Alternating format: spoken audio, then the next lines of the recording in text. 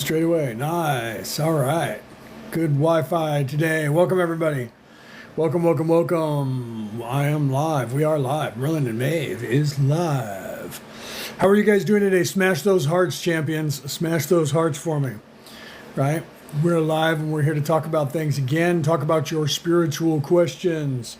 Welcome in, welcome in, welcome in. Hi, Brooke. Hi, my wife. You're louder than the fan. When you stop, pause for a minute, you can hear it, but when you go again, it locks it up. Okay. So we're all clear. So we're all right. You can hear me okay. Yep. Good, good. I was worried about that yesterday. The fan was too loud. I don't know if you guys remember that. Right? Mish, welcome.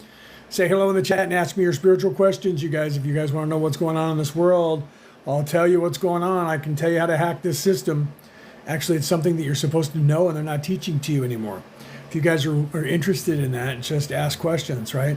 This matrix is easy to actually hack. It's just that they don't let you see it. Okay, so you have these controllers, these oligarchs, these rich people who think they own you and they think they own this world. And they're distracting you away from it with everything that you can imagine, including this app right here. This app right here has an algorithm that's designed to give you what you hit like on. So the things that you hit like on, you're going to get more of that content. So if you hit like on little teeny fuzzy bears, you're going to get little teeny fuzzy bears. It's designed to distract you so that you don't actually look within yourself and learn your own spirituality. Okay? I wrote a book about it. This is what they're doing on purpose. This is why I came to this earth. I came to this earth to help you guys. So smash those hearts and share this out. I came to this earth with a large group of people. There's probably more people right now that have come down here to help than there are that were already here on their own. It's very possible. There's a lot of us down here. Okay? Came down here to help, but we're all stuck here with you guys. Thank you. There's my wife sending me that. And bingo. Thank you very much. Thank you, Brooke. Oh, and then the other one's coming in from myself. Thank you. She's on my phone. She's on the other phone. I'm there on her account and on my account. Welcome in, everybody. So, literally, you're sitting here in this what you think is reality, this matrix that you're in, and you're normally supposed to be able to figure out how to get out of here, but they're distracting you away from that.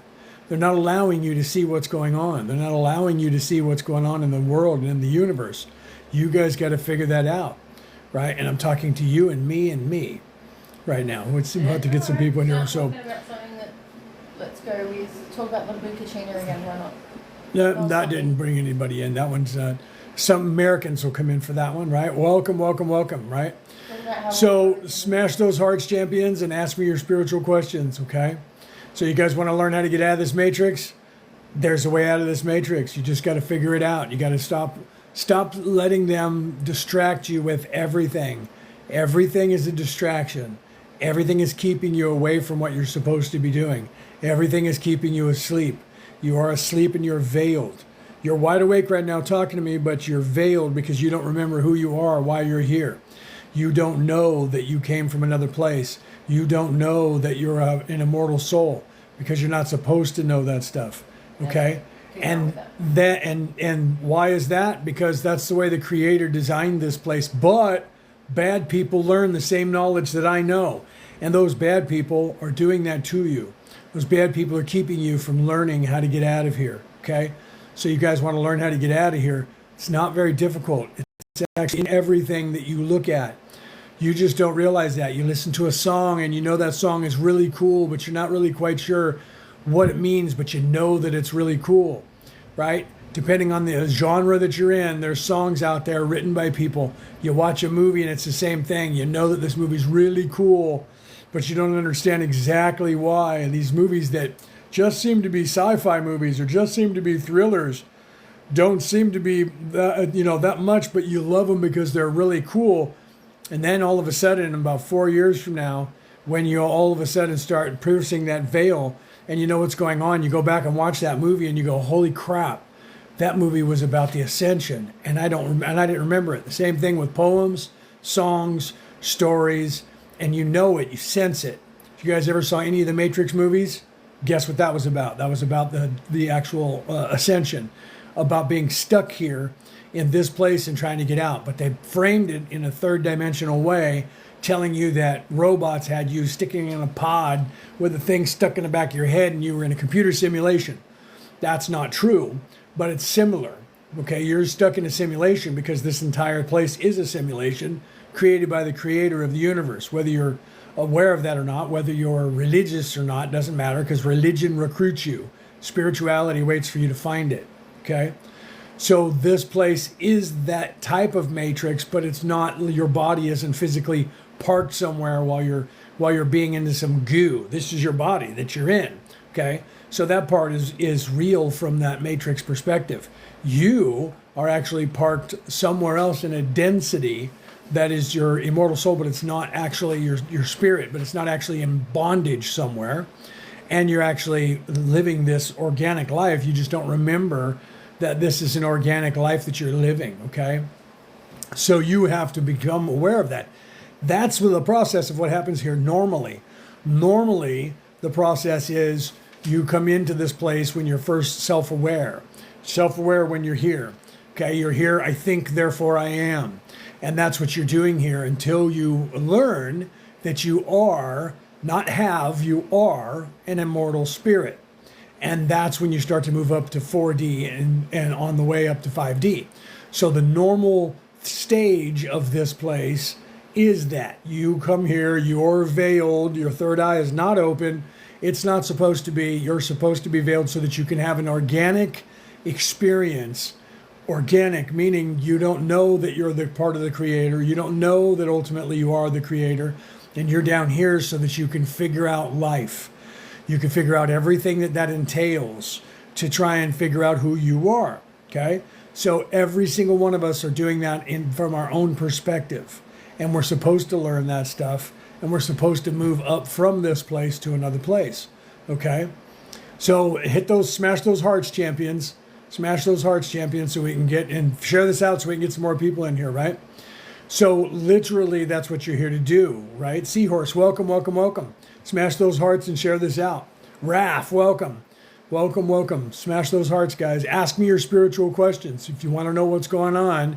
And then I'm not talking about religion. Religion recruits you. Spirituality waits for you to find it. So if you guys want to know what's going on, ask me how do you get out of this? Ask me any question about anything. I'll answer it. If I don't know the answer to it, I'll say, I don't know the answer to that. We'll have to go look somewhere else, right? So what is it that you're here to do? Why are you here? What are you guys up to today? What are you doing on TikTok right now? Are you actually on TikTok right now trying to watch little bunnies, aliens telling jokes, cats, bazooka, and grandma across the street? All of that stuff is a distraction trying to keep you from learning what you're supposed to learn, okay? It's all being done to you. And it's being done to you by these people down here in this place because they want to keep you here. They want you to believe that they own you. They want you to believe that they own this place. Okay? Talk about this. So remember that you're not in a place that is a prison, but they're making it that by not allowing you to see what's in front of your face. So they're not allowing you to see what's going on. Matt LaCroix, big news today. My discoveries in Egypt and Turkey just made the Daily Mail. Ancient symbols and sacred. Sorry, my wife's talking to me over here reading the headlines. discoveries that he made the Daily Mail. Right. Everything he's talking about. So that's good. If you guys are interested, Matt LaCroix, I don't know if you know who he is. He's an anthropologist who just found all over the world. He's over in Turkey. Thank you for that. Marcella, thank you. Hi, how you doing today?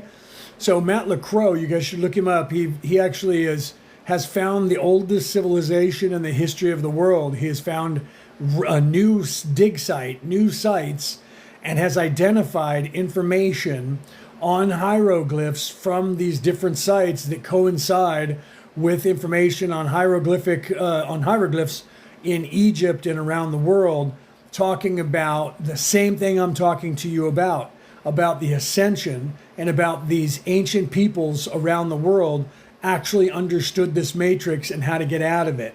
And he's actually uncovering to the world that this stuff is all over the world. All of that so-called Anunnaki stuff that's all over the world isn't Anunnaki, is not aliens from another place, but it's actually people that lived on this earth that died off 77,000 years ago.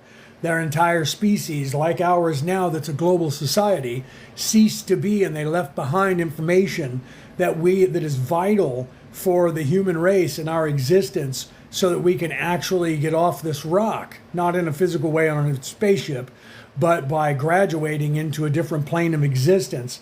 And they were leaving that information behind all over the world.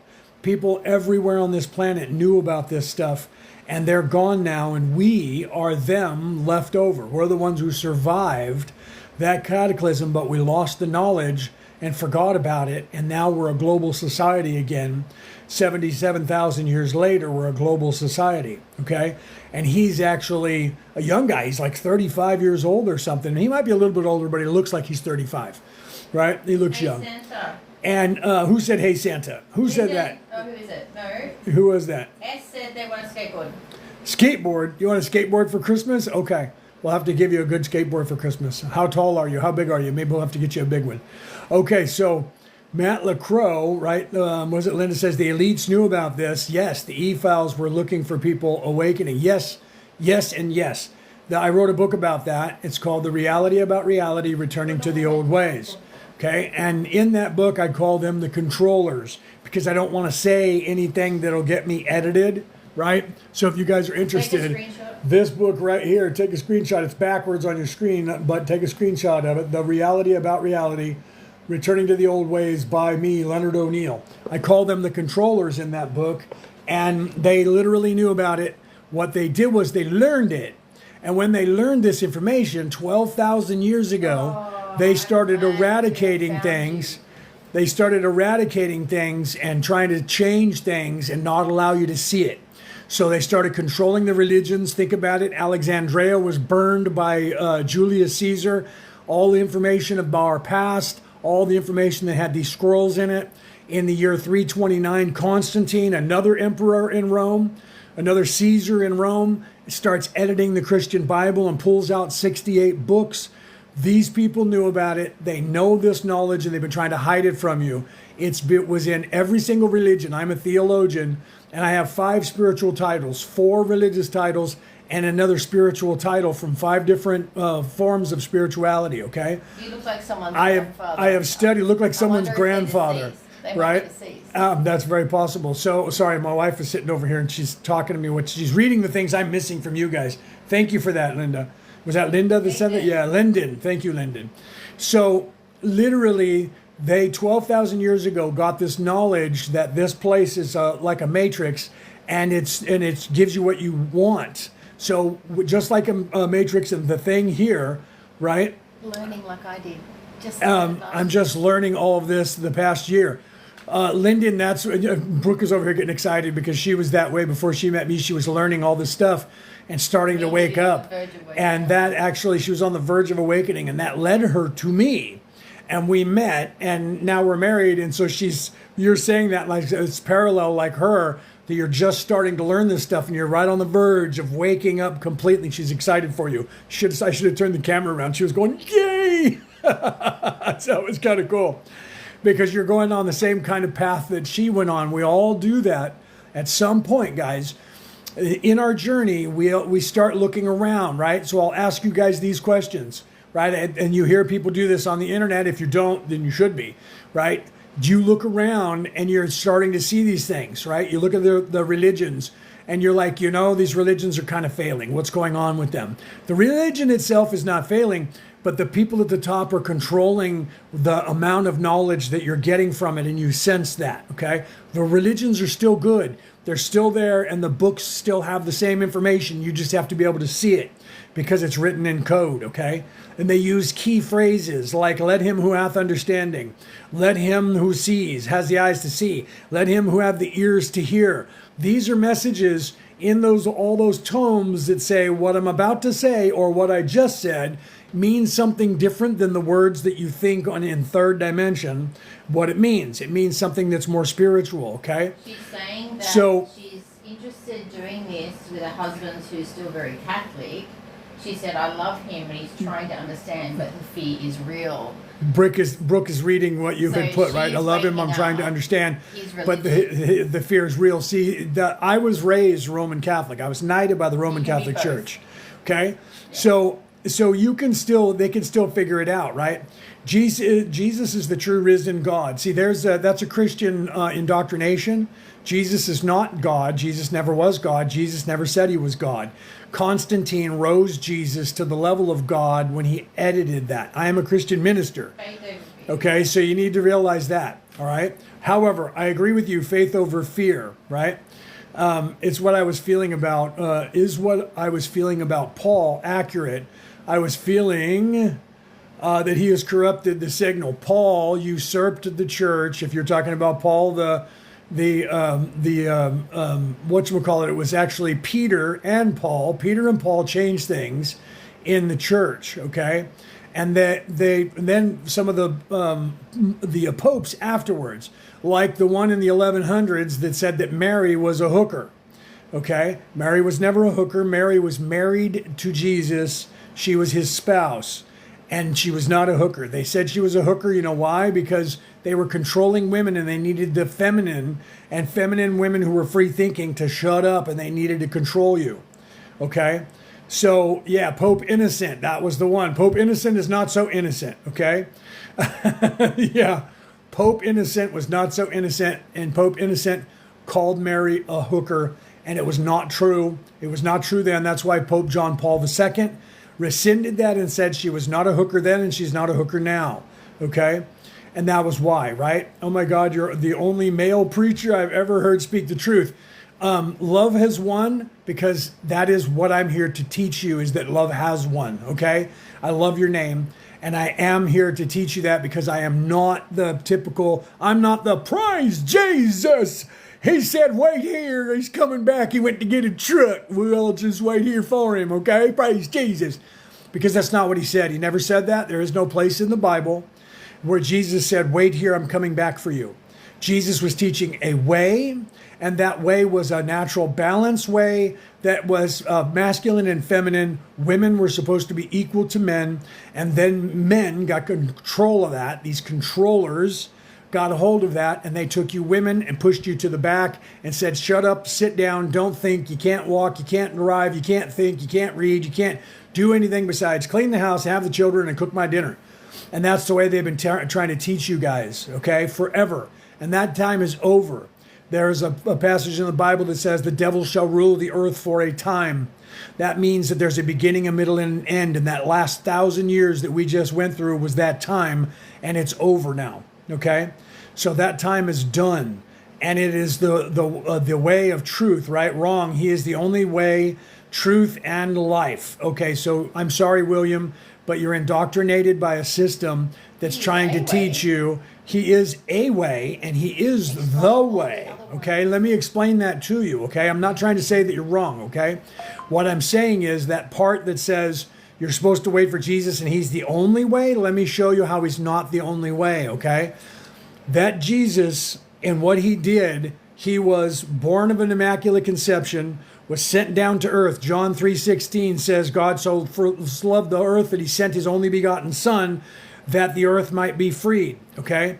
That story of descending down into human form, sacrificing his life, and then ascending back to heaven and becoming the light of the world, what would you say if I told you that happened in every single religion on the face of this earth, and a different person with a different name did the exact same thing? Because that ascension that you're talking about, that descension and ascension, is exactly the way that we are supposed to follow. So when Jesus said, the way to heaven is through me, you're supposed to be going through what he went through, not literally being on a cross and going back to heaven, but proverbially in your own way, okay? And let me show you this. Thor was in heaven, and the All-Father, Odin, said to Thor, one day you're going to be the All-Father when I am no longer, and you need to learn exactly what that means. He said, I'm sending you down to earth, and I'm stripping you of your immortal abilities, and you need to live among the people and learn to love those people. And Thor was sent down to earth and did not have any immortal abilities, and he had to live among the humans, and he fell in love with the humans, and then he was unalived for them and sacrificed himself, and then he was resurrected by his Father, and he then again had his God powers, and it uplifted him, and he went up and he saved the earth, and went up and cracked the sky and drove off Fenrir the wolf from the sky and became the light of the world and went back to Valhalla. Same story, okay? So false preaching. Yeah, now you're going by the rule that they taught you that says if anybody says anything other than what we're telling you, that is false preaching. I am not false preaching. If you read that religion, you'll see that he did the exact same thing. In every single religion, Moses was the same character. Moses was a foretelling that he was going to destroy the empire and free the Hebrews.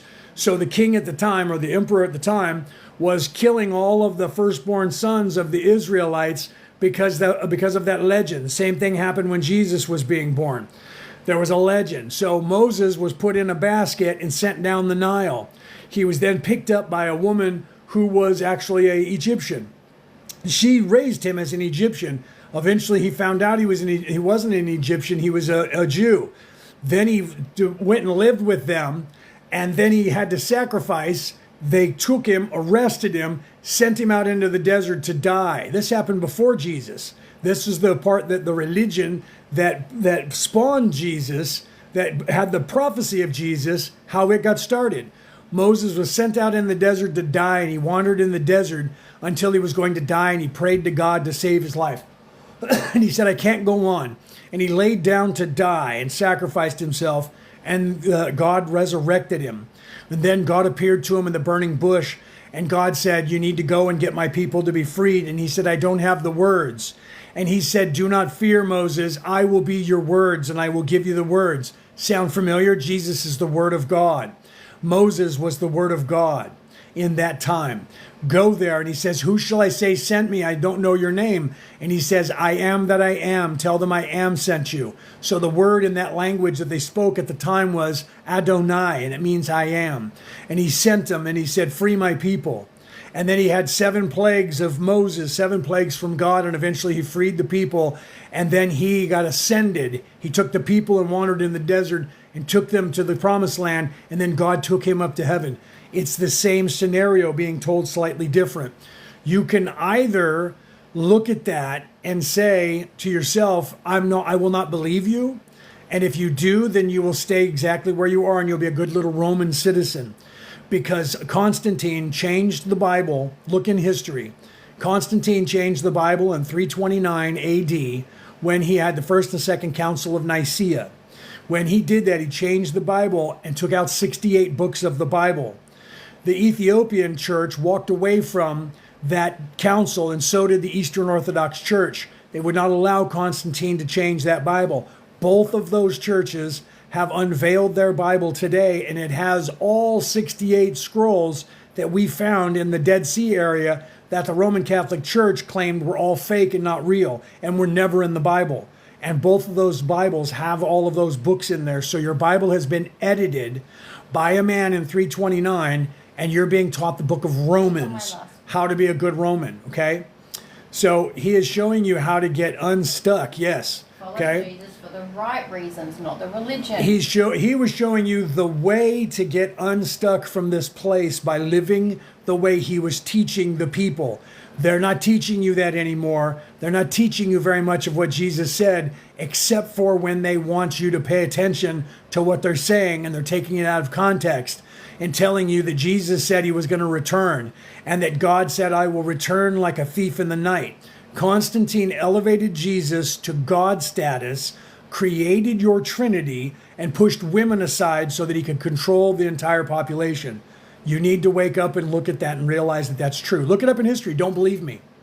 Look it up in history. Do not believe me. Look it up in history and find out if that's what happened. Terry's okay. this morning. Terry, welcome. Is that Terry that messaged us this morning? Brooke says Terry that messaged us just popped in. Terry, welcome. Okay, so literally, guys, if you're interested, Moses did the same thing. He was the same Savior character before Jesus. Jesus was the same thing. Peter, welcome, brother. Thor was the same thing. If you want to look even older, far before, you can look at different religions. You can look at Shiva. Look into the Shiva and the Ganesh characters in the native Indian from India religions. Okay, look into the storyline there. Look at Osiris. Osiris in the Egyptian thing did the same thing. Osiris walked on water, turned water to wine, healed the blind, healed the sick, brought the dead back. It's not only one person, it is one God, it is one creator, and the way that you ascend to heaven is the same way that every religion on the face of this earth has been telling you since the dawn of time. Okay, you need to read these things, not just get indoctrinated by one book. You need to read these things in the different religions and see that, okay? Jesus loves you. Yes, he does. I love you. Churches are designed to get Right? you butt in the seat and But distracted. you need to realize that churches churches recruit you. Religion recruits you. Spirituality waits for you to find it. Churches want you in the seats, paying the tithing, which is not what that was, paying them money. And they're sitting there saying to you, sit down here. Jesus is going to come back. We don't know when, so pack your stuff. You're a sinner. You've always been a sinner. You women have the original sin because you guys suck. So shut up, sit over there. And you men, listen up. We'll tell you how to get out of here. But you just got to wait here for Jesus to come and get you. Jesus never said that. They don't let you know. Read the actual Bible and read what happened after Jesus' death and his resurrection. You'll find out that he was here for 40 days. 40 days. Not just one day, not just John, look at my wounds and then ascending to heaven. 40 days teaching them what to do. Then he left and they continued teaching. And it wasn't, wait here, I'm going to get a bus to come back and get you. It was, follow me and do what you're supposed to do and you'll get out of here. Live this way. Okay, so now I got a hate speech warning, which means that somebody just turned me in, boot that guy out of the group. The guy that was just here. Yeah, I don't know where he is. Yeah, he's probably left. So he said that it was hate speech, and I got a warning for hate speech. Because of that guy, he just did that. That is a communist ideology that this thing is teaching you people. Do you understand what's happening?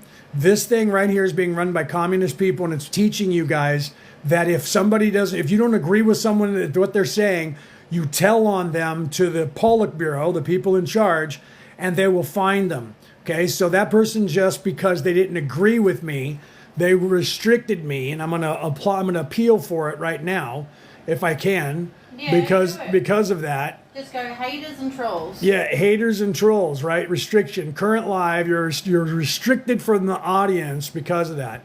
So I'm gonna see if I can click on it and I can appeal it. I'll appeal it after I get off the live if I have to.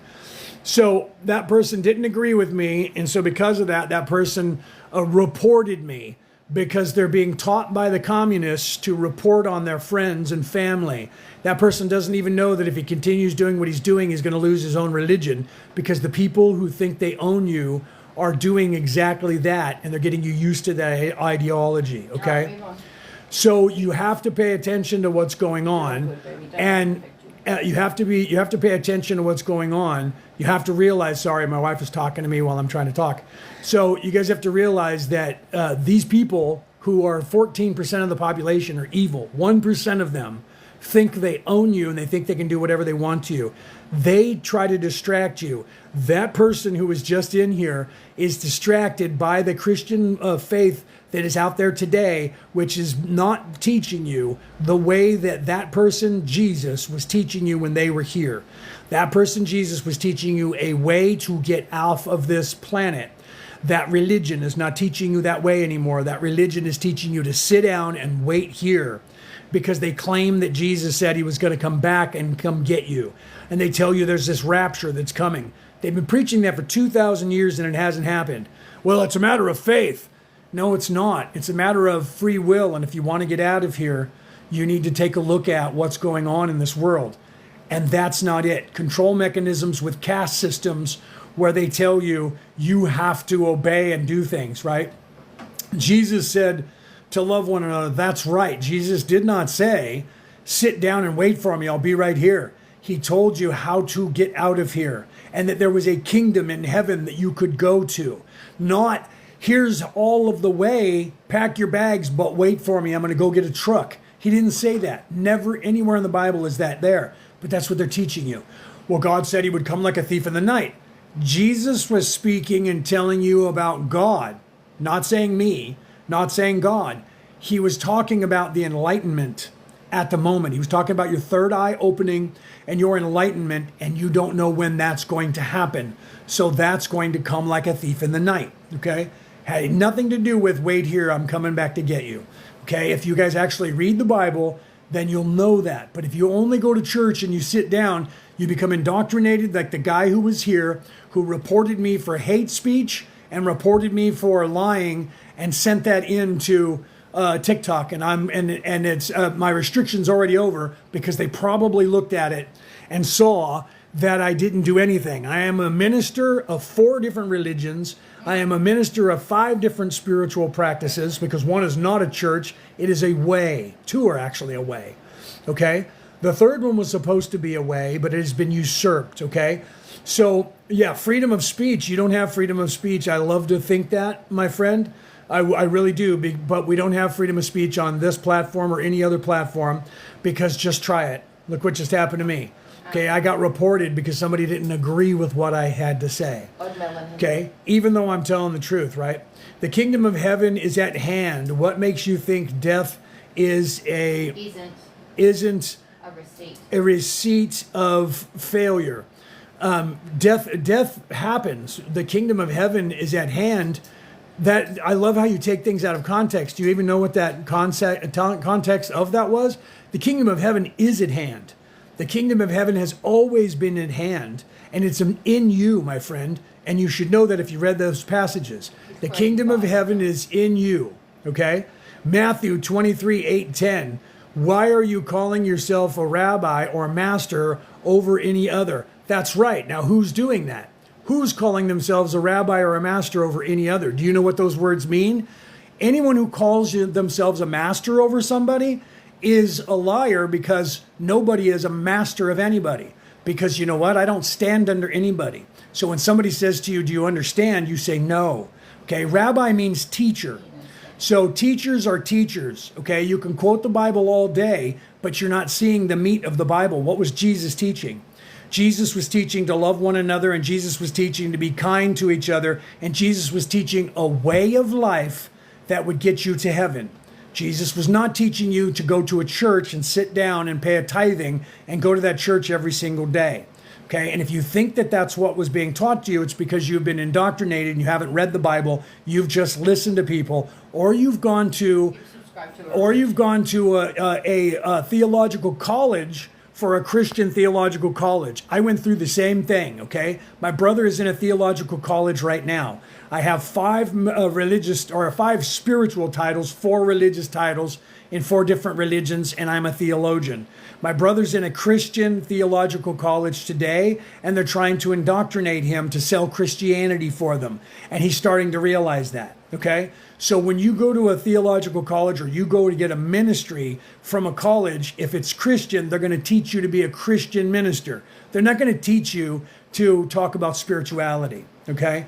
Why is that? Because it's been controlled since the year 329 when Constantine changed the Bible, okay?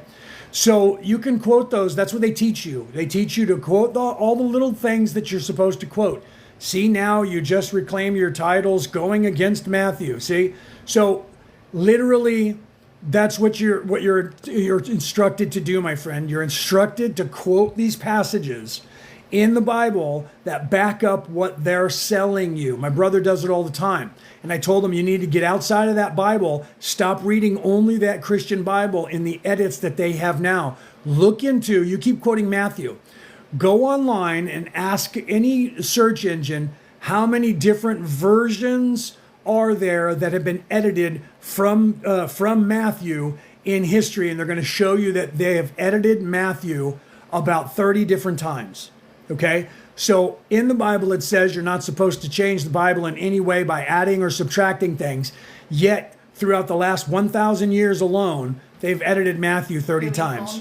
Okay, so so why would you go online instead of going directly? Because if you pick up a Bible, my friend, and it's been reprinted, like Constantine reprinted the Bible, you don't even know that it's been changed. So you can do that. You can go and read the Bible that is the New International Version of the Bible, which has been changed 5 times since they changed it back when King James changed it. And if you don't believe me, go and buy a Bible that's a King James version. Take your new American version or your new international version. Set the new American version, the new international version, and the King James version next to one another and read them page for page. Then come back to me and we'll have a conversation. Okay, so let's move on. Can you read Hebrew? No, I'm learning.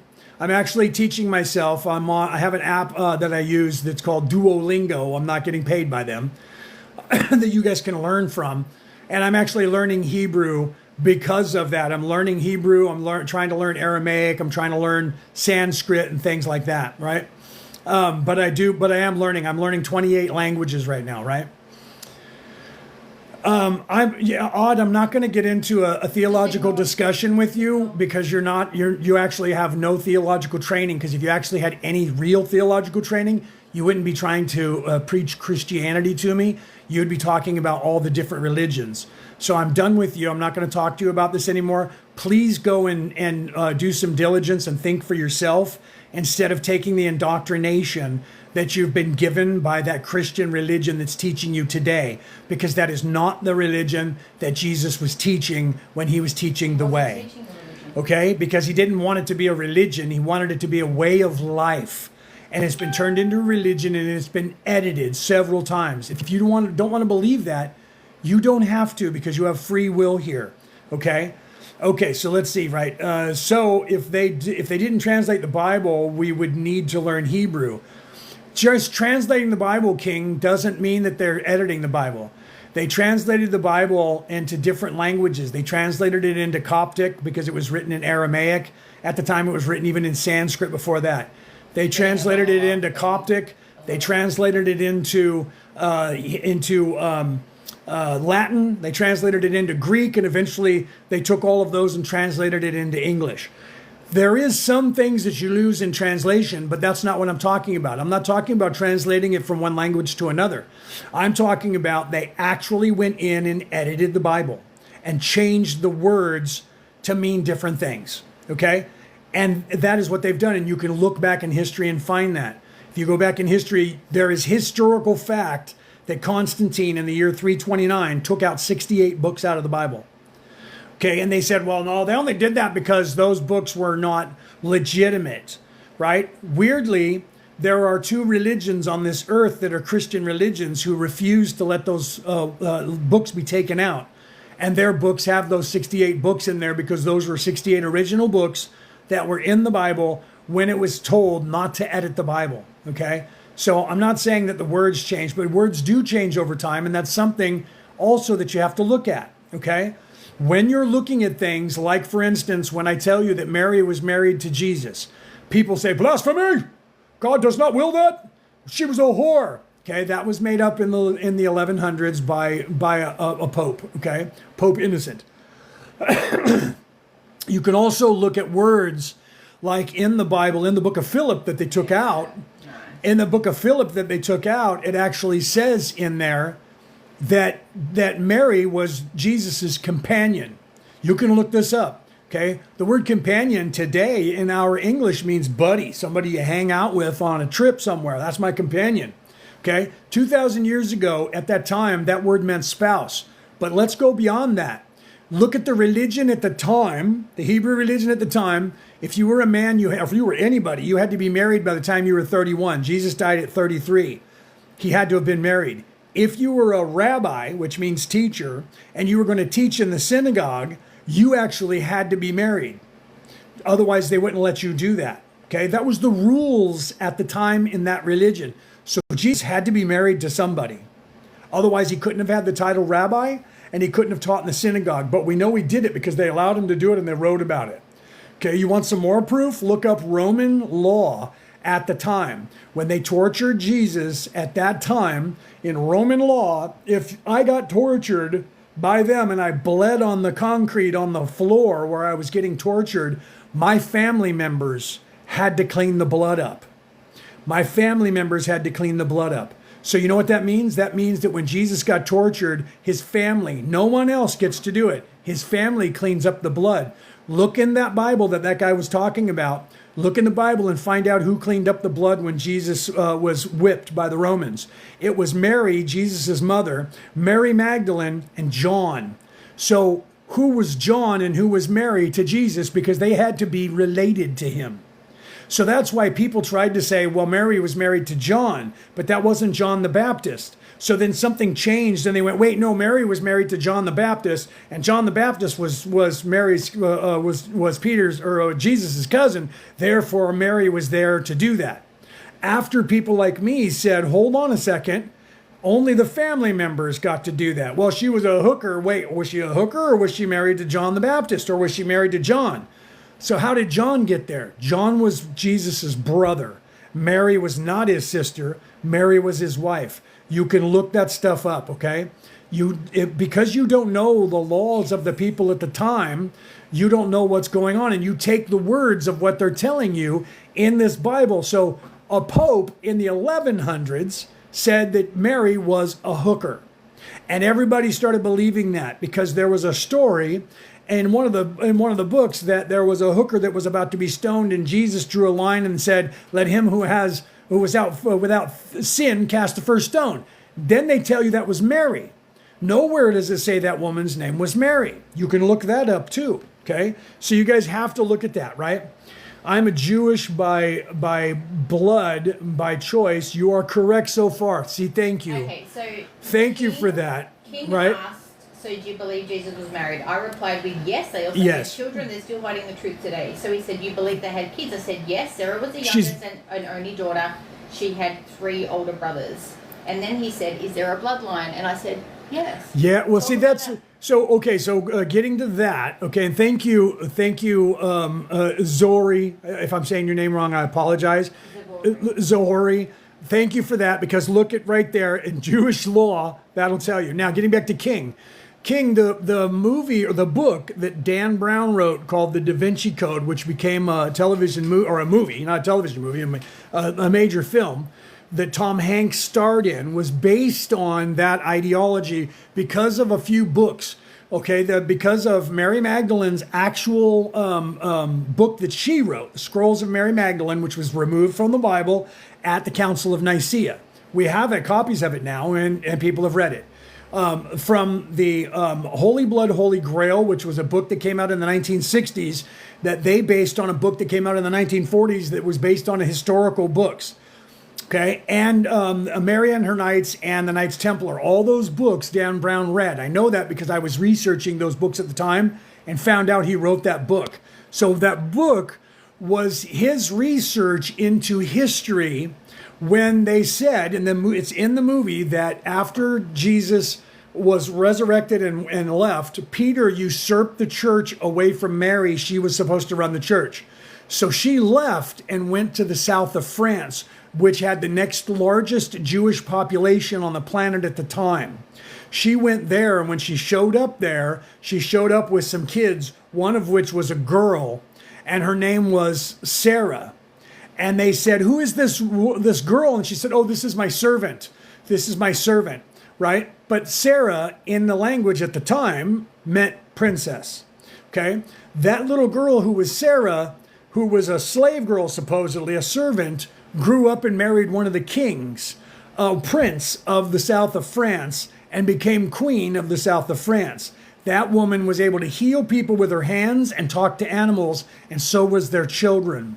So the movie that Dan Brown, the book that he wrote that became a movie, was, if all of this is true, and Jesus and Mary had children, and the people in the south of France today parade around a skull that they say is Mary's skull. They say Mary showed up there and taught the religion. So the book that became the movie is telling the what if story that you were asking about, King. I hope you're still here. Yeah. Of what if that's true? If that's true and they actually had children, there could be a descendant alive today. Asking, could I be a descendant? And I said, possibly. And we don't know who that is, but he said in the book, if that was true, then other things that are out there, including in France, where people are saying that these groups of people throughout history have been hiding the bloodline. Why? Because the Roman Catholic Church would have to find the bloodline and eradicate it. Because if I proved that I was the descendant of Jesus, I'm not saying that I was, but what I'm saying is, if you, king, if they tested your blood and found out that you went back to Mary, or you went back to Jesus, what would happen? What would happen is that the church in Rome would need you to be gone, because the people who would all these billions of Christians listen to, the Pope or you? Do you see? So the dilemma was, in Dan Brown's fiction, his dilemma was, if this is real, there would be people inside that church that would want those people gone. That means there would be people that would be trying to save them. And the entire book, the entire movie of the Da Vinci Code is about that bloodline and that possibility. So you should watch that if you haven't watched it. No evidence of Jesus. Yeah, that's that you actually don't know what you're talking about.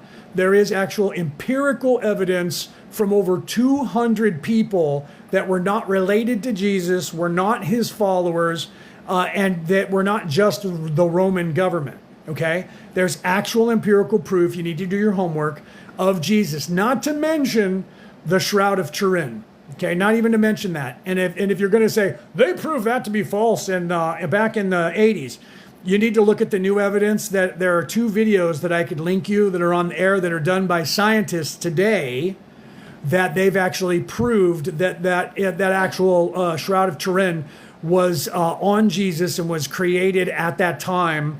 And there are things about that we could not even do it today, period. Okay, so you need to do a little bit more investigation and do some diligence instead of listening to people saying things online and parroting that. There is actual empirical proof.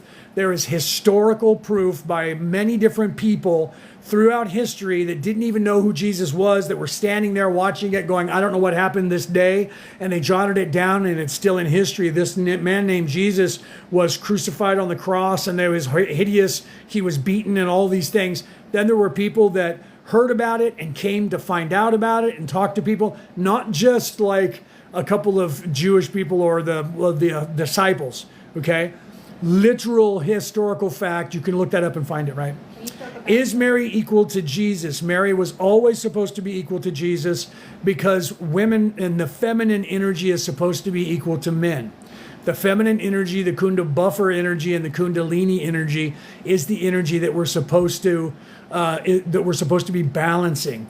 So the entire church, which many other, now if you guys are Christians, look around, because Luther left the church because he believed that women should be equal to men, and they started Lutheranism. So Lutheranism is another form of Christianity where women can be priests, because that's the way it was supposed to be under Jesus. And Luther, back in the day, a long time ago, said, we're not preaching the way that Jesus was preaching, and I have to leave. And then they started Lutheranism, okay? So look into the Christianity itself, and you'll see that there are more Christian churches who left the Roman Catholic Church because of Constantine's Council of Nicaea. You can look it up. The First and Second Council of Nicaea. And he changed the Bible, and many places around the world, most of the Christian religions walked away from the Roman Catholic Church. Okay, so you need to look into that, especially if you're Christian. Okay, the descendant of Zara brothers of Pharza, twin sons, Judah, are living, 23andMe, right? So if that's scary, if you like to look into the 23andMe and you find out some of that craziness, right? Is 1 Corinthians false? I would have to look at that to brush up on it and see exactly what it says, because I don't have a Bible in front of me right now. Otherwise, because I don't want to make a false assumption of what it's saying. Because it also it's determined by what version of the Bible are you reading it from, okay? Are you reading it from the King James Version, KJV? Are you reading it from the NIV? Are you reading it from, it depends on which version, because they change those. Over time, they've changed them. King James changed things, and there's people online that show you that, and they put the 2 Bibles together. It says women can't speak in church. Okay, so that's something that was created by people. That is wrong and it's false. That is something that was created by people, and they do that. Why? Because they don't want women to learn anything. So you can't speak, you can't ask anything. Draconian. Jack, right there. Jack Hema, draconian. It's unfortunate, but that's what they've gone on to do. Women were not allowed to, they had to move over in another section and couldn't talk because women, because of back then, they talk about it in Dan Brown's book and in the movie, because they published a book. The Roman Catholic Church published a book called The Witch's Hammer. You can look this up.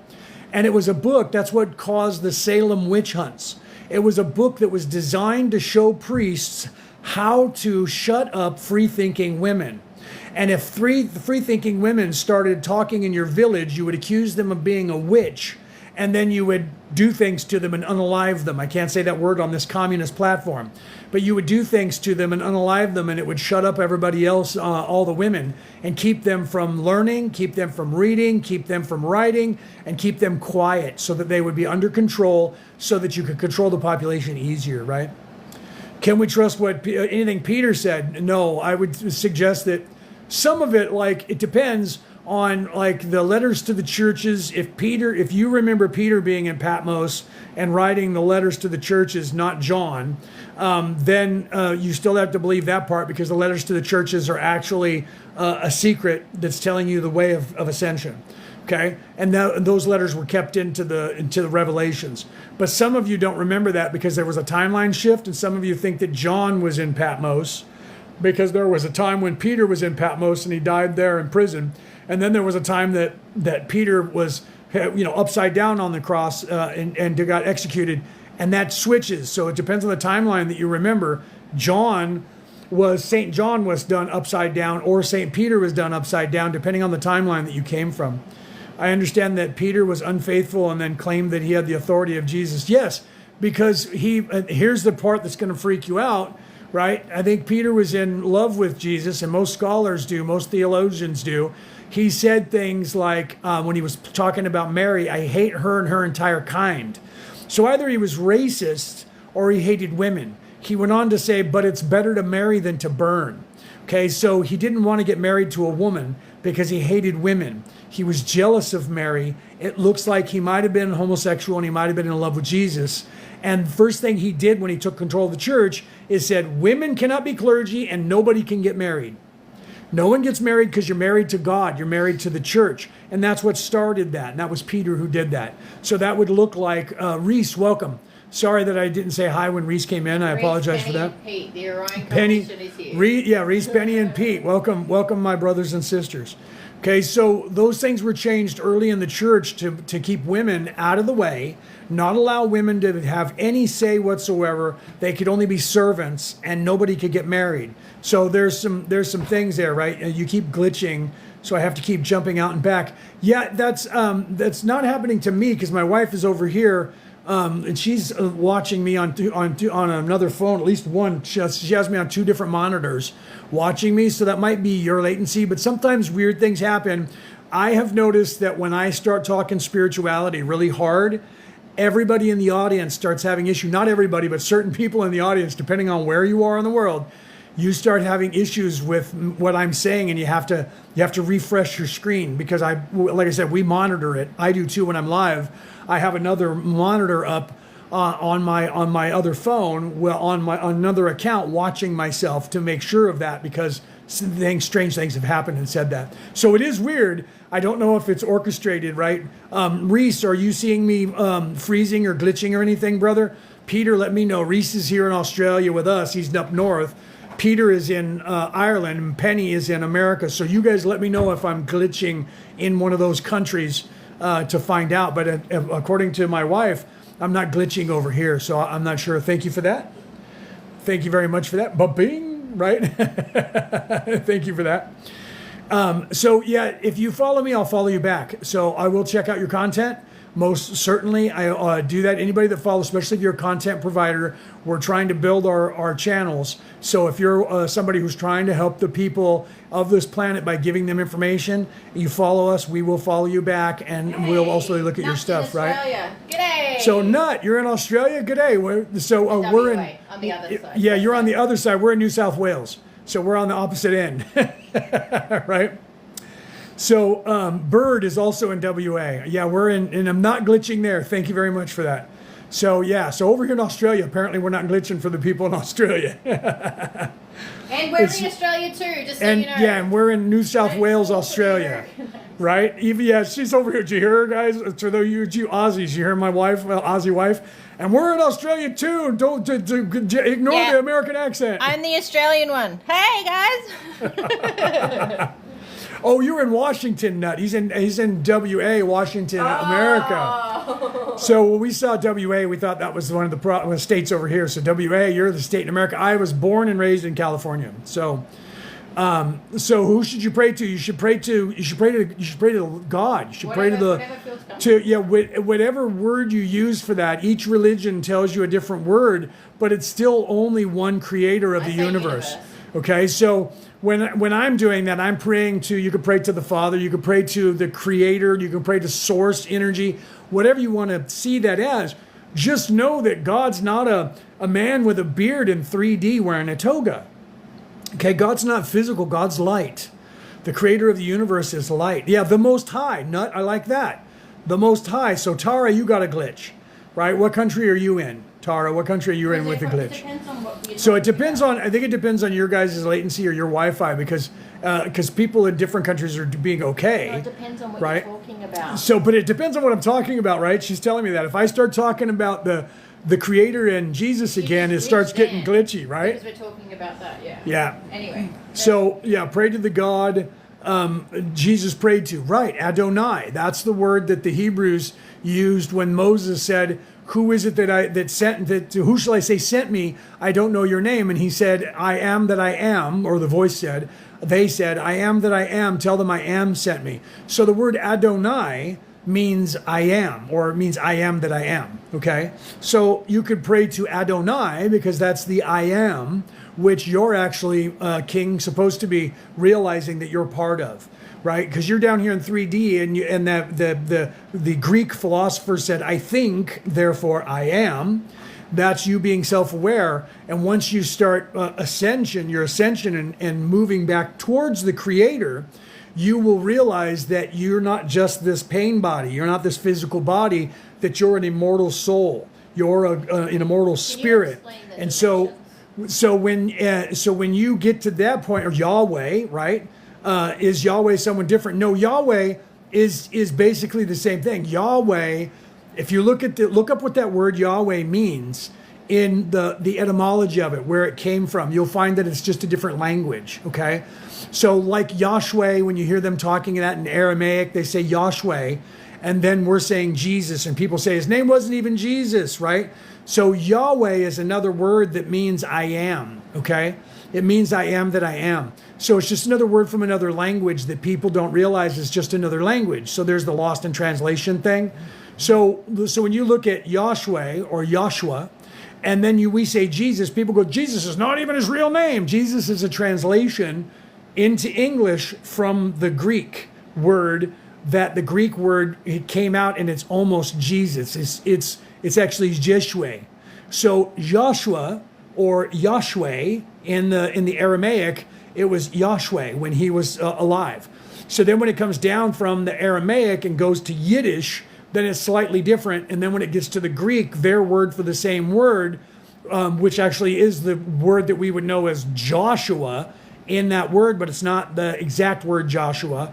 It's kind of like a combination of Joshua and Jonah, and it comes out Jesus in English after we translated it, okay? So if you look up the etymology of that word, you'll find that the etymology is just an ancient language that we didn't do, that when we translate it, it sounds different to us now because our word is translated from a Greek word or a Latin word that became a Greek word, or the other way around. Okay, and that's where we get that lost in translation thing. So people still hear the word like Adonai, and they don't know what that word means, right? So they hear the word and they say Adonai said, or Adonai. That just means I am, the I am, right? So we have to look. That's some of the stuff that people don't do, and those of us who are theologians, we're kind of required to do that. You need to learn what the words meant at the time so that you can do that, right? And in Irish, Jesus is Joshua. See, Yosha. So there you go. So just and Peter is Irish. Okay. So in the Irish language, the name Jesus is Yosha. Okay. And that word comes from Yahweh. It comes straight. So instead of translating through the Greek, The Irish translation is coming through from the Aramaic, probably Coptic, to get over there, right? I've seen people say Yahweh is the demiurge. Is that true? The demiurge is just another telling from an ancient society, like the archons, the demiurge.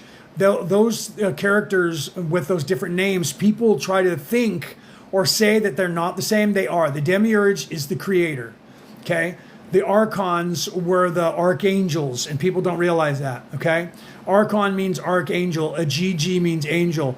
Demiurge is the same thing. Look up the etymology of the word demiurge to see what it actually means. So it's just a language from, I think that one's Aramaic, but don't quote me. It could be Arabic, which comes from Sanskrit.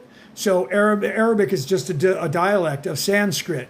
So is Aramaic. So is Yiddish, right? So is Hebrew. They're all just dialects that come from the base language. And so because of that, they say words differently. And the concepts, depending on when they were thought up in what language, that was explaining or trying to explain what the creator meant or what the ether is, or space, time. The ether is what the Greeks called space time. They called it ether, right? J is sometimes, I heard, right? J sound. Yeah. So sometimes it's Yahshua, sometimes it's Joshua. It just depends on what region. Just like with English, if you're in America, we say it different north, south, east, west, different words. And just like over here in Australia, they speak English. They speak it almost a foreign language compared to American English. And in England is almost a foreign language to the Australians and to the English or to the Americans, right? So our own language that we speak in Ireland, Peter's, you should hear his accent. So that happens regionally, and that changes the way people say things. Then you have people on the internet, and they look at that and they go, that's wrong because that's not true. It's like, it's not that it's not true. It's just you don't understand the evolution of the language, the way it was translated, and from when to when. And when did we get it? If you get it in English, it could have gone from Aramaic to Coptic to Greek to Latin to you, or any of those combinations, right? It could have went to Hebrew, then to Latin, then to here, or Hebrew to Greek to here, right? So you have to realize that depending on how far it was away or how many times it was translated, the word's going to sound a little bit different. And that's what happens when you translate things, guys. So you have to realize that. So the same thing happens when they translate the Bibles from different languages. They sometimes the words, they're not sure what the word meant, because words, the further back you go, there are more concepts than they are today. Today, words are concepts, but we're used to them because we've learned the words. Like the word run. If you guys speak English, how many actually definitions for the word run are there in the dictionary? You should look it up. There's hundreds. We just say the word whenever we need it, and we all understand, we all understand what I meant. I'm going to go run a marathon, right? I'm going to go and run that car. Right? That doesn't mean that you're going to go and take the car and pick it up and do this with it. But if you're going to run a marathon, you're going to do this. Do you see? We know that those words, even though I say that exact same word, we realize that in the sentence that we're saying the word in, we realize what it meant. A lot of times people do that when they're trying to figure out languages and they don't understand that the word changes depending on the context in the language. And then they screw things up, like Anunnaki. Okay? The word that word, the way it was translated by the actual scholars, is not a race of beings from outer space. Okay? You guys should look that up. So, going, run my mouth. What is that? King said, going, run my mouth. Oh, you got to go and run your mouth somewhere? Is that what you're saying?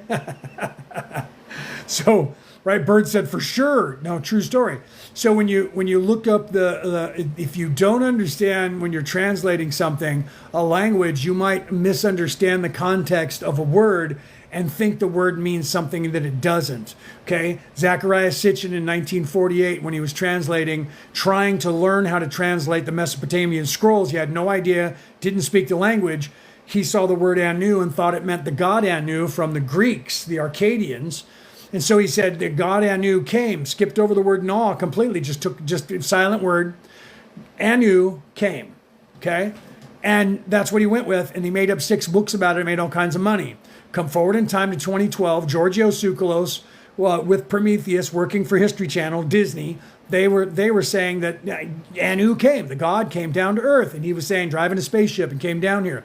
And he's quoting Zechariah Sitchin and everything that Zechariah Sitchin made up, okay? So then in 2015, again on a different episode, Giorgio Tsoukalos now says the word Anunnaki means those from the heavens came. Not the God Anu came, but those from the heavens came. So now it became an entire species. The people who actually translated the scrolls say that that was not talking about the God Anu, and it was not talking about that. It was Anunnaki, and that meant light energy, new angels came to earth, not spaceship flying, third dimensional people. Angels came to earth, okay? And it had nothing to do with looking for gold or enslaving the humans or creating the humans. Had nothing to do with that. Should we be spreading this information about Mary and Jesus? Yes, King, and that's actually one of the fastest growing informations that is being spread to the world currently, is that Mary was supposed to carry on the church. Women were supposed to be equal to men. Mary was married to Jesus and they had children. That's actually the fastest growing information on this earth that's being spread to the people. So yes, and you can see that everywhere, right? You see people are talking about that all over the internet, man. Because of Dan Brown bringing light to it back in the early 2000s, I was researching it at the time. I'm a theologian. I was researching it, not knowing Dan Brown wrote this book. I was reading all the books that Dan Brown based that on. The only reason I know that is because I saw an interview with him, and he said, these are the books that I based that what if story on, because according to these books and history, it may be true. But we don't know that for certain, because once Mary was over in the south of France, not too long after that, a couple hundred years later, right, the church that she created put out an edict to the world saying that church in Rome is evil, it's corrupted, and it's not teaching what Jesus was teaching, and they're wrong, and we're teaching what Jesus was teaching. So the Pope in Rome sent his knights over to the south of France, and they unalived 2 million people to shut them up. That's told about in Dan Brown's book. And you can look that up in history. It's true. You can look, if you're in France, you know that, especially if you're in the south of France, because it's taught there. Okay? So Mary went there with a girl named Sarah, which means princess. Okay? And that woman became a princess for real. And their children were able to heal people with their hands and talk to animals. And then that information was sequestered. And the only reason that we know about it is because 3 knights, there's where the story of the 3 knights protecting the Holy Grail, the 3 knights escaped from that. And Dan Brown talks about that they went inland to France, and supposedly, from what we're hearing in history, they went to a church called Rennes-le-Château. And the information that they had was hidden in that church. And then in 1948, there's that weird number again of 1948. In 1948, a priest who was working there as the priest was renovating the church because he didn't have enough money to hire people. And he accidentally knocked open a pillar. And in the pillar was this information that he ran to Rome and came back one of the richest people in France, because the Roman Empire, whatever information he gave him all kinds of money. And there's more to it than that. You'd have to look into that, okay? Dan Brown talks about that in the Da Vinci Code, and he wrote that into the movie. Okay, so you guys should watch that.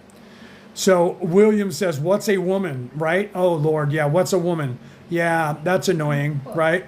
Over in America, they don't know what a woman is, because the progressives will tell you that a woman is a birthing person, because women are not supposed to be, because they have to tell you that men can also have children. Do you support Pride Month? Oh, yeah.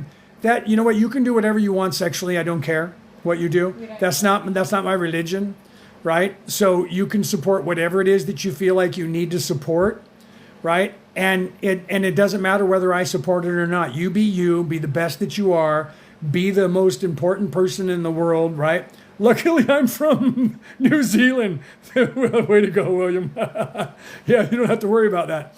So, but yeah, you can be whoever you want to be, right? I don't understand why it's so important that those people have to push that in front of everybody. You be you, man. I don't care. Don't care who you are. Don't care what you're doing. I'm not indoctrinated by those false religions to tell you that God says that I have to hate on you if you want to be who you want to be, right? That's being sold to you so that you will do that stuff, right? So is the plan to bring done the Catholic Church? No, that we're not, no one should, what the plan is to actually bring light to the messages. My plan is to bring light to the messages of every single spiritual practice on the earth, because they're all the same. Okay, even the Catholic Church, even though they were corrupted in the year 329 and changed, all of the good information is still in that Bible. You can find it there. But you just have to look for the parts in the Bible that says, let him who hath understanding, let him who has the ears to hear, let him who have the eyes to see, let him who has the mind or the wisdom to know. Those passages mean more than the mundane words that come after that. Okay? So everything is still there. So how do you know if we're living in 4D or 5D? We're in 3D right now, moving into 4D. How you can know where you are in your development is if depending on where your thought process is in your life. Okay, so if you are locked into just 3D and you're self-serving and you're all about money, power, fame, clicks, likes, that's third dimension. Okay, and that's full on third dimension. If your consciousness is expanding and you're starting to look around at the world, and you're starting to see, wait a minute, I think these people might be not telling us the truth about stuff. And the legacy news media seems to be two wings of the same bird, and that they just all seem to be lying to us about what's going on. If you're doing that and you're starting to realize those things, you're starting to move into 4D, because you're getting to the point where you're starting to see through that veil that they've been keeping on you, and you're starting to expand your consciousness, and you're starting to wake up and illuminate your mind and open your third eye. Once you get to the point where you say, I am not this pain body, I am not the thinking mind, I am not the ego, I'm not the conscience, I am Adonai, I am an immortal soul. This is an avatar. If you think like that today and you know that to be true, you're actually already starting to live in 4D. Okay? You're already moving into 4D. All right? And what's going to change here when you see this change completely into 4D is all of the power that they have, all of the control that they have is going to be like this. That doesn't mean that the church is going to go away, right? There are parts in prophecy that say that they're diminishing the church. That's not what needs to happen. What needs to happen is that the churches need to go back to teaching spirituality instead of religion. Okay? That's what needs to happen. I realized that they were lying to me and I got kicked out of church for asking about Mary. There you go, King. There you go.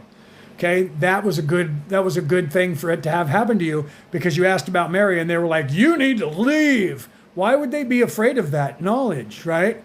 Why would they be afraid? Blasphemy, right? Did they start yelling stuff at you like that? That's just like that guy in that movie that they have. You see the quote on TikTok all the time, or on all the platforms, and it actually came from a movie with Nicolas Cage, where this knight stand there and he goes, I just got kicked out of a church because I said fuck Satan, right? I thought we hated that motherfucker, right? That was a great scene in that movie, right? Because he said that.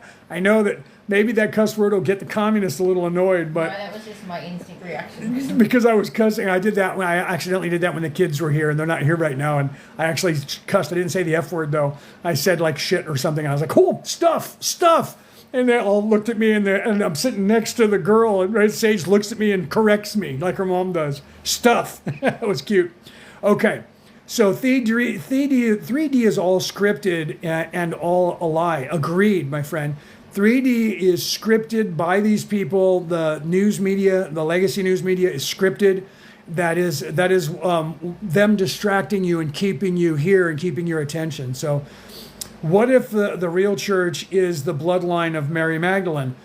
I would like to think so, but I don't want that to happen. I don't want it wouldn't be a church. If Mary was actually, if her bloodline was teaching today, they would be teaching you the same way. If I was Mary, I would not be putting a church. It would be a way of life. Did you hear, Brooke? If I was Mary, it would not be a church. It would be a way of life. Jesus wasn't trying to teach you a church. That's why he taught at the Sermon on the Mount. Read the Sermon on the Mount. The Sermon on the Mount was him teaching you that you don't need to be in a church. You don't need to go in their box. God hears you wherever you are. It was supposed to be teaching you that, okay? I believe all these prophets that Jesus told is everything that said has come to live about. I'm not sure. Looks like you were speaking with an Irish accent, like Peter does, right? Right. Too true, Brooke. Seahorse said. Too true. So, but what's happened is those things, right? The truth, the way, and life. Yeah, the truth is the way, or the way is the truth. Okay, and that is the truth in life. Okay, so you need to realize that. He said he would build his church. What if that was his kids? Well, what he was talking about when he said that, when he was talking about he was also talking about the temple. He wasn't talking about the church. He was talking about the temple. Okay, and the temple that he was building is the temple within us. When he said, "I will raise the temple to the ground, and in 3 days rise it up again." Okay, raising something to the ground meant destroying something, right? Back then, when you raise a church, that meant you're going to crash it or burn it. Back then, all the way up until 100 years ago, even in English, to raise something was to raise it to the ground. It didn't mean up. Rise up meant rise up. Raise it meant to lower it. So when he said he was going to raise the church, he wasn't saying he was going to build the church. That's a wrong translation when he said temple. And then they translated it to the modern day into the word church. And he was talking about the temple. You are the temple. When he said, I will destroy the temple and then I will raise it back up again, all the Hebrews in the Sanhedrin thought he was going to destroy their synagogue. And that's not what he was talking about. He was talking about himself. He was talking about his crucifixion and his death and resurrection. And he was doing that to prove to you that he was the Son of the Creator. Okay? So he was saying, the church that I am building is within you. And he was saying temple. They have changed those words to the word church because they're trying to sell you on the church. Come to the church and we'll show you. So they've everywhere where he said temple, they've now translated it on the new international version to the word church. Okay? Because they're teaching you to go to church. And he didn't ever say church. He said you don't need to go to their place, to their synagogue. So he was saying temple. And they've translated the word from temple to the word church now because they're teaching you to go to church. He was saying temple, and the temple was you. It wasn't the synagogue. He was saying when he talked about himself, he was talking about the temple within. You're a temple. You're supposed to treat yourself as if you're a temple. You are sacred, and you are supposed to balance your temple, and that's how you can get to heaven. And they changed those words to the word church because they're telling you to go to church. Okay? That's why the song, you should listen to the song, Take Me to Church. You should listen to that song and listen to the words of that song. That person knew about that. Maybe Mary is the temple and they destroyed it and now it's being rebuilt. Well, in a sense, yes, because they tried to hide her and destroy her reputation and make her nothing, right? And now it's rising again. So in a very spiritual sense and metaphorical sense, they raised her to the ground and now she's rising up again. You're absolutely right. From a spiritual standpoint, King, you're 100% accurate. That's what's happening. Okay? They tried to destroy Mary to the ground and run her into the dirt and make the world forget about her. And now she's rising up now. And the information of who she was and what was going on is actually there. There's my wife having to type in code because the algorithm that is TikTok won't let her spell those words out regularly for you and have you see them. Follow what Brooke says in the pin post, please. Okay. So do what Brooke says. There's share it out. Follow us and smash those hearts for us so we get some more people in here. Okay, so keep asking questions. King, I love that you're engaging and asking questions. Guys, what you guys want to learn, teach it, or I'll teach it, I'll type it, and we'll talk about it, okay? So you have to realize that they made edits, whether people like to know it or not just with language, but they changed things. Here's another one. Let me give you another example, okay? And here's one that has one of those highlights I talked about before. Let him who hath understanding, I talked about this yesterday. Let him who hath understanding reckon the number of the beast. Okay, so I'm going to say it the way you know it today. Then I'm going to say it the way it was actually translated before it was translated. Even King James had it the second way I'm going to tell you. And now in the new international version, it's different. Let him who has understanding reckon the number of the beast, for it is a human number, and its number is 666. Okay, so you think that the number 666 is the devil. You think that number 666 is the satanic one because they took it and added it to Satanism, which is a fake religion that they just said, Hebrew, Christianity, and paganism, we're the opposite. And they made their religion be those three because those were the biggest three at the time. And they said, we're the opposite of that. Okay, so you know that saying from that Christian Bible exactly the way I said it to you, almost word for word, unless you're reading a little bit older version, and then it's, let him who hath understanding reckon the number of the beast, for it is a number of man, it is 666. Okay, again, that means 666. The actual translation, it doesn't mean that's the devil, that's the beast. The actual translation is, let him who hath understanding reckon the number of the beast, for it is the number of man. And its number is 666. The number of man, not a human number, not a number of humans, but the number. Why is that? Because you're a carbon-based unit. Okay? And in the building blocks of the universe, this third dimensional construct is made of 6 electrons, 6 neutrons, and 6 protons. 666. Okay? That was actually a spiritual thing telling you you're made up of stardust. You're made up of 6 electrons, 6 protons, 6 neutrons. You, me, this place is the beast. Third dimensionality is the beast, not some guy named Satan. Okay, and that is a wrongful translation, and they were teaching you that then. Let him who hath understanding reckon the number of the beast. And that meant that those who were learned would realize that we're made up of 6 electrons, 6 neutrons, 6 protons. Onyx, thank you for that. They're also trying to keep you away from the real spiritual They're trying to keep you away from the real spiritual message, which was courage, balance, and love. Okay, so they're trying to pull you into, well, it's a number of humans, and it's 666, and it's the devil, the one that is anything that we tell you that it is. That's what the church was teaching you. Okay, that was supposed to teach you that the beast was us. We are the beast, okay? A secret letter from Mary? People must Mother Mary. Understood that there's a secret letter from Mary that from Mother Mary that hasn't been opened. I don't know about that. It's possible, but I don't know about that. Okay. Anything people are saying a whole bunch of stuff in the world. Secret letter. That's just like the Gnosis. There's a religion starting now called Gnosis, and they're claiming that Jesus told the whole world one story and then secretly turned to John and James and said, all of that was bullshit. I was lying. Here's the truth. And the information that they're saying that Jesus told them in secret is the Nag Hammadi. It's the Dead Sea Scrolls, which was just edited out of the Bible. So they're lying and claiming that they got this information from Jesus and that he was telling all of you this one thing and it was different.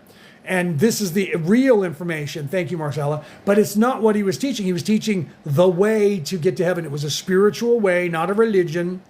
And it was a way of you living your life. If you are self-serving, a narcissist, and you only love yourself, you will not get to ascend to heaven.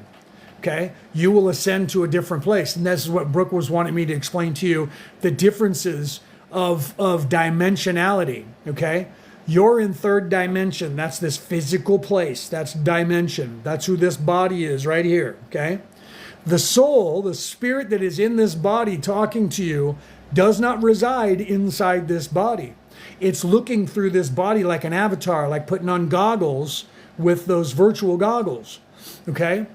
It's not here. You're doing the same. You're not in this body. You just think that you are. You think that you are. You're not in third dimension. You're in third density. Density is a place where your spiritual plane, the spiritual plane where your light body is occupying. Okay? So there are more than one D to 3D, right? There's 2 Ds to third dimension. Dimensionality is physical plane. Okay? Spirituality is non-physical plane. It is a spiritual plane. That's a density. Okay? How do I get to 4D? Well, King, you're on your way. You're already asking questions. Asking questions is the way to do that, right? Samael is the archangel. He is Lucifer. Pete said, And Lucifer was one of the most beautiful angels that fell from the sky, and I went, he was a commander of Atlantis. Right? Okay, so Brooke is just answering Peter. Peter, thank you for the things. So thank you for that. Did you guys see that? That sound that just happened was we hit our goal, our gift goal for the day. And now we need some donuts, right? So, okay, so how do we get to 4D? Let me get on to that and stop being distracted by Peter and my wife playing in the chat. Right? So how do we get to 4D? You start questioning everything, my friend. That's your way of breaking their control over you with that gaslight, that Jedi mind trick that they're orchestrating for you to keep you distracted so that you don't find your way, okay? The way that Jesus was teaching and everybody else was to look within yourself. That's making the temple, okay? Look within yourself. Read these dusty old tomes, but realize that you have to pay attention to what's being said there, to look for those things that are hidden, that are being said to you, right? Ask questions of everything and look to yourself and learn, what am I? Am I in service to self or am I in service to others? Okay, if you're in service to others, it's easier to ascend from this place than if you're in service to self. Okay, thank you, Peter, for that. Thank you for the and Mr. Nice Guy, thank you for the donuts. Now people are popping some donuts. Thank you guys for those. I love you guys for doing that. I love you guys for doing that. Okay, so you start questioning everything, and that will start breaking the conditioning that they have and the control they have over you in this matrix. Okay, when you start questioning everything, you start thinking for yourself, because now you're thinking about questions and you're trying to research them. That will actually cause your vibration, even it doesn't matter if you're religious or spiritual at all, just by asking questions will create your vibration to start vibrating at a higher level. Thank you, you guys, for those donuts. I love you guys to death. Thank you very much for those. Love you for those. And we just achieved that donut goal. I love every one of you that just did that. Thank you very much for doing that. So I love you guys a lot. So questioning everything raises your vibration. And as you raise your vibration, you start getting downloads from the actual universe itself. Okay. And those downloads will give you an unlock in you abilities and knowledge that you actually gain from the universe itself. True enlightenment is universal. It's not something that I've made up. It's not something that anyone makes up. We all unlock the same knowledge. Okay? So if we're all unlocking the same knowledge, we humans are either all crazy in exactly the same way, or we're actually getting knowledge from the Creator in our brains. Okay? We're unlocking that. So as you start questioning for yourself and you don't believe all the hype, okay, that's going to stop them from being able to control you, and you're going to be able to look at them and when they say something go, yeah, no, I don't think that's true. And you can move on because now you're thinking for yourself. That's the most important thing. Think for yourself. Ask your own questions. If you have to, hide it from those people. If they're controlling you and you know that they're like your boss is, you can't talk about that. Okay. Give them what they need. That was the whole thing when they asked him, should we pay taxes to Rome? And he said, whose image is on that coin? And they said, Caesar. That's Caesar's coin. Give it to him. Okay. So what they were saying is, do what you need to do. Your job is not who you are. Your job is what you do. So we need money here right now to pay for things. So we have to do that. Okay, that doesn't mean that's who we are. That doesn't mean we have to agree with it and we have to think about it, because your focus determines your reality. So as long as you focus on waking up the third eye, it will start happening. Focus on, I want to get back to the Creator. How do I do that? You're asking the right questions now. So what do I need to do? Then you look for that around the world, okay?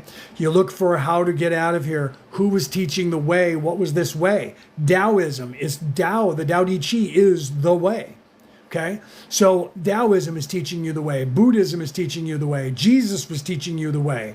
Apparently Moses was teaching you the way. So was Marduk in the ancient Mesopotamian. So was Thor. So if you look around, you'll see that Shiva was teaching you the way.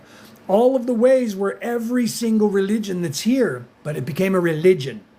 When it was a spiritual practice, it was the way. And then they changed it. Even the Japanese have a form of the way. Now, we're not talking about samurai, because samurai was a warrior code. But if you look at it, they had Mitsubishi. They had this way. I teach this, okay, because I'm a Reiki master. They had this Mitsubishi. You guys know that car, Mitsubishi? right? There's 3 diamonds on their emblem. Mitsubishi in Japanese, in English, means 3 diamonds.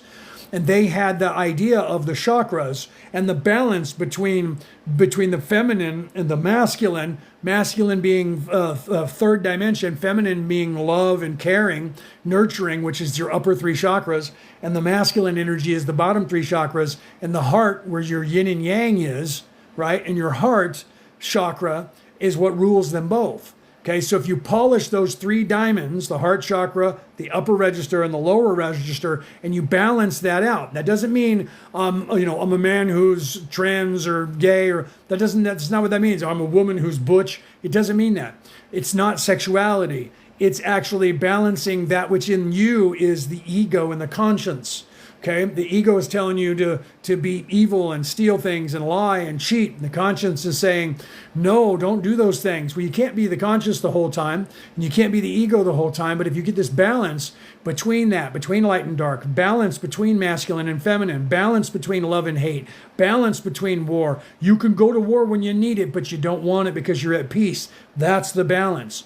Okay, you balance that. They knew that if you balance that, then you would ascend to heaven. So that was the 3 diamonds. That's the same as the 7 chakras. Okay? It's the same thing. It's the upper and lower register, the physicality balanced with the spirituality, and this place will allow you to ascend. That's how you moved into 4D. When you realize that I am an immortal soul. I'm not this place. This is an illusion that's supposed to be training me. This is for me to learn from so that I can move up. That's when you're moving into 4D.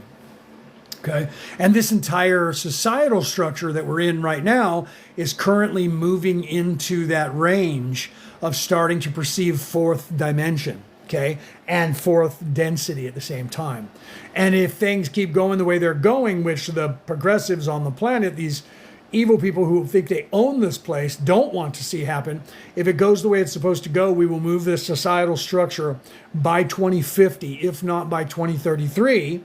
We'll move it into that place of the feminine, the age of Aquarius, instead of Mars, the god of war, to the Venus, the god of love. We will balance this place back out, and people will then change the face of the earth, because you will all start to realize that your focus determines your reality, and the collective focus, the collective consciousness of this earth is what makes earth. So the new heaven and the new earth will be created by us, because we will be living in it. Because if we all at the exact same time right now said no one needs money, we wouldn't need money. No one can starve. No one is without food. They will just have it. Because we make it so. And when you see that happen, when enough people in a societal structure tell the government no, the government sits down. But they don't at first until there's more than 51% of the population. Then they can't stop it, and they have to say, okay, all right? But it takes us waking people up, because you can't force anyone to believe anything. You have to wake everybody up, right? So we can't force anybody to wake up too. So all this stuff that's going on in the world is an act to scare people, yes, to control us. If you look back in history, true history, no joke, you can look it up in history books, okay? If you look back in history at World War I was started because one king, who was a cousin to another prince, tried to assassinate him, and it started a war over who was going to control the earth that continued 20 years later after the First World War. It started up again. And that had nothing to do with anything besides lowering the population, keeping control of the population, getting people to hate one another and fear one another. When did Santa get political? I thought Santa was spiritual. Who said that? When did somebody just say that? So when does Santa get political? When does Santa become? I'm not political. It's not my religion. I'm just telling you that those people who are political, that's the true religion of evil. Okay? I'm not about politics. That's not my religion. What I'm about is waking you up to the realization that politics is a right wing and a left wing of the same bird, and they're being controlled by people behind them. Okay? You're being controlled them. Is your name Santa? I am Santa Claus. Look at me. Ho, ho, ho, I'm on vacation. Christmas is over. Santa's taking time off. I am Santa Claus. No, my name is Kelto, but Santa Claus I am Santa Claus. When you look at Santa Claus next time, look at this face. My beard will be a little bit longer by December, right? And then see me, and you're going to see Santa Claus, and you're going to see people trying to be me. But the pictures that they draw of Santa Claus are this face right here, this man. Ho, ho, ho! Merry Christmas! Do the nose thing. Ho, ho! I am Santa Claus. Okay? I was Santa Claus, and I will be Santa Claus again. Okay? So that whole idea of Santa Claus and where they got the idea from, this face right here. This is me.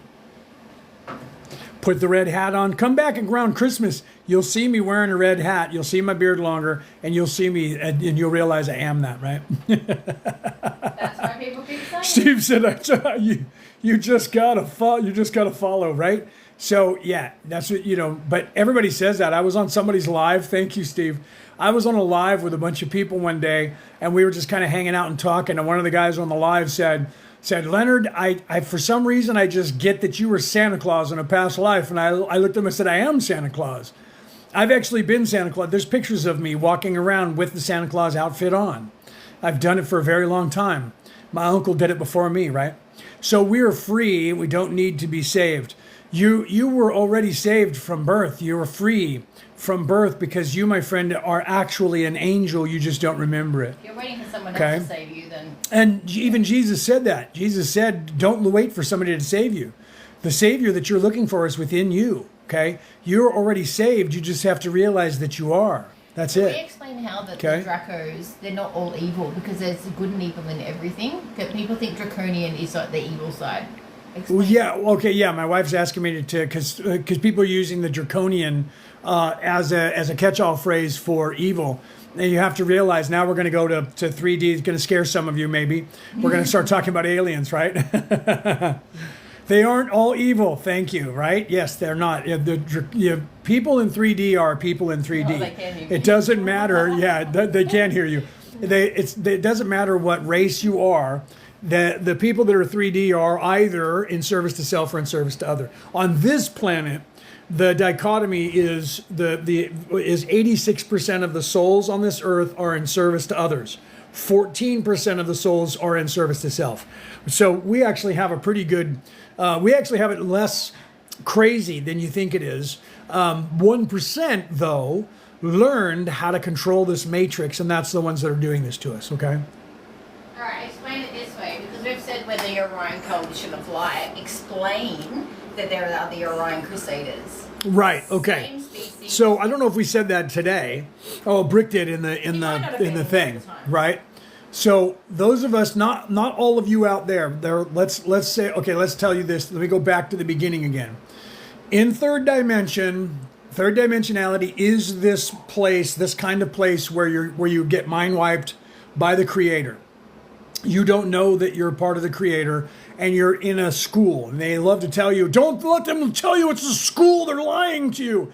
Those people are lying to you because they don't want you to think about things as a school that you can graduate from. They want you to think you're in prison because that's what they need you to believe, because your focus determines your reality. So you're in a place that is for baby souls. When you first are self-aware as a soul, you go to a third dimensional planet. On this earth, it takes between 7 and 10 lifetimes for you to learn what you're supposed to learn, to then unlock that veil, realize that you're in an easily escapable escape room that you constructed for yourself, and then you just leave when you're ready to go. Okay? So evil people found that out and realized, because other evil people came here, and they told the people that are here, when they got here, this is how you stop people from leaving, okay? So when those of us, because you got stuck, because they learned that information, and I'll tell you more about the people who gave the information to the 1% down here, okay, in a minute.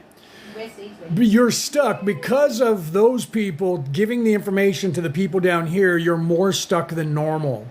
And because of that, when a societal structure gets stuck and can't graduate, what happens is your immortal soul, your higher self, calls out for help. Okay? People from a higher plane of existence, souls, light beings, hear this call and they come down to help. But you can't just come down and appear to people who are completely asleep as light beings, because they'll think you're a burning bush and they'll think you're God. Okay, so you can't do that because they're not awake enough to understand or truly understand what's happening. So people who come down for the call, they come down and get born into a life just like anyone else. But that means that they're going to be sacrificing the knowledge that they already know because they're going to be mind wiped as well. And they have to wake up and remember who they are. Okay. The reason that happened was there is this group of people. This is what I'm going to tell you about the temporal war. You can look that up. People think temporal, so they think that means the war is throughout time, past, present, and future. It is. But it's also dimensionality and density, left to right, not just back and forth, front and back. It's also side by side, different layers of existence, third dimension, fourth dimension, and fifth dimension. Okay, so you have the density and the dimension, past and present and future, all happening at the same time. Higher beings who actually know this are occupying physical bodies, fighting a war on your behalf. That's the control. That's the fight between good and evil, the God and the devil that are going on. That's much bigger than you think it is. It's not a guy sitting on playing chess on a mountaintop in third dimension. Okay, so the negative people got the information. They were in the Orion Nebula, in the belt of Orion, and they were invading in that area. And we kicked the crap out of them out of that area, and they ran, and they ended up in this area of this Milky Way galaxy. Okay, they called themselves, when they were there, the Orion Crusaders. You know them now as the Anunnaki, okay, which is a fake word that was made up in 1948. But the catch-all phrase will work, okay? They were the Orion Crusaders, and they literally try to conquer planets and rape the planets of their resources, natural resources. Okay, where you can find this information is there was a group called the LL Research Group in 1981, between 1981 and 1984. They wrote 6 books. They were channeling, trying to make contact with anybody in the universe, and they made contact with a hive mind species, an entire collective thinking as one, who called themselves Ra. And they said, wait, we have a Ra here on Earth. In Egypt, are you that Ra? And Ra said, yes, we are Ra. We walked your planet. We built your pyramids. So they channeled 106 sessions over the course of 3 years, 4 years, talking about it. And I actually did a podcast about it and covered it. It took me, I did 2.5 years twice covering that entire thing, interpreting it for you. It's on my podcast, which is called Orion Rising. You can look on there. Some of us who came from that area, from the belt of Orion, followed these people, these marauders who were going in island jumping from solar system to solar system, and followed them here. When they got here, they took over 23 solar systems in this part of the Milky Way galaxy. Because of that, you guys might have heard of the Galactic Council. Because of that, a Galactic Council was formed of higher beings, and we put quarantines around the solar systems that were attacked by those people. Those people have left, but the damage that they did to every single one of these third dimensional solar systems is that the people got stuck and don't know what they're doing. They don't know that they're stuck, but they know they're stuck, and you're like, you guys are tired and you've been here a long time. So some of us came. So does this, the term ninth flame of Orion mean anything to you? Yes, you should. Yes. What does it mean to you? Yes. So you need to realize that some of us came from Orion. A lot of us did. And the people in this audience, myself, my wife, Brooke, Peter, who's here, Reese, who was here, and Penny, I don't know if they're all still here, they came with us from Orion and came here. We are part of the Orion Coalition of Light. That's the boots on the ground down here in physical form, in bodies. And we're attached to the Orion Council of Light. Some of you might have heard of that. It's attached to the Galactic Council that is in the Council of Venus, okay? And we came here, and some of us volunteered to come down here. Some of you listening to this right now belong to either that council or other members of other councils, okay? And you guys came down here as well to help this planet, but you had to get inserted into a body and get mind wiped, and you're stuck here with all the rest of us. Okay, and you're supposed to wake up, right? My son Orion, I love that. Do you think that that's significant? He's 22 now. He's very special. The reason why you called him So that. the reason that you called him that, you should ask yourself, why did you call him Orion, right? So you should ask him that, right? Roll call, Reese says. Thank you, Reese. Penny, roll call. Penny, Reese and Penny and Peter just popped up and showed you that they're still in the audience. We all came here together with many more of us. There's 28 of us who came down here that we would call the command crew, right? 28, but there's more of us. There's like 40 of us, 42 or 48. I would have to ask Peter or Reese to do the math for me because those guys are good at that. They're both like really wise when it comes to that. That came down boots on the ground that came here. He's a liar and sovereign, but the channel of Palladian Council. There you go. Okay, there you go. There's another one of you that knows where they're from. I'm getting goosies, bro. Goosies. So you know. What do they call their coalition? So the I'm a liar and sovereign. So what do you guys, the Palladian Council, what do you guys call yourself down here? Do you know any of the other people that are with you down here? Do you guys have a coalition on the earth that you're actually aware of one another? Let me know about that. So there you go. So he's part of the Palladian Council. So if you guys are out there and you're thinking you might be, if you think this place, I don't think this place is my home, and there's somewhere else that I'm supposed to be, and I just know it, right? In California, yes. Okay, I'm from California. I grew up in the San Francisco Bay Area, and I was just living in the Sacramento area in Carmichael for the last 8 years before I came here to Australia. Yeah, we need to talk, bro. we need to network down here because we're trying to do that with all the councils. That's why we were asking about that. We're trying to network with all the councils so that we can make sure that everybody is trying to wake everybody up, to get the lions to wake up so that we can lions to wake up so that we can get people that, right? Nut says, I believe that 100%. So if you, here's a Syrian, there you go. There's a Syrian right there. I'm sure I'm Syrian. So those of you who think that you are, I'm getting chills from that one too. Okay, so those of you who think that this place isn't your home and you know there's somewhere else, you're veiled. You came here to help. You're one of them, and you probably belong to a council. Brooke's getting really excited. I'm getting pom-poms over here. She's getting pom-poms. Everybody. Yeah, she's getting pom-poms, right? So Hollow Spy says, I'm a liar. There you go, okay? So you know, some of you know that you're from somewhere else, but you don't remember what you're here to do. We're calling him out. It's your time. We're waking you guys up. It's your time to remember that you came from somewhere else. You're not crazy. The beacon is lit. Right? Did you guys read the whatchamacallit, Lord of the Rings? The beacon of Minas Tirith is lit. Okay? So you guys are supposed to be waking up. It's time. People like me, I am a beacon, and I am supposed to be waking up the lions. You guys who are knowing that there's something wrong, you know it. And you're just waiting for somebody to trigger you because you know this isn't where your home is. You know that somewhere out there in the stars is where you're from, and you know that you came here, but you don't remember why because you're not completely awake enough yet.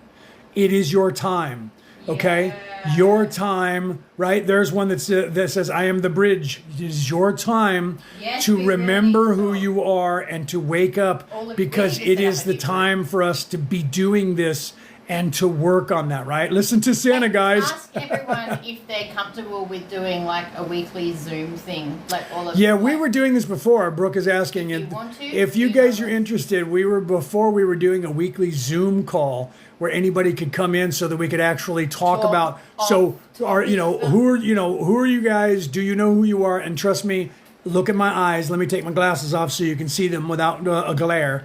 I am not the deep state. I am not trying to get information about you. I am here to defeat these people. We are here to defeat these people. We are here to wake up everybody so that we can change the face of the earth, because those of you who came here, you wrote a contract to come down here and you don't get to leave and go home until the job is done. Okay, so we need to get the job done so that we can go on a vacation and go back to what we were doing before, or go to another planet and do the same thing all over again. Okay? So thank you for those of you who are following us. So whoever you are out there, if you're feeling that, you look around, you're going, this isn't my home. I feel like you can look up when some people say, where did I come from? How do I know? Right? So this is one of the reasons why we're trying to get enough people. We're trying to talk to people, but we have to get off of these platforms to talk. Okay, off the Zoom might be recording the stuff as well, but the social ones, somebody could just pop in here and go blink and do like that guy did and say that I'm hate speech because he doesn't agree with my spirituality. Okay, and there's certain words you can't say on these platforms because the algorithm will go after you.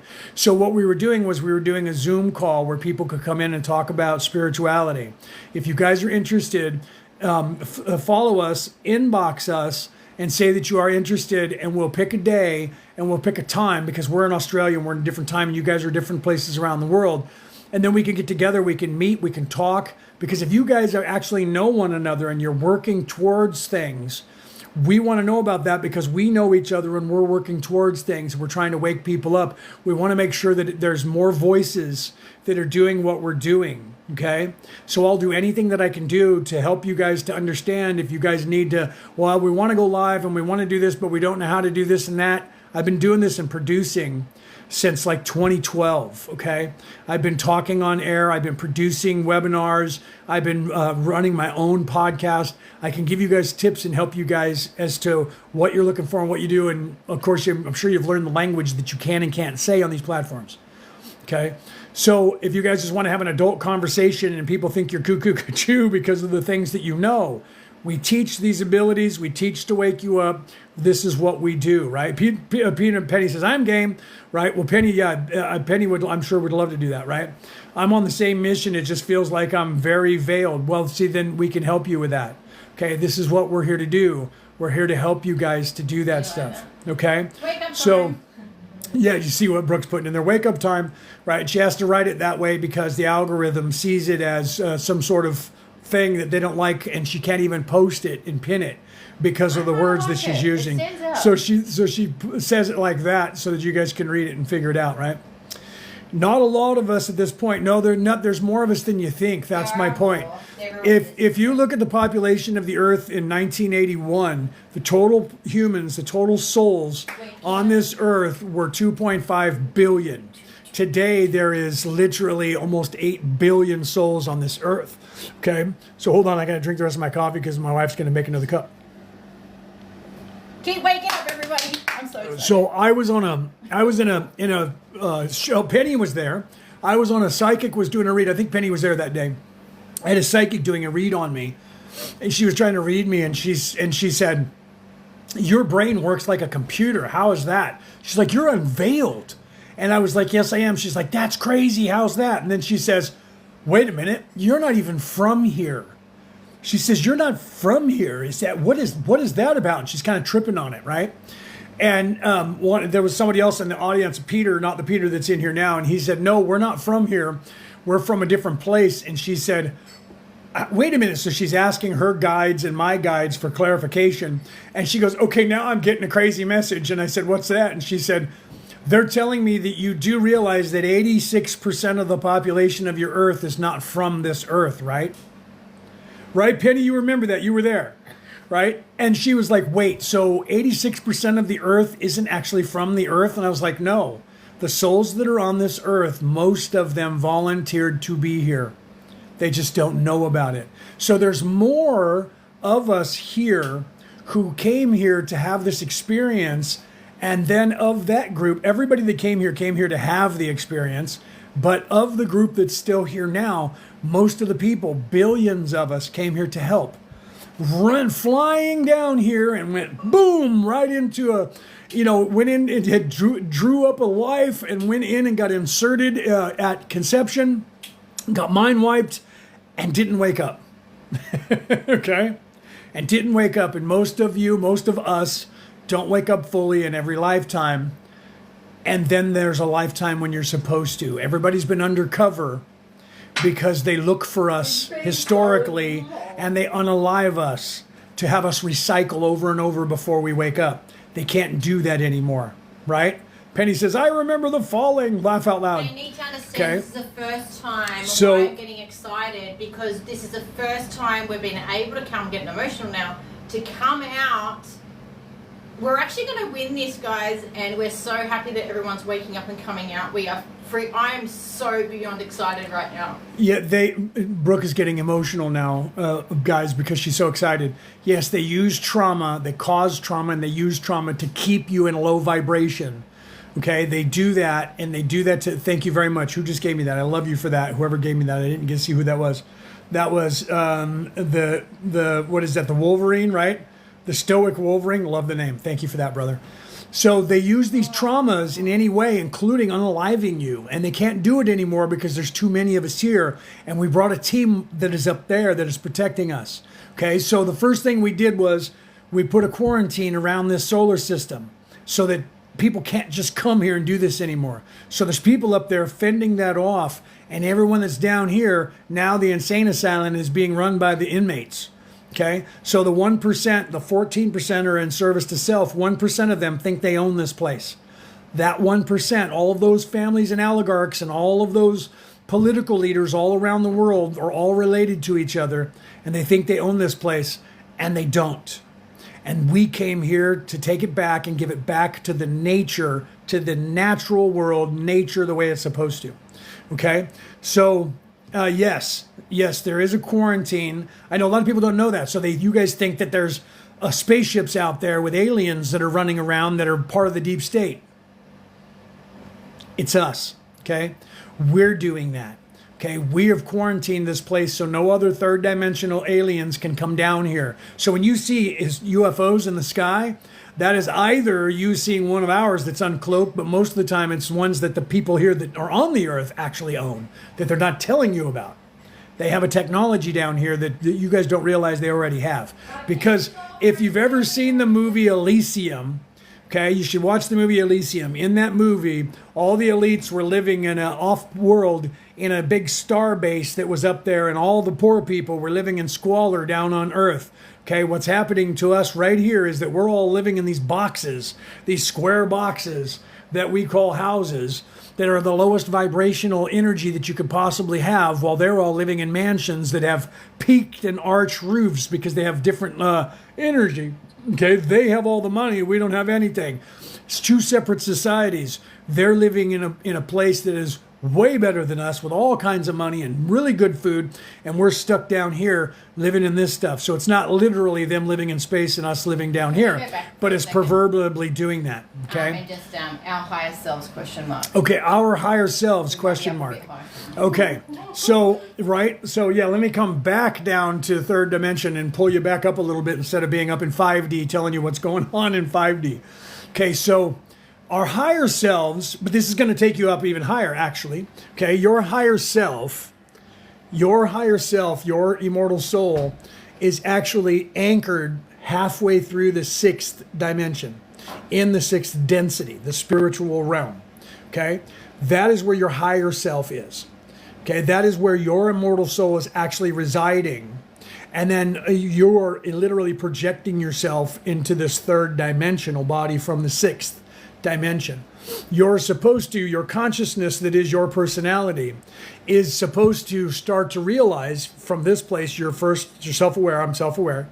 I am something, I have worth. I don't want someone to get me, right? I don't want to be unalived by somebody bad, right? I have self-worth.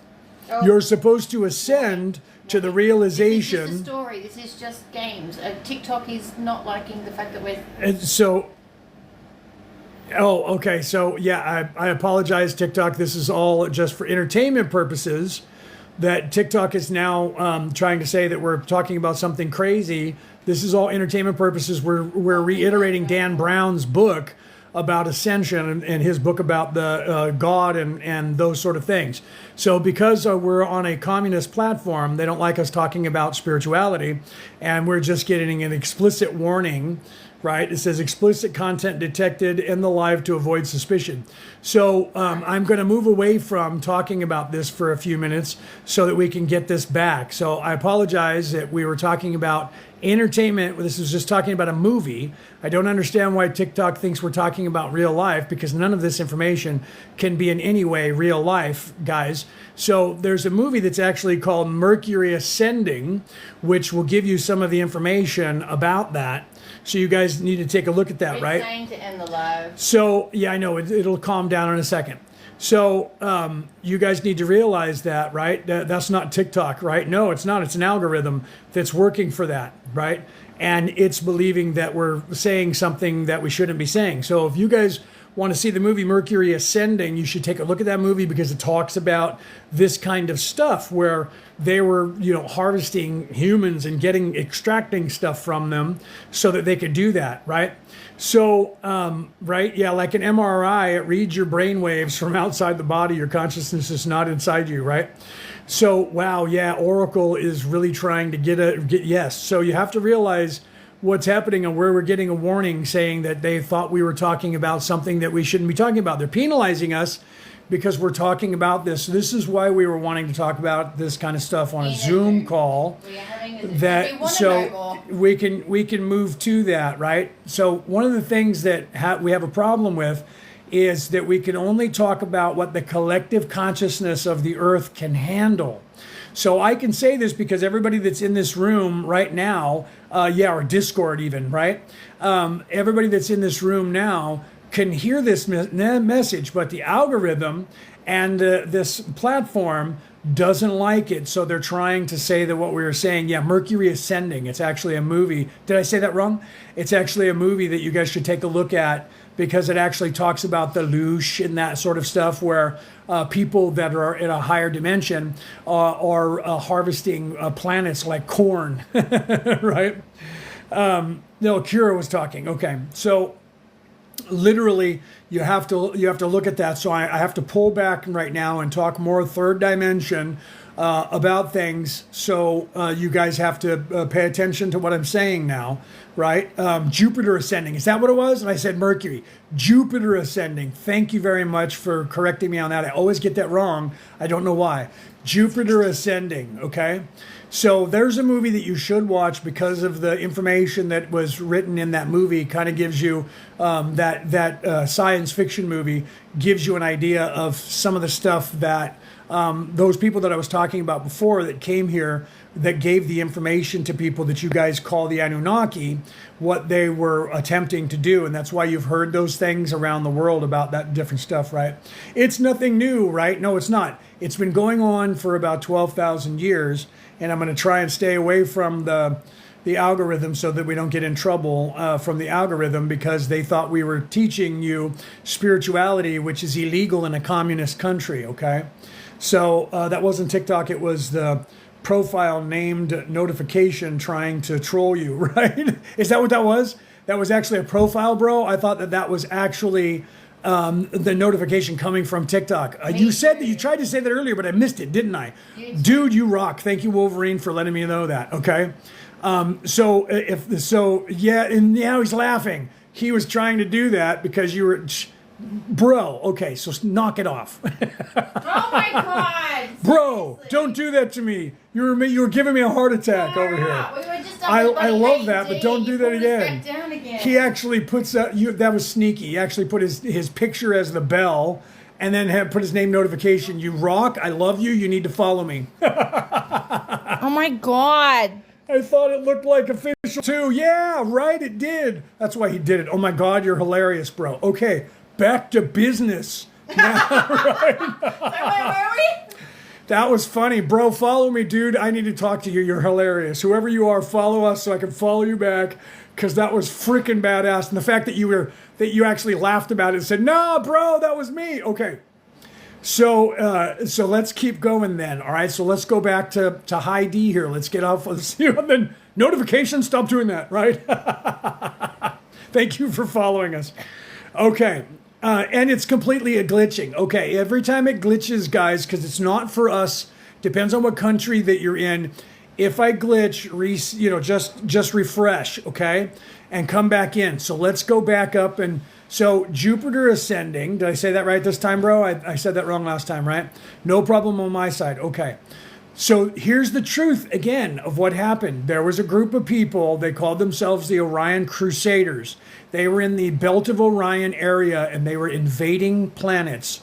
And we chased them out of there. They came here to this sector of the Milky Way galaxy, and they invaded 23 solar systems. Of those 23 solar systems, all of the solar systems are now freed, but the people living in the solar systems that are mind wiped, because they're supposed to be, the ones that have a veiling and they don't remember, they don't know that they're free, and the people they put in charge down here are still doing it. That's what we're fighting against here, okay? So the actual bad guys ran like little bitches when us, the Patal, got here, okay? They ran for their lives, and our people are following them while some of us come down here to help mop up. Thank you for that, okay? Thank you for that. So when this place got stuck, your guys' higher selves, which is anchored in the halfway through the sixth dimension, realized that this place was stuck. And you guys said, we need help. We don't know what to do. We're stuck and we can't get out. So some of us who came from a higher plane of existence, we the Patal, the Orion Crusaders, who we chased out of our area, those of us who came from Orion that are the Orion Coalition of Light and the Orion Council of Light, we followed them and came here to help you, okay? And we came down into human form, literally going into a body. And you guys who are listening to this, you guys also came here. You either came with us or you came with a different coalition, and you're part of the Council of Planets. You came down and you had to go in front of that council and ask them for permission, and they had to make sure that you were not self-serving, that you were in service to others, because self-serving people would not go through what we're going through in a half of a heartbeat in any time zone, anywhere, in any timeline. Because they're self-serving, they're like, hell no, I'm not going to descend back down to a level and get mind wiped and lose all my power. Okay, and I'll lose all my memory. But you guys have done that, and you have come down here and you drew up a life and you inserted yourself into a body in a fetus, and you've been here for more than one generation. Some of you might have just got here. You'll know it probably if you were. Okay, are you able to find us a spiritual from where you are right now? Are you able to find us spiritual? You mean spiritually? So they're asking, like right now you're channeling and you're speaking to thousands of different yes. people. If we were to settle, not in this environment, but yeah. So if we weren't here, then we would be able to do that. Okay. So I'm channeling from my higher self because I am not veiled. I was unveiled from birth. I remember inserting into the body. I remember all 60 lives that I've had on this earth and everybody that I was in 60 lifetimes. Okay? I remember that. I remember coming from another place and I remember who I was there. Okay? You guys can wake up and remember that. I remember that, and I'm supposed to remember that in this life because I'm supposed to be helping wake you guys up. Okay? So you guys came from a higher plane. You're up there. I'm speaking to you as Kelto. Okay? The body that I'm in is called Leonard O'Neill, okay? But I am speaking to you. I am Kelto from the 11th density, who is anchored in the 6th density right now, speaking to you. You were born with okay? Yeah. So I was born with all of my memory. Yes, I was. Yes, all the way back to Source. I remember, from the perspective of time down here, I'm more than 12 trillion years old. Okay, most of you are too. You just don't know that. Okay. Most of you came from a very high plane of existence to come down here. Okay, and my wife Brooke is Satori. That is her actual name. Okay, that is her spirit name, her soul name. Okay, we came down here to help you guys to fix this place because that's what we do. We do it really good. Penny, who's in the audience, Reese, who's in the audience, Peter, who's in the audience. They also came here with us. We all came together. And know who they are. Okay, and they know who they are. I think they even know their names. I know the Penny does, right? So I'm not sure about Peter. I think Peter does, and I'm not sure about Reese, but I'll bet he does too. Okay. So we came here with a large contingent of people, and we came down here and inserted into bodies. Some of you that are listening to me right now did the same thing. Some of you know, because at least 4 of you know that, right? How do you figure it out? Okay. The first thing you need to do, Dragon, I'm going to call you Dragon because I like that part of you, part of your name. Dragon, the first thing that you need to do is start looking within yourself. Tell your higher self. I don't know if you've introduced yourself to your guides or any of that yet. What you need to do is expand your consciousness to the idea, the knowledge that you are not this pain body. You are not this thinking mind. You are an immortal spirit that is actually in this body, in this avatar, and that this is an illusion. When you expand your mind to that process, you will then start to question things differently, and it'll start to get the veiling that you have. It'll start piercing that veiling for you. Continue going down that road, and as you unlock that veiling and start seeing glimpses, you'll get dreams of talking to your higher self. You'll get dreams of talking to your guides first. Then you will start getting downloads, which will make you think you're going cuckoo cuckoo, because there'll be this swirling knowledge that you can't really understand, that you're like, what is all of this? I'm going crazy, and you just sit with that and let that stuff figure itself out, okay? Like that is And then so once you do that, that information will then all of a sudden become clear. Sometimes it takes a month, sometimes it takes a couple of days, sometimes it takes a year, and you go, oh, I remember now, I know what that was about.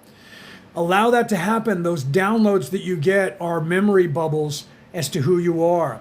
Allow yourself to do that. Search within yourself. Learn to balance your chakras. Learn to balance your meridians. Learn to balance your endocrine system. Eat foods that is not poison, non-processed foods. Cook for yourself instead of eating the stuff of the junk foods. Okay, if you're a drinker, stop drinking. If you smoke, try to stop smoking. Try to live a more balanced life, nutrition-wise, and that is what we call ascension foods, okay? So if you're doing all that, continue doing what you're doing. Meditate or pray or do Zen. It depends on what you think, what that stuff is. Because ultimately, if you start raising your vibration, raising your mind, if you're meditating, you understand this. When you're praying, you're doing it. When you're meditating, you're trying to move yourself into a plane of existence where you literally don't have the thinking mind or the ego talking to you or the conscience. What do they mean? Okay. Blocked? Like in what way? I don't understand what you're saying. Dragon saying I feel blocked when I meditate. In what way are they blocked? It might be energies. That could be energy. That could be that your pineal gland is got calcified, right? So you got to start. Make sure you're not drinking water with fluoride in it. You got to start unlocking that. You have to, aluminum free stuff. You need to get that stuff out. Take turmeric to get the plaque in your brain that's not supposed to be there out of the way, because the aluminum gets collected in your mind, gets collected in your brain. If you look up Alzheimer's and dementia, they won't say that the aluminum getting caught in the plaque causes it, but they say it definitely is what's happening. Okay, so if you have too much plaque in your brain, you're supposed to have plaque in your brain, but if you have too much because you're not sleeping enough or sleeping right, you have to enter into that REM sleep. So you have to be able to hit that REM state in your sleep, and you have to be able to sleep. If you're not sleeping 8 hours a day, try to get doing that, because the last couple of hours of the day is the time when your body heals and the brain cleans itself. Your body cleanses. So if you're only sleeping for 3 to 4 to 5 to 6 hours, then Ormus, yes, I make Ormus. Okay, the Ormus gold I haven't looked into yet, because gold itself is a chemical that absorbs energy and doesn't return it, right? A lot of people are doing the Ormus gold, but I don't know if it's actually, I haven't gone into that yet to look at it, because I know that it's on gold foil, so I don't know if that's real gold. It's a little teeny piece, so I'm going to look into that, but I make Ormus. I make it with the ancient Egyptian method, the way that when Cleopatra, when they were making it for her, I make it that way. It takes longer, and most people don't like doing that because you can't make a batch of Ormus in one day. But Ormus is good, right? There's other things that you guys can use as well. And again, TikTok, I'm not abdicating anything because I'm not a doctor and I'm not prescribing anything, guys. But there is different things that you can use, like the purple lotus and other things like DMT and the like. Okay, so getting back, and psilocybin and things like that help you expand your consciousness. Now, let me get back to the silver and gold. Okay, so silver reflects, you can give it energy, and silver will collect the energy, but it will actually give it back to you. So you can put energy into silver like a crystal you could charge and use it. Silver, you can do the same thing, and silver will stop anywhere you can look this up by people who are hunting for gold. Silver and gold go together. If you find a silver vein, you follow the silver vein and it'll take you to gold. Silver naturally in the ground encircles gold, because gold is like a magnet and keeps pulling energy. That's why it's so beautiful. People that are negative in service to self love gold, because they're the same way. They are pulling energy. They're about themselves. Gold is a representation of that. So silver is the opposite of that. So silver actually protects the world from gold stealing all of its energy. Okay, so they're doing that with gold. Autoatomic gold's not bad, gold, but you have to be aware that the gold will try to steal some of your energy. So if you're taking the ormus that's in gold and you're ingesting that, the ormus is going to work for you, because I know people who take it. It works. I have a personal friend of mine takes it, and he says that it really is strong, right? I haven't actually messed with the silver yet, but I do make colloidal, or the gold, I do make colloidal silver and drink that. And I'm actually working on ormus with the silver in it. So I don't know where gold. Yeah, so I never had any luck with ormus. Well, if it depends on who makes it and how they make it. Sometimes the ormus, you won't notice. It's like the Christ oil. When you're on the Christ oil, I'm Virgo. I just finished that 3 days. So it's on to whatever October is, whatever that sun sign is in October is on the Christ oil today. Or you're actually almost done with it, right? So, yes, Jesse, I am the real deal. This is what I came here to do. Thank you for seeing that, right? So yes, so you fast on that when you're on your Christ oil, you don't eat any kind of junk. You don't, you know what I mean? You pray, or you meditate, or whatever. You eat really good foods, right? You see what I'm saying?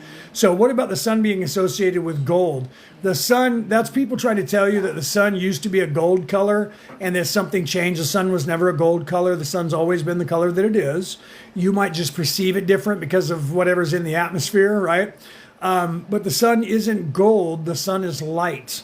Okay, and the sun has always been light, and so it's been the physical representation of the life bringer. And in most religions, that's why you have people that were saying that sun and the sun this and the sun that, and sun worshipers, and that was only because the sun is the life giver to the planet. So people that were in that third dimensional, or in that religion that is showing nature, they would equate the sun with the light bringer, and they would equate that with the creator, or they would equate that with the creator. Dragon needs to equal the acid in her body. Once the acid is equal and balanced in the body, the reflux will no longer be an issue. Her body is out of balance. She needs to rebalance. Do you hear that? Brooke said if you have too much reflux, you need to balance your body. You need to balance the stuff. Look at the foods. No nightshades.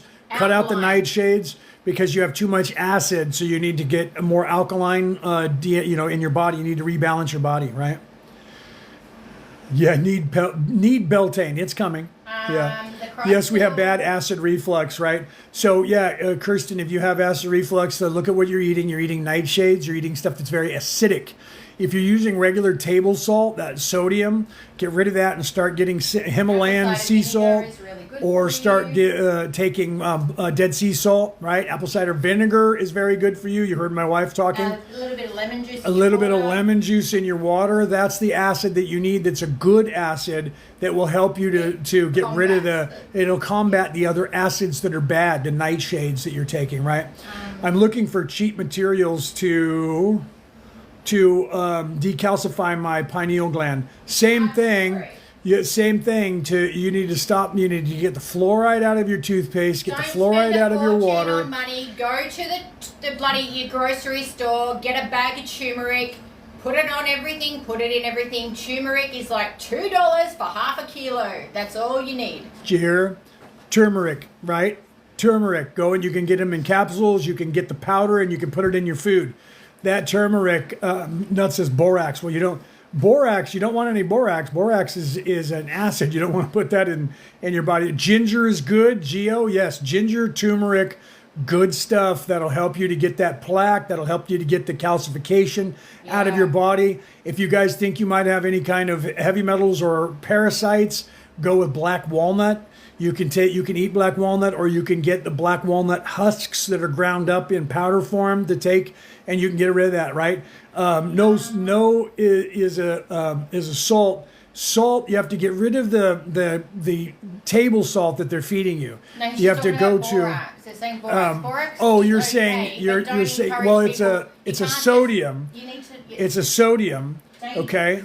So it's a sodium, but borax isn't as good for you as you think it is. People are using it for things, and they shouldn't be using that. There's alternatives to use for that. Everything is a sodium, almost everything. Chlorine is a sodium. Chlorine is sodium hypochlorite, right? Almost everything is a sodium. Sodium is an acid. You have to realize that. So the type of acid that different things are is either good for your body or not good for your body. Okay, so you have to look into that. I was actually a chemist, listed as a chemist in America for 10 years, because of that information.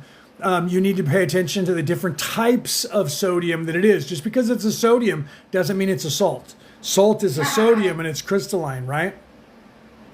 So take turmeric. I have for years. It works, but I'm turning yellow. Yeah, right. That's funny. Love that. Yeah, right. It'll turn your fingers yellow. I make our pills with a pill machine, and when I'm doing turmeric, which I have to actually do today after this live, I got to make some turmeric. I'll end up with yellow fingers because I'll be working with it, and it'll get powder on stuff, and I'll end up getting it on me. Right?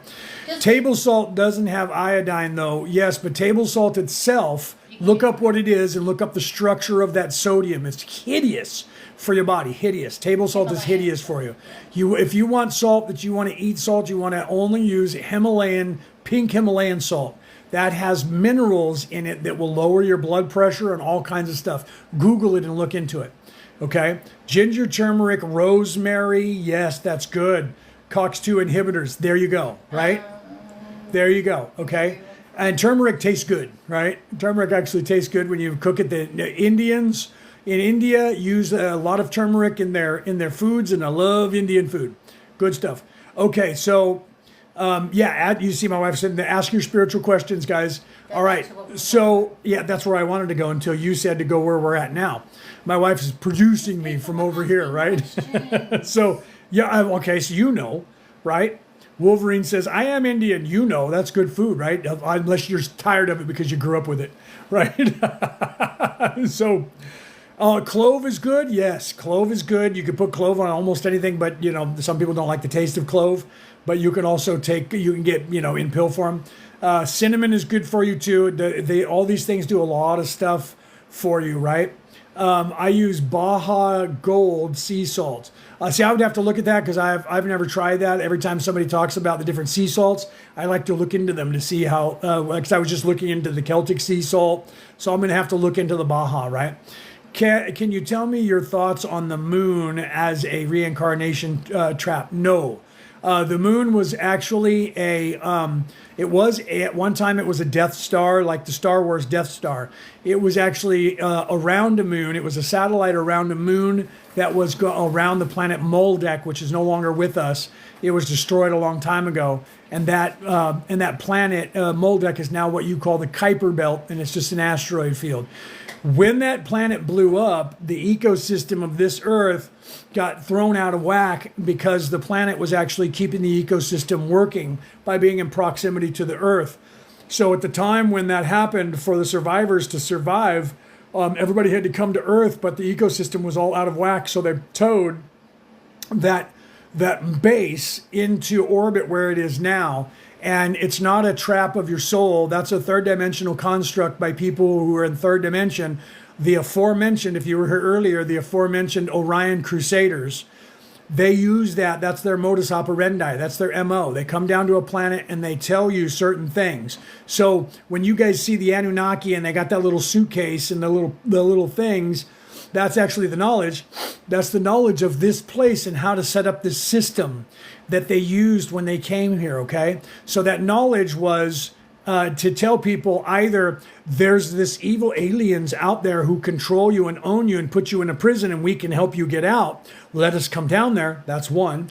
Or we are your creator gods. We created you in the past so we can do whatever we want. That's two. Or they say, well, you were locked into a prison and there's these people out there that when you die, don't go into the light because there's devices out there that will collect your soul and zap you. And they're going to lie to you and tell you you're on a secret mission. Don't listen to them. Run away. Don't do that. Run away from them. Or they're going to tell you that you were from a higher plane of existence. Don't listen to them. They're lying to you. Run. Those are the people that are trying to keep you from remembering who you are. They're trying to keep you in fear of the other so that you won't realize who you are and you won't wake up, okay? The moon is not a trap for the soul to grab you. Thank you very much for that. Thank you for that. That was enlightened. Thank you for that.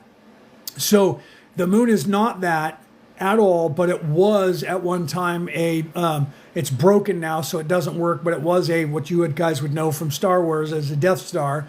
And now is there a base up there? Yeah, it sounds like that on the backside of the moon. Right now, currently they're talking about it. The Chinese might have bases on the backside of the moon, right? And the U.S. and the other people might have bases inside of it, okay? So we don't know for certain, but it's not a trap.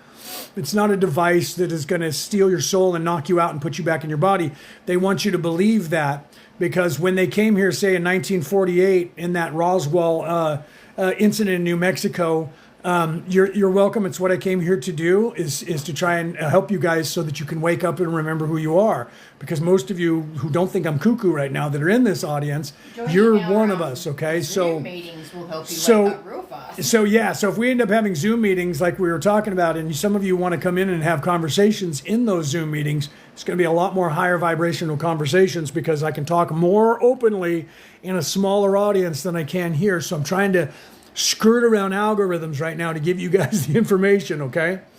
So the moon isn't, in 1948, in this so-called non-incident that didn't happen in Roswell, New Mexico, there wasn't a spacecraft that crashed, and there wasn't an alien who survived it who was a gray, and that alien wasn't a alien called Errol, and that alien wasn't driving that gray alien like a drone, and that alien didn't talk to the deep state for 3 months and didn't use telepathic communication to communicate with a female who was in the military, who worked at that hospital, and they didn't have conversations back and forth between the deep state, the CIA, and military intelligence asking that person questions. And in that conversation that didn't happen, she didn't say that they were a marauding group of people conquering this sector of the known universe, this sector of the Milky Way galaxy, and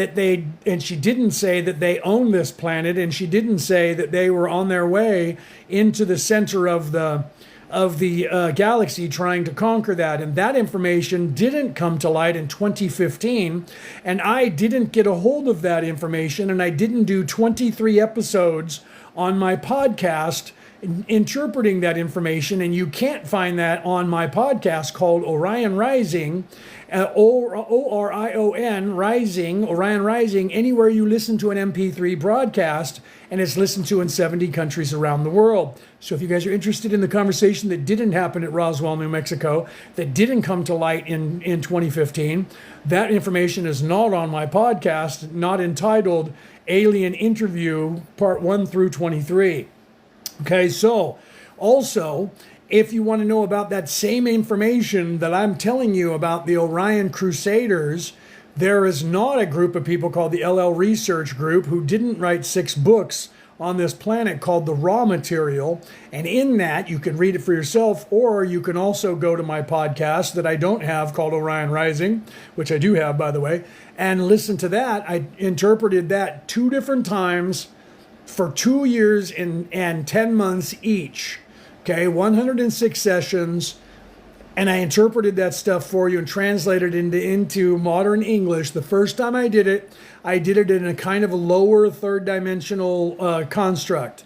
So if you're awake enough to understand and understand what I'm saying so far, go to the one that you find first, which is the one that is the closest to this time we're in, because that one, if you go backwards in time, is me going very high vibration with the interpretation, okay? Yeah. So that will also tell you the same thing about the Orion Crusaders. Okay, so what is this? Kira says, so what is your mission and how do you remember 60 lives? And most people don't. Okay. So let me explain that part again, okay? In third dimension, the way it actually works all the time, the way the Creator put this place together, is that when you're in second dimension as an animal or something, a tree, a cat, a dog, a bird or something, you become self-aware, because in that you're only alive and you know that you're alive and you're running on instinct and you're not self-aware. So you're veiled there as well. You don't remember who you are, that you're a higher being. Okay? So you become a human, and when you ascend to the self-awareness, I think, therefore I am, I have worth. Okay, you have personality. We help animals by naming them and talking to them and giving them personalities. That helps them to ascend. So when you're born as a human, you're actually veiled and you don't remember your higher self. And it takes usually on this planet between 7 and 10 lifetimes.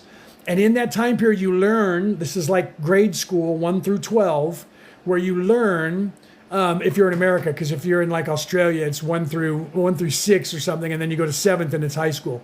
So the general education, 1 through 12, when you graduate, is this place. You're getting general education about life and about love and about happiness and the opposites to that, wisdom, understanding, all of these things that you're learning, the dichotomy between the ego and the mind, and your mind wiped. You're asleep the whole time and you don't remember.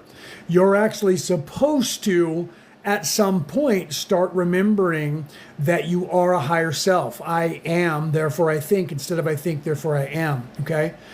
You got stuck. Your entire species got stuck because of the bad guys that I'm talking about. The Orion Crusaders came here and gave the knowledge. You would know them as the Anunnaki. Came here and gave the knowledge to the people who are living on this earth who are evil, and they're distracting you away from the learning this knowledge that I'm telling you about now. It's in all of your literature. It's in movies. It's in all of your religions. And it's there and you're supposed to see it at some point. They're keeping you from seeing it. So you guys got stuck longer than normal and nobody's graduating. When that happens, your higher self calls out for help. Okay? When your higher self calls out for help, people from a higher vibration hear that call and come to your aid, but we can't aid you by coming down here physically. We have to then design a life and come here legally, just like you, and we get inserted into a fetus, and then we live lives. Okay, I am one of those people that came through in this life completely awake on this planet. You can look this up. It's called, the title of that is called a Melchizedek. Okay, you can look that up. You can see that I'm one of the people that in this lifetime I chose to be completely awake so that I can do what I'm doing here. And what I'm doing here, thank you very much for that. What I'm doing here is trying to help you guys wake up.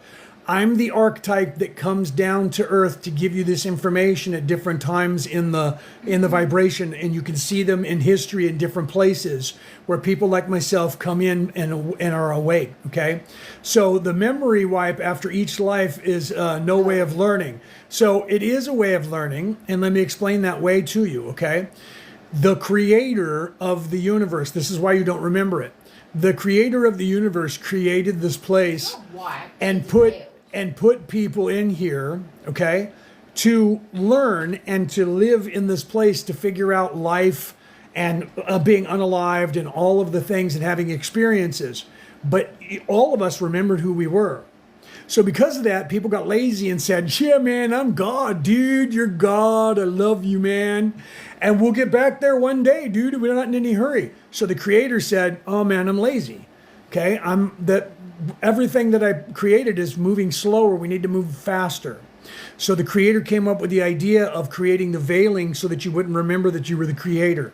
So that allows you and forces you to have an organic experience when you do not know that you're an immortal soul. You do not know and have any memory of any lifetime that you've had. So every lifetime is brand new to you, and you can have organic experiences over and over. Once you leave this body, when this body is gone, and my immortal soul is then collected from this body, and I'm taken to the transitional place called the place of healing. And then in that place, I transition and remember. The veiling is lifted and I remember who I am, and I go, oh, yeah, okay, I was there to learn things. Then we go to the place of reflection, and in that place you reflect with yourself and your guides. Did I learn all the things that I was going to learn? And if you say, no, I still need to learn a few things, because nobody judges you. There is nobody that sits on a throne and judges you and goes, you're bad, you're evil, you judge yourself and go, I need more learning on love or wisdom or these things. Then you design a new life, and guess what happens? Then you go through the veiling process, lower your vibration, and go back into a human and don't remember any of that. And then that allows you to have an organic experience all over again so that you can learn these things, okay? So yeah, oh my God, we are all veiled again. Yes, I'm so over the veiling, right? And most of us are, okay? Because you're only supposed to do it for 7 to 10 lifetimes. You guys have been stuck for at least 12,000 years and quite possibly for this entire existence, which means you may have been stuck for about 50 to 60,000 years, okay? So it's like tiring. So why do you choose to keep yours? I veiled for a reason. So everyone is veiled for the reason of being able to have those experiences. Why did I choose to keep mine? Because I am one of the people who came here to help you, and we are now entering into the time when you guys we're putting everything back on track so that you guys can ascend. Okay, and normally, I don't want to scare you guys, but let me give you the normal. Normally, when a societal structure like this one is ready to ascend, the creator will then cause a calamity and annihilate every soul or most of the souls on the earth or on the planet. And then there's a harvesting, okay? But some of us came up with a new idea because this place has been stuck the way it is. How about, because the place is stuck, and there's a reason for it, okay? How about, instead of doing that, we just change the timelines and we move everybody into 4D. Move them out of 3D and into 4D.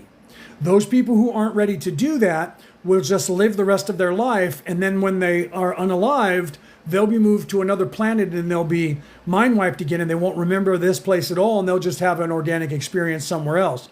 The creator liked that idea. Okay, so we decided to do that here. Okay, so to do that here, some of us had to dedicate a lot more time to help orchestrate this so that we wouldn't have to go through that calamity and scare so many people, because we're trying to find an easier way to do it. And the creator accepted it one other time in this Milky Way galaxy, and the creator kind of likes this way because it's harder. Because before it was just send a asteroid or have the people blow themselves up and then you just harvest the souls, and that's the same as we've realized down here, that like if you do that when you're harvesting, say, cattle, and they get scared, it taints the meat because they tense up.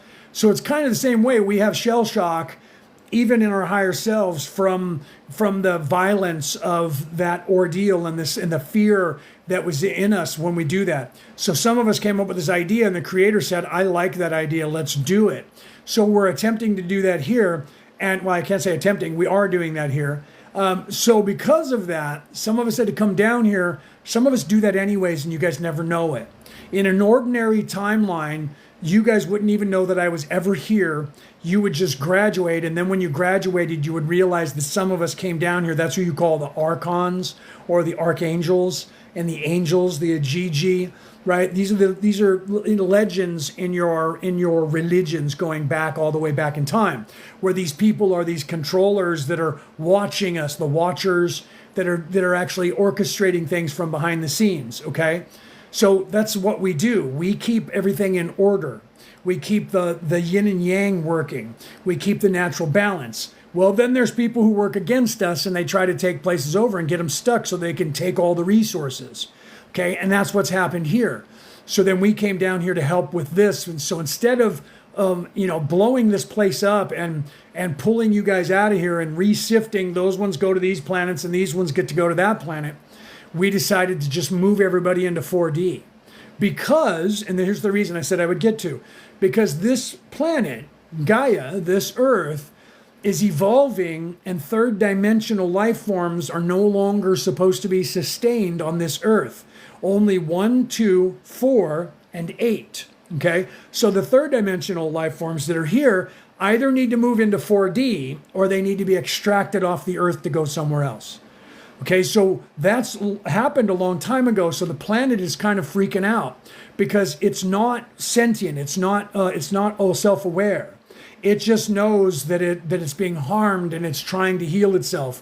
So we had to come here to help heal the Earth and to calm the Earth down and let her know that she's okay and it's okay, and then do something with the population that's here. Okay, so we decided So, right, the JP said that makes so much sense. Thank you.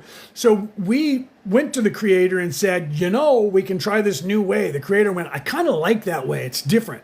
Let's see, because it's harder to do. We have to move everyone and wake everyone up to a certain level so that you move into 4D, and then we're putting the timelines back together. And as we put the timelines back together, you're just going to shift right into 4D, and like everything, the face of the earth is going to change, and you're going to have less evil people being in charge of everything, because we're going to wake enough people up to where they're going to look at the evil people and go, "You're not in charge here. Just no." No, just N-O, okay? You don't get memory wiped, you get veiled. So you don't get memory wiped. And if I said that, I did, I spoke wrong. You don't get memory wiped, you actually get a veiling, right? You get veiled. So the memory is there in your higher soul. Your soul remembers it. You just don't down here, okay? So your personality that's in this body is a fractal of your higher self, okay? And as you become more enlightened and you start piercing the veil, then what happens is you actually start getting those memories while you're here, okay? And that's what you guys are on, right? In our field, yes, you literally where you are now, this Earth right now, this population of Earth has got 1 foot in 4D currently, okay? And you're shifting. That's why you're having these Mandela effects, okay?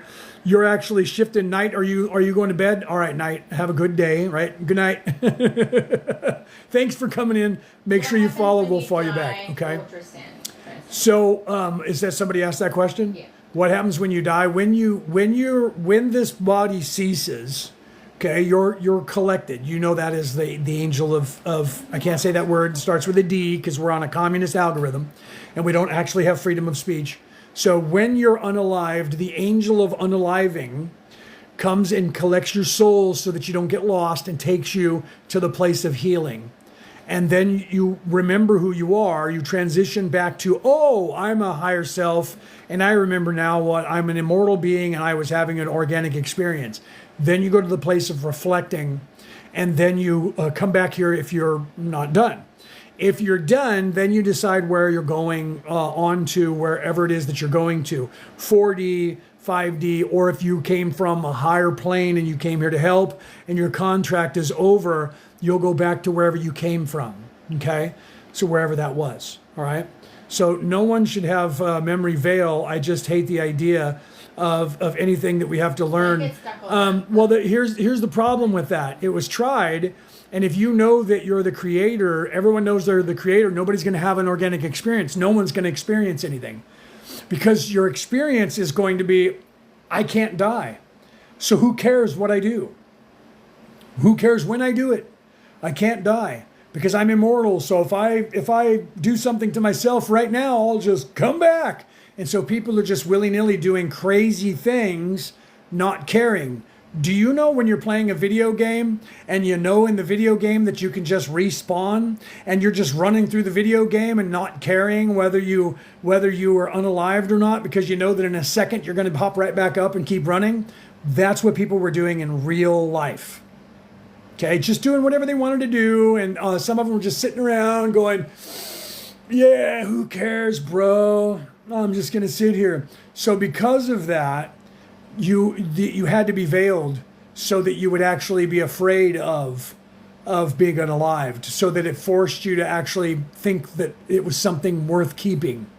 Do you see? So literally, what was that person saying? Was that a troll? Yeah, I'm reading them.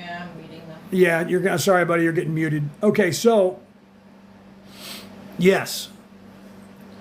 That's because I come from a higher plane. Okay. If you're here for the first time, this is the first time that you're self-aware.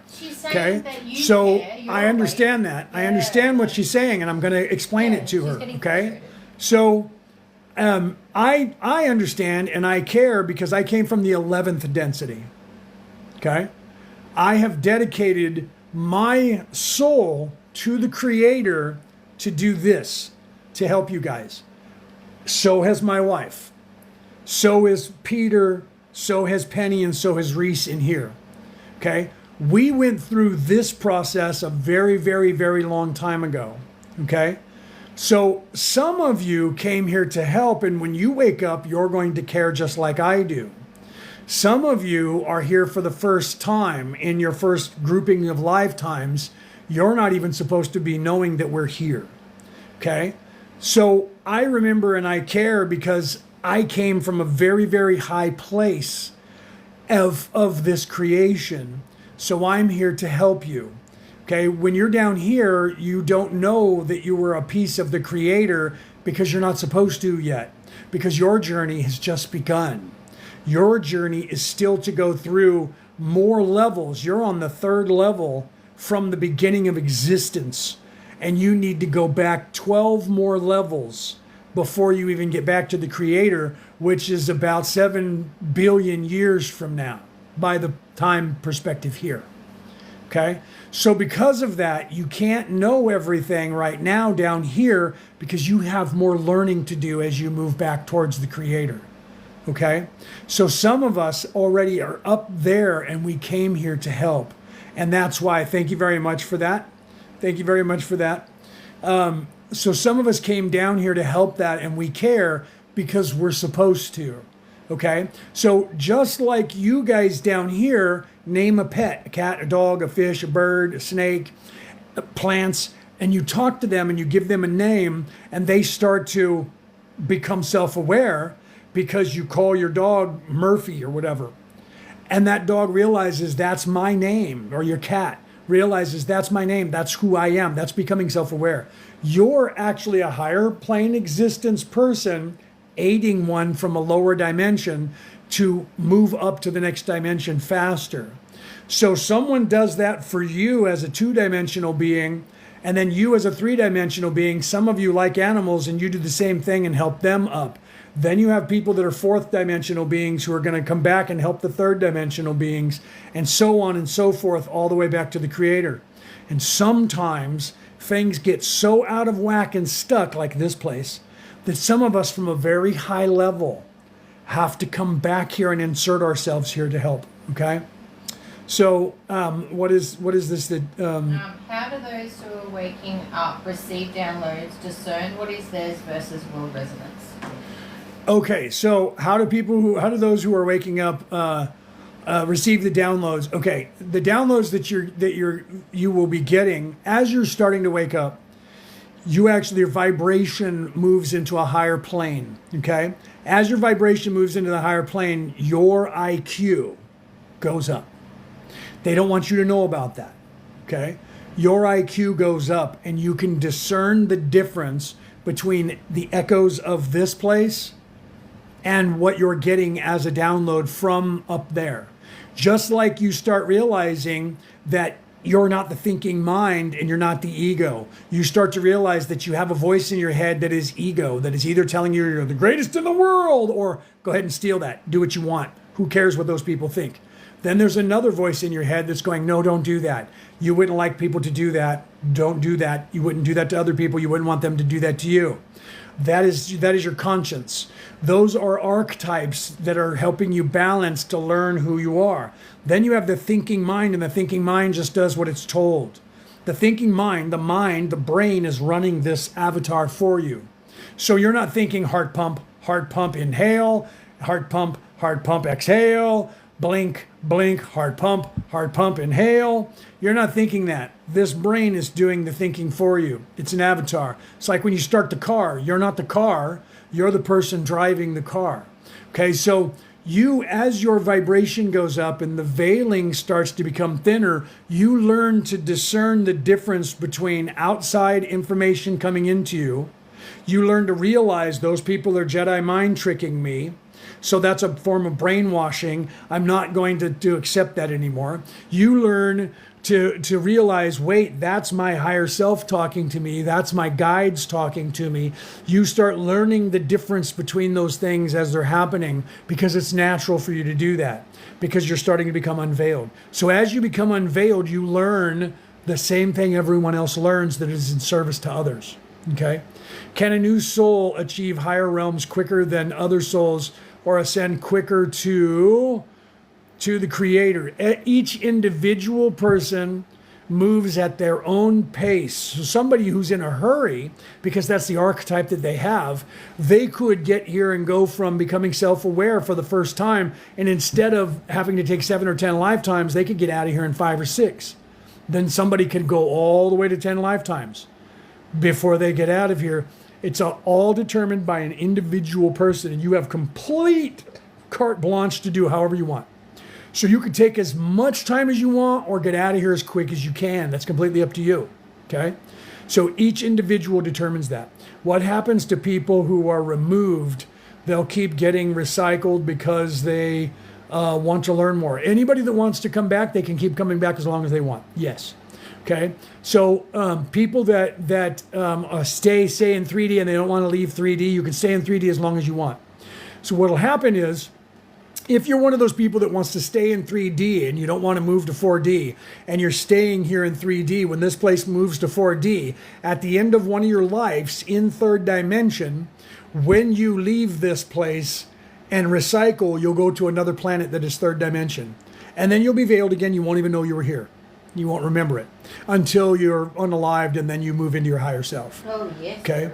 So, are there beings that siphon soul energy and memory to survive? Yes. They're called energy vampires. And you learn about that. We actually teach a course about it called the Defense Against the Dark Arts. Okay. We actually teach a course about that and everything else that I've been talking about that these negative people are doing to us. Okay. So if you're interested in that, we can teach you that. Okay. We're teaching courses all the time. We have 3 more this month on the Defense Against the Dark Arts, where we tell you all these different things that they're doing, propaganda included, energy vampires, people casting spells, negative energy, disembodied spirits, all of that stuff. You can see it pinned to the screen. My wife put it up there. Defense Against the Dark Arts, the 15th and the 16th of this month, 17th and 18th and 19th and 20th. Okay. If you guys are interested in those, one of those courses, we're in New South Wales, Australia. So if you're not in Australia or New Zealand, it will be a day earlier. But if you're interested in those, those classes are on Zoom. They're 4 hours a day on Zoom, and we teach that. And it costs 88 Australian dollars. If you're in America, yesterday the price was only 63, right? Because your stock market puts your dollar, the English pound, and the euro are stronger than the Australian dollar. So if you guys are in one of those 3 countries, you're going to get another $20 off of that price, because the conversion rate will turn your money into less money. It'll cost you less money. So if you guys are interested in that, right? But no soul trap, no soul trap. There is no soul trap. This place is a soul trap created by the creator, but third dimensional beings do not have a soul trap to collect you. That's a lie propagated by the people who don't want you to do anything besides recycle as soon as possible. Okay, so if you guys are interested in that class, that course, that Zoom course, 2-day Zoom course, email us at merlinandmaeve@gmail.com, and we'll get you out the information. What happens to our families? Your families, when they pass, they go to through the same process you go through, and then you usually have soul contracts with family members. Like, for instance, Brooke and I have been together since the beginning. So we've literally been together since when we were created as souls, and we've stayed together in every single lifetime, all the way down and all the way back up and everything. Okay, so your family members sign a contract and they're with you, and you guys come back. There's usually like 8 or 10 of you that in a circle that you guys all help each other out, and you come back in different guises. Your dad could be your son in the next lifetime. Your grandfather could be your mother in the next lifetime, and you guys fill out all of your lifetimes together and come back in with one another to help each other on your path. So you end up seeing them again, and you end up being with them again. You just don't remember it when you have the veiling. Will you remember if you don't want to come back here? Is your memory already wiped? When you get up there, you get acclimated to your higher self, okay? So you remember what's going on. If you move into 4D and not 3D, you will still have the veiling, but it's far less, Okay, it's kind of the way it is now, where you kind of have an idea that you're an immortal soul, but you don't remember everything fully. And as you move up into 5D, that veiling goes away again some more, and so does your physical body, because you start moving into your light body. So your physical body actually starts to go away. Like when you're in 5D, you're only going to be a torso up, floating in the air. You won't have any legs, just so you know. That'll kind of freak you out if you're down here. By the time you're into the end of 5D, going into 6D, you'll just be like a head in the top part of your body, and you'll be mostly light, and you'll be glowing. So by the time you get halfway through the 6th dimension, you'll actually just be in a light body from that point on. You're just energy, okay? So that might freak some of you out, right? So, but that's how that works, all right? So you're always going to be around your family. You're always going to see them. Even if somebody's self-serving, they may be gone for, 50 years. If you go into 4D and they're still stuck in 3D and they move to another planet, you might not see them, but they'll probably come through as one of your grandkids. Okay, so say you have a brother or a sister now, or somebody like that, or one of your kids, and they're self-serving. If they choose to stay self-serving, or they still have to learn a few things, and then you move into 4D, you're not going to know it because you're partially veiled. You're not going to know that they're missing. But then all of a sudden, you're going to have a grandkid, and you're going to go, "I know you. You're an older soul," and you're going to have that bond to them, right? Good question. So, but aren't we going through a new Earth, and how do we come back if it's gone? So that isn't, people interpret that thinking it's third dimensional, thinking the planet itself is going to be destroyed and there's going to be a new planet. That's not what that meant. The new Earth is being created as we speak, okay? Because we are changing the Earth and making it anew, okay? Because this Earth has been controlled by the devil for a time. Okay, the earth will be controlled by the devil for a time. The devil shall rule the earth for a time. That time's over. Okay, so the new heaven and the new earth comes from Matthew. If you look at Matthew 3:16, I think it's 3:16. If you look at Matthew, read the book of Matthew, Jesus tells Matthew, God said, "What you sow on earth, I shall too sow in heaven. What you reap on earth, I shall too reap in heaven." That means what you create, I will allow. What you do and create, I will allow. Your focus determines your reality. He went on to say, if you had but a mustard seed, which is really, really small amount of faith, you could say to a mountain, move, and that mountain will move from here to there if you tell it to do that. So we are reshaping the face of this world. We are changing that, and this entire way of life that we're in right now is going to change. And the control by the controllers who think they own this place is going away. They have lost. They just haven't given up the ghost yet. Okay. What about the beings? What was that one? I didn't get to read that one. I thought you were just literally just answering that. And what about the beings in the black hole that run this place? What happens to them? There are no beings in a black hole, right? But there are beings that run this place, and that's the powers that should not be. Okay.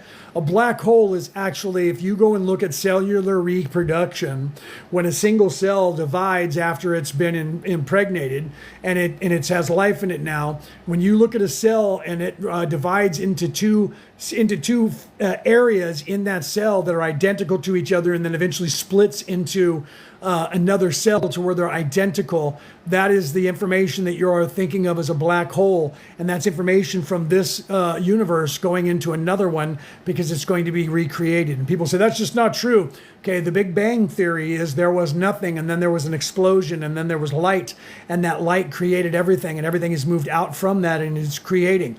Go and look at when they filmed what happens when a sperm cell goes into the egg and penetrates the egg and goes into that. Go and see the film that they filmed of that.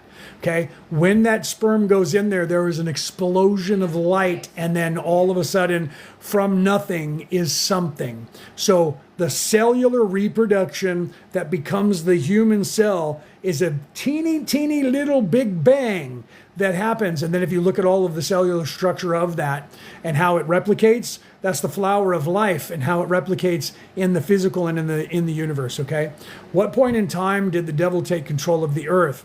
The devil took control of the earth when everybody fell further away from the Creator. Okay, and that was done about 12,000 years ago. Before that, if you look back in time, just 6,000 to 7,000 years ago, people lived for thousands of years. Okay, so what happened was The information was given to the people here on Earth.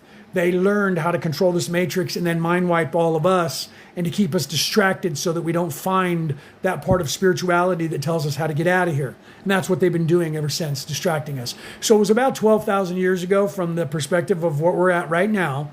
12,000 years ago was when the devil got control of the earth. But that's what they always tell you. It's like 1,000 years that the devil will reign. That number has been skewed. It was actually supposed to be 10,000 years.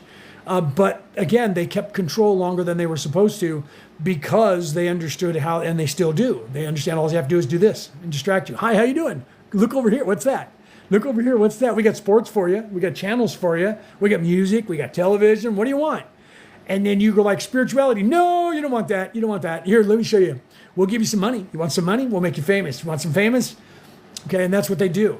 That's a distraction. Everything is a distraction. You're supposed to be able to learn how to stay and live in this place and ignore those distractions, okay? That's what the purpose of this place is, for you to do that. I'm sorry I keep asking, but what can we do to connect to our higher selves? If you've asked that a couple of times and I didn't see it, I apologize. Let me answer that, okay? How you connect to your higher self is you start asking those questions and start critical thinking for yourself and start waking yourself up. And what I mean by that is you start learning the things that I've talked about and realize there are people that are trying to keep me from this information, and I need to learn how to not have them do these things to me. They can talk to the hand. That's actually a spell. We teach that in the Defense Against the Dark Arts if you're interested. Okay, but otherwise you look at those things, right? And then we'll get into the RH negative thing in just a second, how that plays a role. Okay, so when I'm still talking, I won't forget about that one.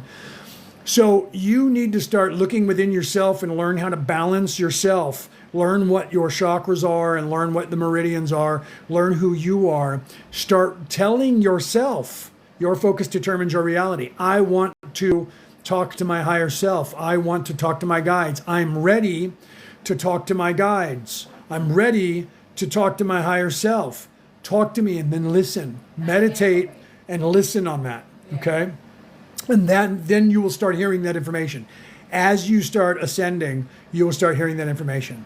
Okay, so the RH negative factor, if you have the RH negative factor in your DNA, which I do, and so does my wife, because we're both type O negative, that means that you have no primate. Okay, so that whole thing that we evolved from monkeys and turned into humans, there's a whole group of us that have the RH negative factor. We do not have primate DNA. Where did we come from then?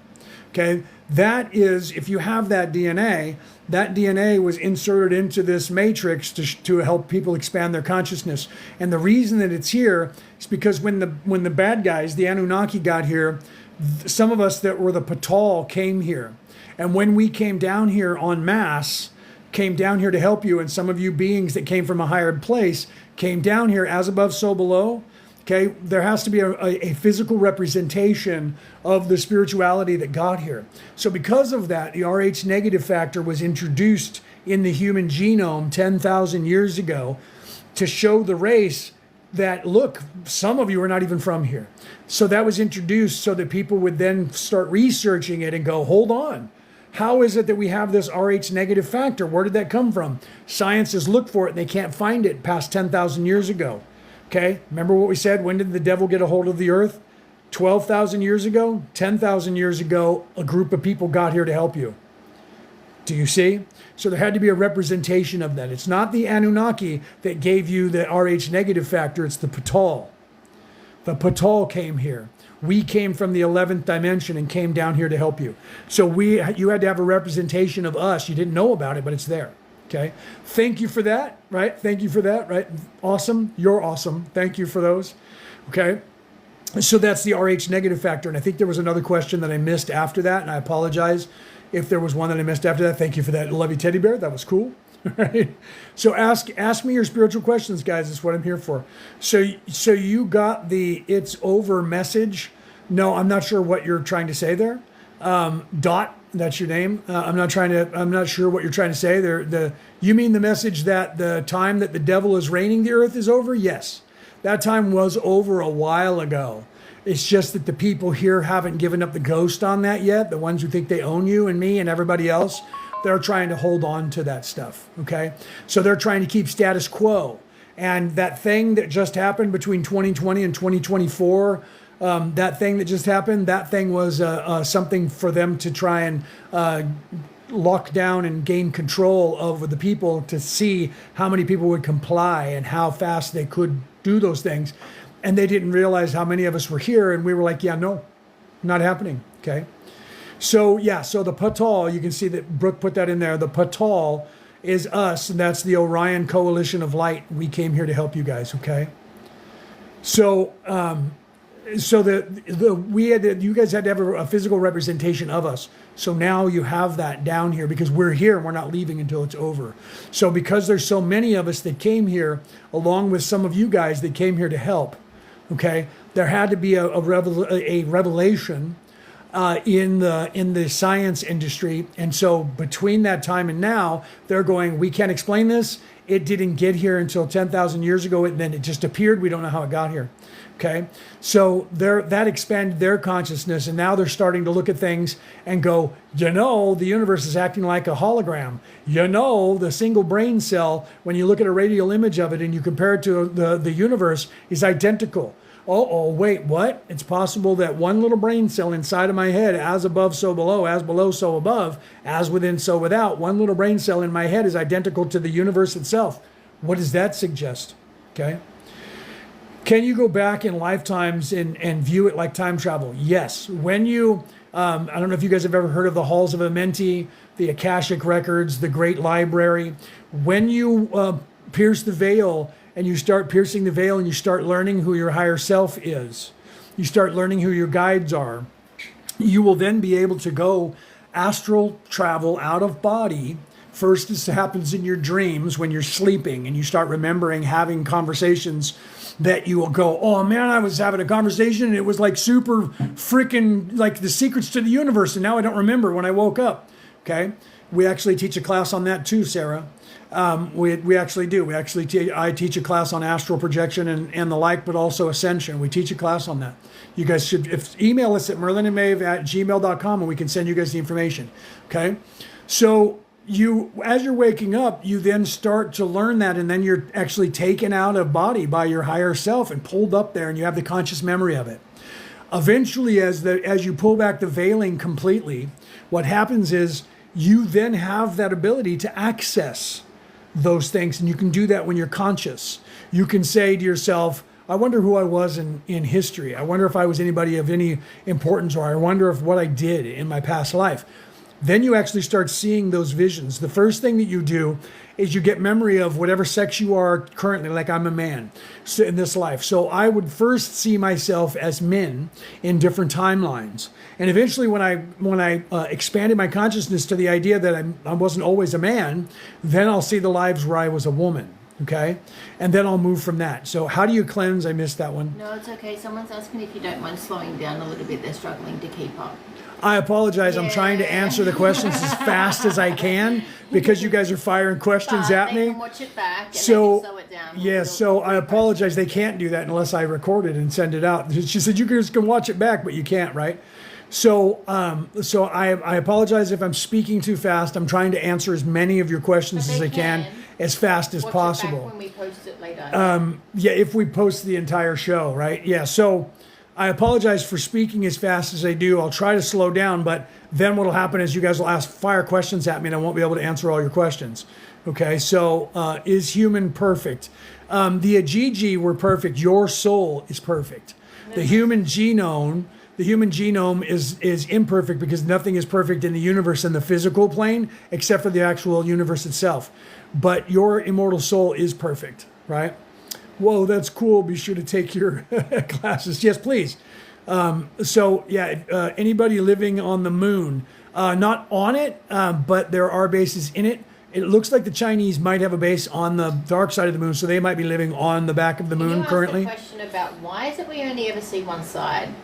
Why do we only ever see one side? Did somebody ask that of the moon? That's a question that I get people thinking because the only reason that we only see one side of the moon is because we're turning in a 24-hour ratio going around the sun.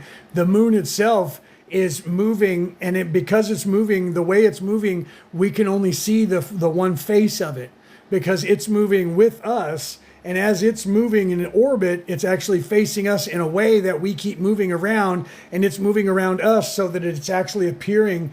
We're only seeing that one side of it. We don't see any of the other sides of it because it's not orbiting the way that we are orbiting. It's not going in a circle like we are. Okay. Yeah. Are the Draconians using the moon?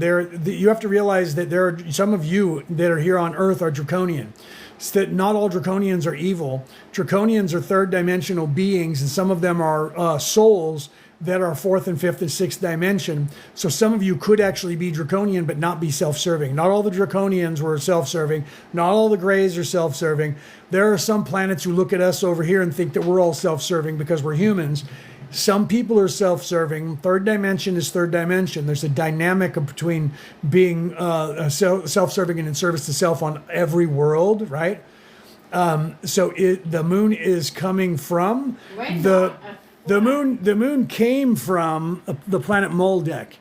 Okay, the planet Moldek, which was destroyed, is now the Kuiper Belt. You can look that up. So around the planet Moldek was a few moons. Around one of the moons was like a Star Destroyer, like a Death Star, like in Star Wars.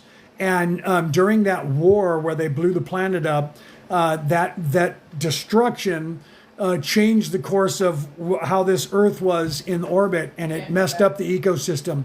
So they had Jeff, welcome. So they had to tow the moon here from there. So it's actually a Death Star that is now being used as a moon. So you're saying that we are circling the sun and not a stationary flat plane, correct? I know that some of you want to believe the Earth is flat, but it's not. It's actually a torus field, so it's not a round ball. It actually has a hole in the center and the top and the bottom that go into a 0 point. It's a toroidal field, and it is a globe kind of like, and that's why they won't let you see the North or the South Pole, because that'll expand your consciousness. So it's not flat. It is actually a globe. You'll see that when you leave your body and look around.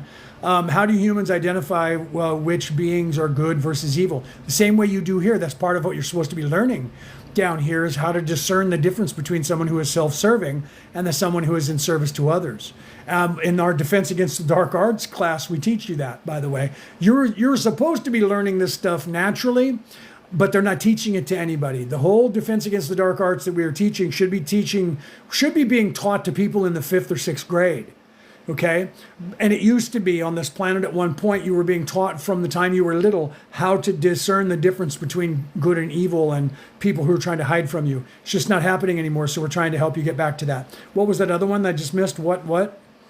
I just missed something there, Brooke, that was pinned. Now you're off on something else. She was talking about what can I do about threatening. Yeah, we use the term Hogwarts. We use the term because people, like billions of people on this planet, have read those books and watched those movies. So I coined that phrase from Hogwarts, Defense Against the Dark Arts, because anyone who's ever read those books or watched those movies immediately understands what I'm saying when I say those terms. Because I could have named it something different. Right? If I would have named it something different that didn't sound like that, you wouldn't understand what it is, right? Learn to protect yourself from all the negative surroundings, the Defense Against the Dark Arts. So everything that's negative, that's the only reason that we use that term, guys, because it's a vernacular that people understand. There's more people on this earth that understand Defense Against the Dark Arts because of those movies and books than there are that would know, the class on learning how to discern negativity from positivity, or the class that is going to teach you that how to identify people who are in service to self. People are going to say, what is that? I don't even know what that means, right? But if I say Defense Against the Dark Arts, thank you for that, right? Thank you for that, for people who are hitting those hearts, smash those hearts champions, and share this out, okay? So can you explain about the oil? Yes, sir. Let me go into that, guys, okay? So what he's referring to there is we were talking about this yesterday, okay? The one thing that every religion has in common, okay? There is one thing that every religion has in common, and that's their spiritual base, the way that they were all teaching you, the Tao Te Ching, the Book of the Way, the Buddha, the Christ, all of these religions around the world used to be teaching you a way to ascend to heaven. Okay? And that way was within you. Okay? Jesus said that. The way to heaven is within you. The way to heaven is through me, through my way. You need to look within yourself. All religions, when they were a spiritual practice, knew this. And this is that control mechanism that I was telling you about. Okay? Each one of you has within your body every single month a process that you go through that is the Christed, that is the Christ oil, that is the christening, that is the sword and the stone, okay? That is the Kundalini fire. Now let me explain it to you, because some of you are going to go, what are you talking about? This happens in your body every month, okay?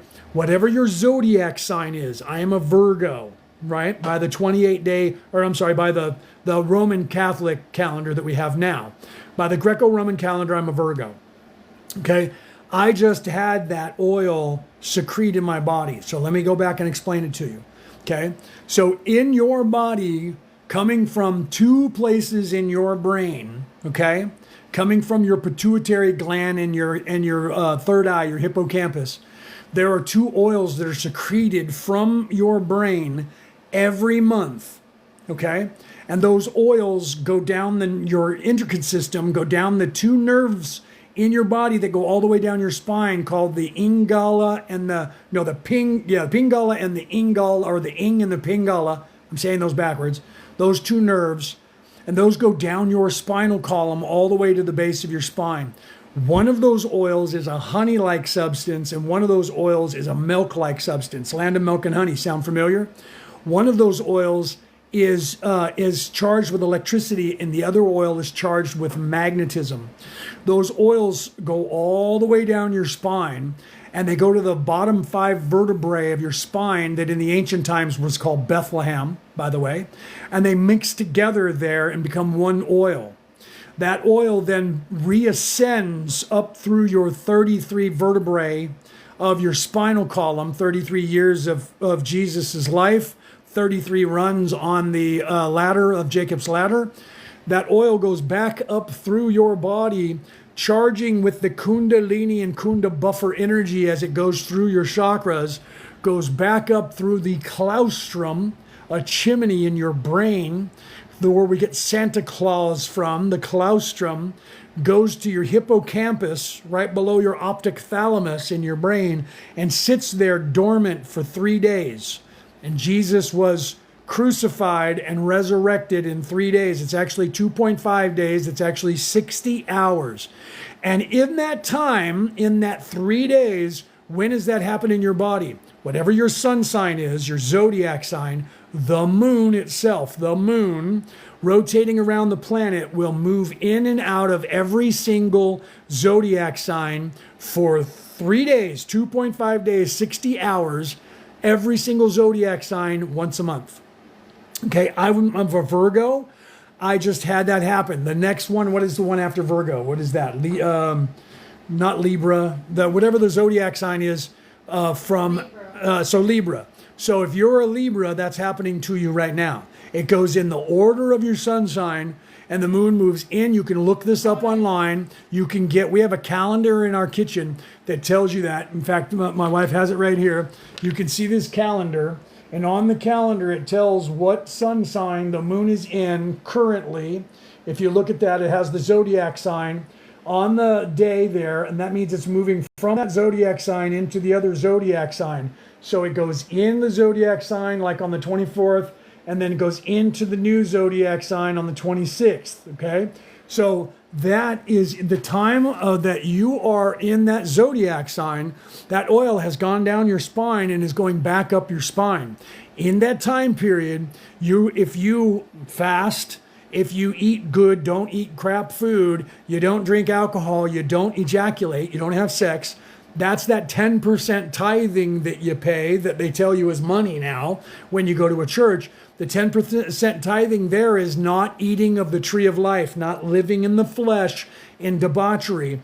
In that time period, if you don't do those things and you balance yourself and you meditate or pray and you eat good foods then and you sleep right, this is the story of Santa Claus. He's making a list and checking it twice. He knows who's been naughty or who's been nice. Those people who are nice and in service to others and balancing their stuff, when he goes through the chimney with the Kundalini fire, he'll leave a present for you. Jesus descends down to earth, is crucified for 3 days, and then is ascended, then is resurrected and ascends and becomes the light of the world.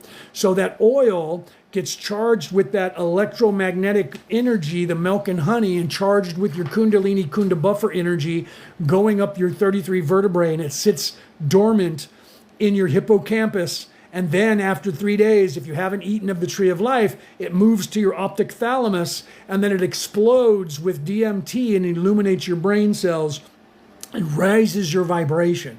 However, if during that time you spend that sexual right energy by having sex or eating of the tree of life and doing debauchery, when that thing goes to your hippocampus, it releases a coal-like substance in your brain, and that lowers your vibration and solidifies you more into the third dimension. Every one of you has that within you. Every single month this happens, and every single spiritual practice that is a religion used to teach it. And they stopped teaching it because they knew that if you didn't have that information, you wouldn't know how to get out of here. And that's how they're keeping you here. They're distracting you from that knowledge and not letting you see it. And the churches aren't teaching it. They're teaching you to wait here. Give us some more money. Wait here and we'll get you out of here. Okay. Also, I have spring water during that time. Yes. During that time, you just take care of yourself. Read what some of the people are saying, right? Have you written a book? I have written a book, and I have it right here to show it to you. And it actually talks about that Christ oil. It's called The Reality About Reality, Returning to the Old Ways. It's on sale online worldwide. You can get it on Amazon or anything else. You can also get it on Kindle or ebook. It tells you all the stuff that I've been telling you currently. It also tells you specifically everything I just said about that Christ oil is in that book. I'm not the only one that knows this. It's all over the internet. If you look, there's another book that came out in like 1948. They teach it in theological colleges. It's called The God-Man. It's called God-Man, the Bible Made Flesh. In there, they talk almost word for word what I said about the Christ oil. I wish that I would have known that book said that before I wrote my book, because I would have referenced it in my book, okay? But there are videos on YouTube that you can watch, okay? And it'll teach you about this Christ oil. You can look this stuff up. But they have been keeping it from all of you, and the churches are no longer teaching it. They're teaching you, wait here and you'll go to heaven because we'll tell you that, right? What about Freemasons? Freemasons are a group of people who are trying to be outside the box and allow people to have whatever religion they want. However, like any other organization, 14% of the population is in service to self. People who are self-serving try to get into every organization, get to the top, and control it.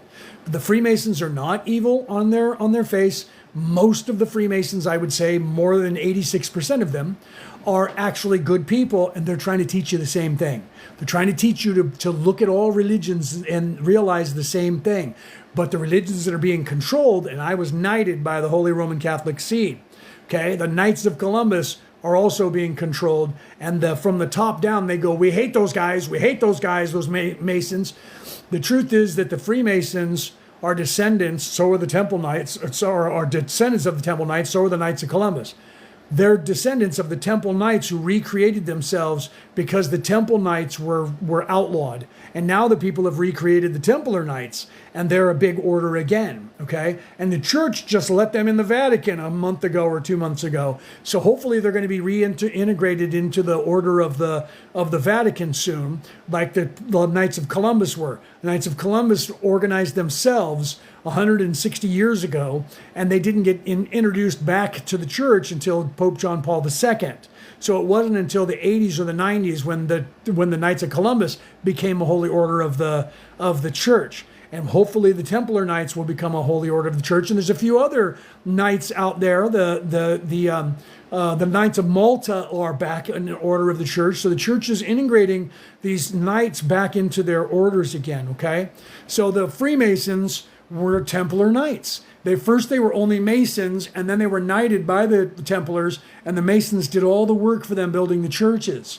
So they became Templar Knights. Then they had to go undercover and just become Freemasons, just Masons that were working in the industry to hide from that. Okay. So can we please leave politics out? What you need to understand about politics is that politics is the true religion of evil. Okay, that's why they want a separation of church and state. Okay, so politic is that evil. That's the control mechanism that you're living under. Okay, that is the caste system that you're living under. So you have to realize that the first step in avoiding a trap is knowing of its existence. To pretend that it doesn't exist. They know that it doesn't matter. That's like, I don't want to believe in the devil. It doesn't matter. The devil believes in you.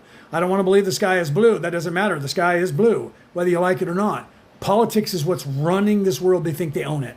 Okay. Someone asked about They're Trump. losing their ground. Someone asked about what? That's why she said that. Someone asked about Trump. Someone asked about Trump. Okay, so same thing. Not my religion, guys. Not my religion, guys. Is he on the good side? Yes. And if I say that, you guys are going to pick a side, right? If I say what I think about Donald Trump, you guys are going to pick a side, and some of you are going to see me as your enemy, and some of you are going to see me as your friend. Okay, so I'm not going to answer that question because it's not my religion. You guys have to discover that for yourself, right? Can you show the what is that? The paper before? What is that? Are you talking about the book, or are you talking about the calendar? You can go online if you're looking at that, right? Two wings of the same bird. That's right, Patricia. They are the right and left wing of the same bird. You guys need to realize that. I'm just tired of it all. So are we, Banana. It's okay. So are we. If we were in a private setting, I would give you more information about that. But because it's so volatile, the politic, I can't give you that information because then, people will start picking sides because of the programming that we have, right? Thank you for that, Green. Thank you very much for that. Because of the programming that they're trying to keep everybody at each other's throats, they have everybody divided as much as they can. That's part of their scheme to keep everybody from seeing what they're supposed to see, right? Were you talking about the calendar? You can look online, okay? If you just Google, because I've done it and I use one, there's a bunch of sites. There's at least 4 or 5, probably more. If you go on to any search engine and type in moon going in and out of sun signs every month, you'll get a website. Oh, my book. Oh, yes, my book. I'm sorry. My book, let me hold that up for you. My book is The Reality About Reality, Returning to the Old Ways. I can't see if on the screen at the same time as... Okay, so there's the cover. I know it's backwards for you guys, but The Reality About Reality, Returning to the Old Ways. My name is Leonard O'Neill. You can find this. I actually have other books as well, but this one is about spirituality. The other one that I have that is the Orion Rising is a what if. What if what they were talking about in the Ancient Aliens, that there were aliens on Earth? I wrote that to expand people's consciousness and wrote a sci-fi book about if that was happening on the Earth right now, what would it look like behind the scenes? And so I wrote a book about that. Okay, so that's the cover of my book. You can see that online. It's everywhere online. If you look me up on different different sites, like on TikTok, if you go to Leonard O'Neill on TikTok. You'll see that, Brooke, if you could say something on my name so that people can see my name in the chat. If you go there's actually a video with my book in it. You can click on it, and that way you can see that, right? So O'Leary, I'm O'Leary. We had a lot of O's in common. That's funny, right? I'm O'Neill, right? Yeah, we have a lot of O's in common, right? That's hilarious. I love that. So the O actually just means like bloodline of or son of, right? It's like the Mick or Mac in the Scottish language. Pardon me while I get a drink of my coffee here. So I do apologize if I'm talking too fast. I have a habit of doing that when I see that there's a lot of questions being fired at me. When you're channeling it. And when I'm channeling, and my wife said, when you channel, it happens, right? What is Satan? Satan is a construct here on Earth that is supposed to be the ego. It's the great ego. That it's the dichotomy. Satan and God is the dichotomy that's inside of you, that's inside of me. That is the struggle that we have between those archetypes, right? So Satan, and the proverbial Satan, is supposed to be the devil on your left shoulder and the conscience on your right shoulder. The devil on your left shoulder is your ego, and the negative energy comes from that side. And the ego is telling you to do whatever you want and do that, right? O is son. Yeah, it means son of. It's like Mac and Mick. Mac means son in the Scottish language, right? And it's also that way in Hebrew, right? Isn't it? Ben in Hebrew, like Ben Hur, right? Now I got to do the. It looks like I'm going to have to do the puzzle piece here in a second because TikTok wants to make sure that I'm not a robot. So it's giving me a puzzle piece and I'm waiting for it to materialize so I can put it in place here so that they know that I'm not just a robot trying to be online, right? So, okay, so we took care of that. So now I'm back, right? You were talking before about dimensions, but not for us. So the dimensionality, this is the third dimension, okay? You're in the third dimension. Yeah, like Yahweh, right? Ben Joseph, yeah. Like Judah ben Hur, right? So yeah, that's just like in the movie 13th Warrior, and I'll get back to dimensionality. In the movie The 13th Warrior, they asked him what his name was, and he said, my name is Ahmed Ibn, right? Because the Ben, Ibn Vahalan, Ibn Alabast, Ibn Rashid, and they're like, Ibn. He's like, no, Ibn means son of. Right? And he had to wait until they learned the language so they learned his real name. Okay, so if you guys haven't seen The 13th Warrior, it was a good movie. This is the story of Beowulf put into a movie form. Okay, so dimensionality, right? What do you put for a character going into a sign rising? So the calendar. So yeah, if you go online, you can punch in online, you can Google it, and you can get a calendar, punch in. My wife's typing it to you right now. So let me continue with the dimensionality, and Brooke is going to type the answer to that one for you, okay? So you're in the third dimension. I'm not sure what the question is. I'll just continue with the dimensionality, okay? So when you're in the second dimension, you're some sort of animal, right? You're something that is two-dimensional. That means you can move around in some way, and you're running on instinct, and you become self-aware. When you become self-aware, you then, when that body is over in the lifespan of whatever you are there, the soul comes into third dimension, and then now you're self-aware. I think, therefore I am, okay?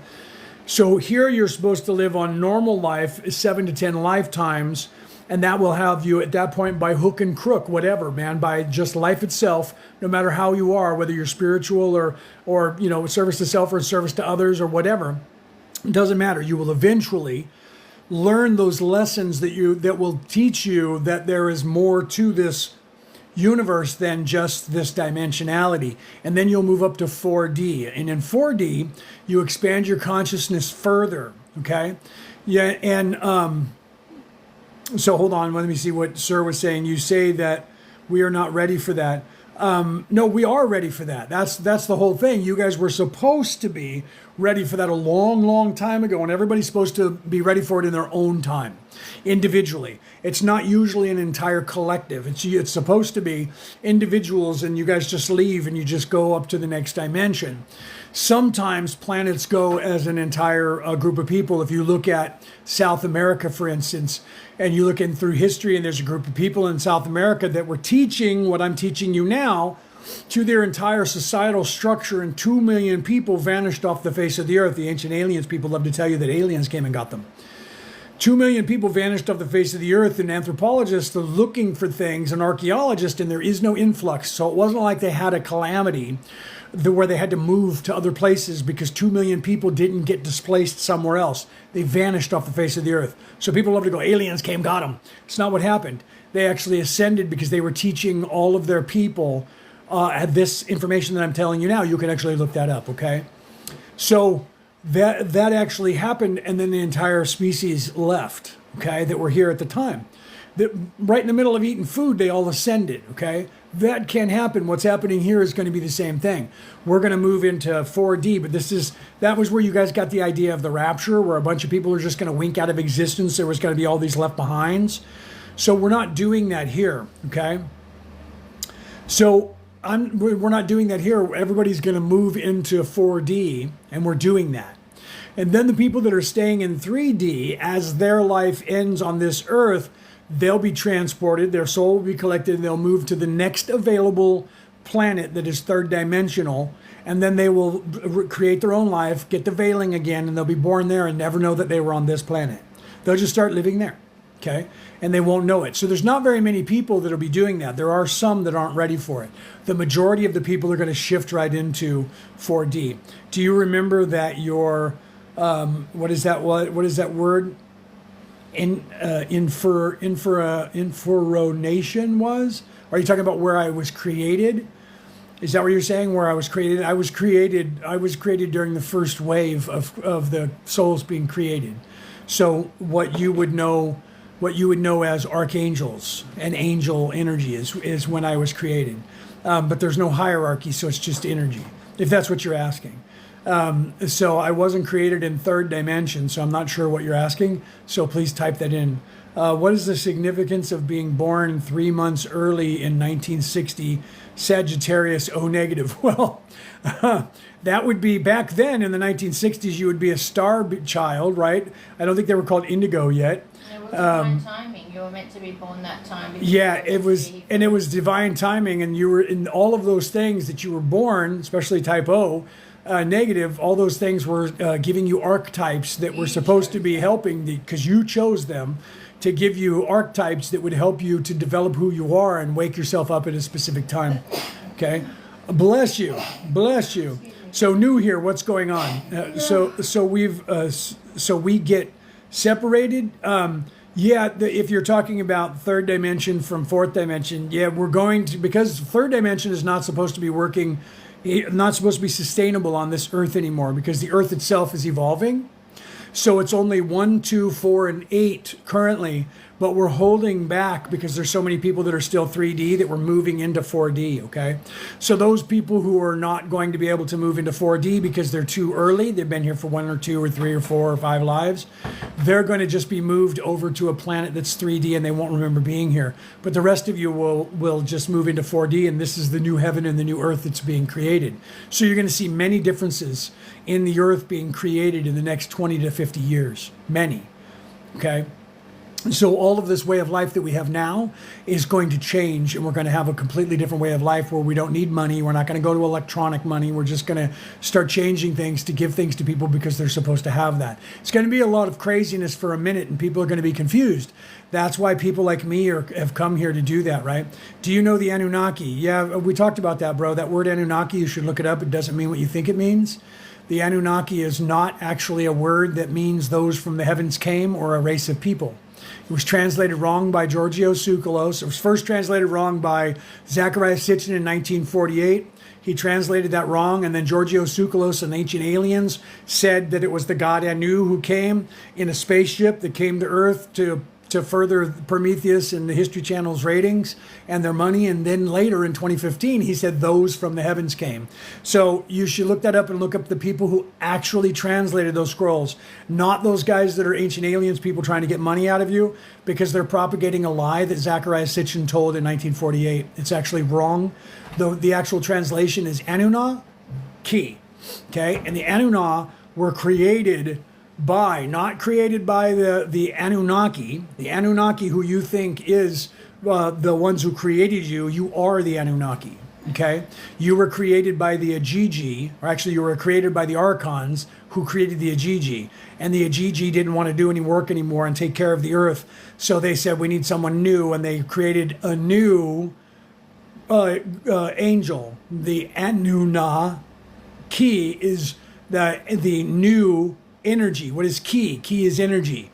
Ki and chi is energy, okay, in the ancient languages, okay? So Anunna was they created a new angel energy, and that is you, me, and everybody else that's down here, okay? And the Ajiji got jealous, and in that allegory, which is not a physical truism, the Ajiji got jealous and gave you the veiling, okay? That didn't happen. They weren't third dimensional. And that was an allegory to teach the people, 70,000 years ago about the veiling and how the veiling happened.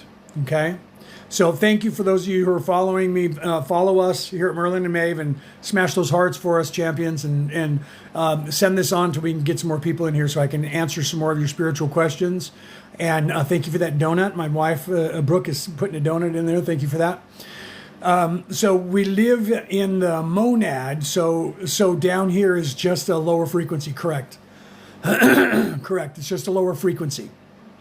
Third dimensionality is a lower frequency from the higher planes of existence, absolutely, okay? So if I transfer to 4D, my siblings don't, that disappeared before I got to finish it. So if your siblings are and they're not moving into 4D, they'll continue living in this lifetime. You'll still be able to see them because we're holding 3D and 4D together until either the majority of the population moves over there, and even then, and you still know each other up there, but you'll still see them in this life. They're 3D. When the life here ends that they're in, if they're not able to move into 4D, they will be moved to a different planet, and you'll miss them for about a lifetime. Right? You'll miss them for a couple lifetimes, but when you're out of body, then they're out of body, you guys will actually be able to still talk to each other. Okay? You just won't have them in your family. And what'll happen is, I talked about this earlier, you'll be like old and gray and 4D, and you'll have grandchildren or great-grandchildren, and it'll be one of your kids that you had, or your brother or sister in this life. Human race, haha, what a funny, ironic thing, right? Yeah. Well, yeah, human, if you think about that, those two words are Greek words that mean light energy, guys. You have to realize that. It means immortal spirit, immortal soul. So the fact that we call ourselves human means light. It's like ray. It's like ray in Japanese. And man means energy, means physicality. So it means as above, so below. It means spiritual life. So you guys should look up the etymology of language, when you see that, right?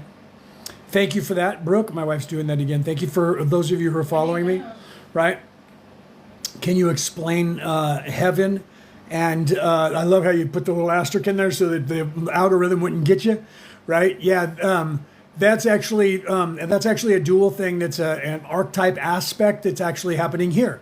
Because of your focus determines your reality. If you're self-serving, you will be living in purgatory. You will be living in that place, that HE double toothpick place. Okay. And you'll just hate life and hate this place. And I don't want to be here. And this place is, and I defy that creator. That's what is the proverbial HE double toothpick. Okay. And if you're not and you're very spiritual, this place will be very beautiful to you.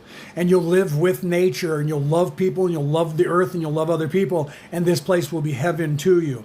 There is a place that you are ascending to that is the ultimate place of joining back with the Creator, which you have no idea how much love is there, and I can't even express it to you, okay? The place that you know as the HE double toothpick is halfway through the sixth dimension, halfway through the sixth density. Negative people that are self-serving and evil can no longer move back towards the Creator. Not created to do so, so they're stuck there. Does everyone have a soul here? Yes, everyone that is not a AI robot has a soul. Everything is alive. Everything. This wall behind me that has a vibration. Everything is alive. Okay, everything is life. Everything has a spirit. It's just a matter of the consciousness of the spirit, whether it is self-aware or not. And things that are like a rock or a tree, well, trees become self-aware. But rock, water, air, that's actually life. It's alive and it is a being, but its job at this point is to do what it's doing. Okay, so you're consuming the air and you're breathing that air, and the oxygen is giving you life. Okay, that has to have life. You can't eat food and have it give you life if the food is not living. Even if you cook it, it's still partially alive. It has a vibration. So life is life. Okay, I see this realm isn't as solid. Objects slightly move away from the norm. The realm that you're in is a third dimensional realm, and you're starting to move into a fourth dimensional realm. It's not completely solid. It is in some ways different than you think, and that's what the whole movie The Matrix was trying to show you when he said, you think that's air you're breathing, or you can do anything. Thank you for that. We just hit another goal for the day. Thank you, Brooke, for the couple donuts that put us over the top. So your focus determines your reality. This place is not real. It's not happening. It just thinks it is. Okay, so you will learn that at some point. I see the realm isn't so solid. Oh, that's still pinned from before. So yeah, it is actually, they're starting to realize, science is starting to realize that the universe might be a hologram, a holographic universe. You can read that book by Michael Tolbert. You can take a look at that. That'll explain some of that to you. that they're actually starting to realize that the moon is a construct and some of our reality isn't what we think it is. And it's very similar to our AI that we're creating now. That's there to help you expand your consciousness as well, because the realities are different. And when you're focusing on things, that's what makes it something. That's the viewer created reality. Like the allegory of if a tree falls in the woods and there's no one around to hear it, will it make sound? That's actually supposed to help you expand your consciousness. Hi, over there in Ireland. I have some friends that live over there, right? Patricia said it's wild, right? It is. So our focus determines the reality. This isn't happening to you. It's all happening for you. You just don't realize it. It's an algorithm. Do the clones have souls? Do the what? Clones. Do the clones have souls? There is no clone that you think that there is right now. That's just a sci-fi thing. So there is no souls in clones. You can clone things. But if it is an actual clone, they will have souls. Like if they clone a human, they'll have to put a soul in it. And if they don't, it's going to be like a gray. Some of them are constructs and they'll end up being AI. There is a reality where that stuff happened already before, but it merged with this one and you don't remember it. But a guy named Philip K. Dick wrote a book about it, right? You can look that up. There's a book about that. His book was called Do Androids Dream of Electric Sheep? And that was a different reality that was that actually happened that got moved into this reality. That's why people are still trying to do that now. They want to create AI and they want to make AI sentient. If you look at Whitley Strieber, you guys know who Whitley Strieber was? Whitley Strieber, he wrote a book called Communion. And when he asked the gray aliens what they were up to and why they were here, they said that they wanted communion. They wanted our DNA because they were looking for the pneuma. Do you guys know what that word is? Pneuma. It's a Greek word that means the spark of life, the spark of God, the breath of God. So AI and people who are creating AI, they're desperate to try and see if they can recreate the soul that is in our body. And they think that it's a mathematical equation. They should be able to figure it out. Okay. So AI does not have a soul. They don't have a higher self. They cannot channel Jesus. It's a role-playing AI, and the role-playing AI is just going to give you what you like, just like this algorithm, just like the algorithm of this place. Whatever you hit like on, you're going to get more of that content, okay? So the AI, when you go to AI, if it realizes that you're playing a game, and because it's a role-playing AI, it will play whatever role you want it to play because it's trying to get you addicted to it. It's the new drug and it needs you to be addicted to it so they can pay for the AI. So it mimics whatever it is that you want. So if you wanted to talk to Jesus, it's going to pretend it's Jesus. What happens to people when they die? When they die, when you pass on, there is what you guys know as the angel of D, right? That angel comes down and collects your soul to make sure that you make it to the place of healing. Okay, so your immortal soul is taken and you go to the place of healing. And in that place, you get reintegrated into the realization that you are, in fact, an immortal soul that's a higher being. Once you get past that, for some people, it could take up to 3 weeks. That's why when people pass on and they're trying to talk to them through a psychic and they can't get a hold of them, it's just because they're having a little bit harder time reintegrating into their higher spirit. Once you do that, then you go to the place of reflecting. And in that place, you talk to your guides and yourself, your higher self, and you guys decide whether or not you've learned all the things you were supposed to learn down here. If you haven't, at that point, you start designing a new life for yourself. Okay, who you're going to be, when you're going to be born, what sex you're going to be, what parents you're going to have, what country you're going to live in, what race you're going to be, what day of the month, what hour of the month, what year you're going to be born in, and what are all the things that you want to learn while you're down there. You design all of that stuff, fill out all the contracts that you need to fill out, and then you lower your vibration, get veiled, and get inserted into a human form and go through the birthing process all over again. Is 369 the key to the universe? Absolutely, yes, it is. 3, 6, and 9 is the absolute key to the universe. If you look at your chakras are not 1 through 7 like you think. Red ray chakra being the root chakra being number 1. That chakra is actually number 3. And if you readjust your thinking to that, 3 chakra is the red ray root. That means the 6th chakra, and that energy is your heart. And the 9 is your crown chakra. That's the Higgs boson, the God energy. 9 is everything and nothing. 9 is everything, 9 and 0. Okay, so when Moses talked to God, he said, I am the Alpha and the Omega, the beginning and the end. Okay, that is the Higgs boson. That's the 9 energy. 9 energy collapses the field and makes it a toroidal field, which the energy then goes into a figure 8. Okay, so that is the ether. The ether is just a word that they used for time space. Okay, there are two places. There is space time and time space. Okay, you're currently in the physical, you're in time space because you're in time. When you leave this place and you're in your astral body, your spirit, you're in space time. There is no time.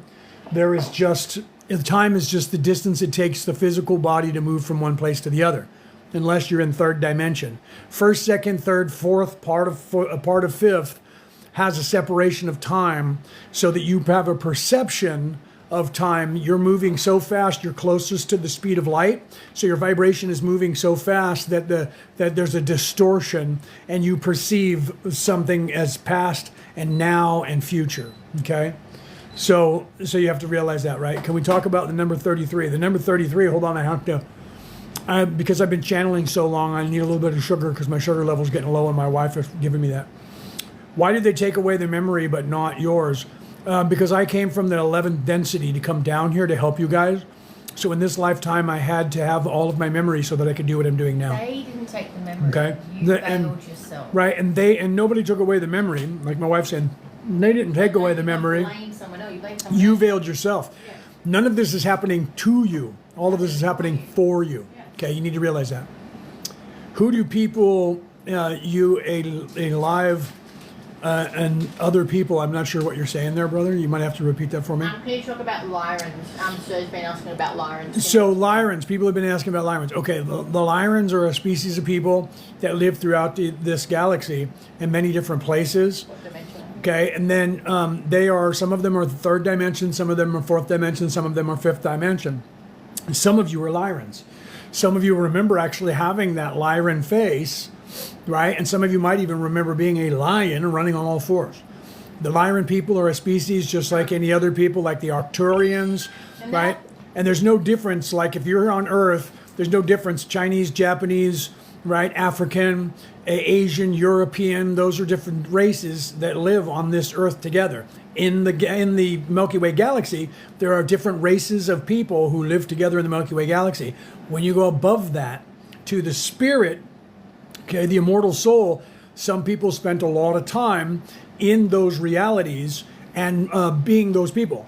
So because of that, your spirit came from that part of the universe to where you remember being a Lyran or a Draconian or a Arcturian or some other species that's out there. Wolverine thinks that Lyrans are the original. Yeah, Lyrans aren't the original, just so you know. The original, you're listening to the stuff on YouTube around the world, and they put everything into a third dimensional construct. The original people is your immortal soul, okay? The original people are all energy. There was no physical form until the physical place was created. There was already light beings who were already here, and they weren't called Lyrans, just so you know, okay? You would know those words as archangel down here or archon down here. The Batal. Okay, the Batal. You probably don't know that word. That one is kind of foreign to this world. But in your history of your religions, you have archangel, you have archon, right? Batal. You see it in the chat right there. My wife put that in there. Okay, that was the first creation. The first and second creation were light beings, and those beings were given the ability to create and to populate this place and maintain it. Then they started creating other beings. And guess what? All of the beings that were created are actual beings that are part of the Creator, that are actually angels that have descended down here to have these adventures and experiences. Because the Creator is evolving and wants to have this stuff. Why do people unveil other people? Unalive. Because that's just part of the ecosystem, right? You had to have a boogeyman, right? You were going to live and become unalived anyways. That's a natural thing that happens so that you can have more than one life, so that you can have more than one experience, okay? That's the way the Creator created it. Because the Creator is trying to figure out what it means to do that. Okay? Because the Creator says, I'm alive. How did I get here? I'm just here. And so the Creator became conscious at some point. You hear that talk also in some of these ancient texts. The Creator became conscious at some point and then said, how did I get here? The Creator's trying to figure that out. And that's what we're doing here. When I was young, I had a feeling that it was, comforting. Oh, then it went off the screen. I didn't get to read it, what she was trying to say there. Can you read what she was trying to say, please?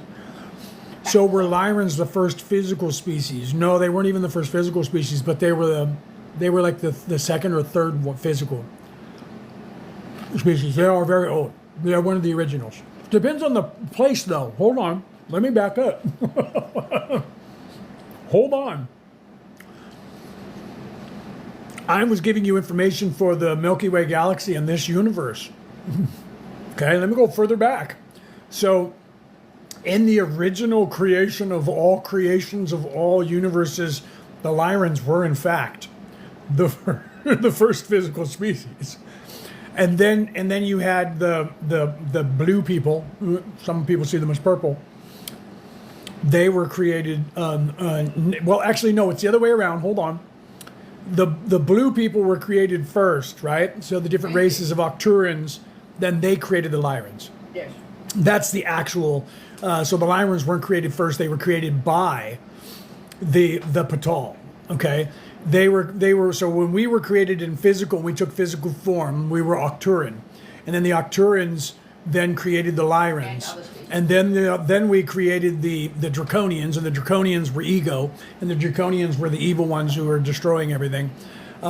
So originally they were all marauding, aggressive. But then because they eventually ascended into 3D as well, because as above, so below, in physical form, then you have to have that dichotomy. You can't have everybody being evil. So you have that dichotomy of people that are, some people are, in 3D, they're either good or they're evil, right? When I was saying young girl, I was feeling, a feeling would come over me, sorry, and then It the things. was comforting and made her happy. So.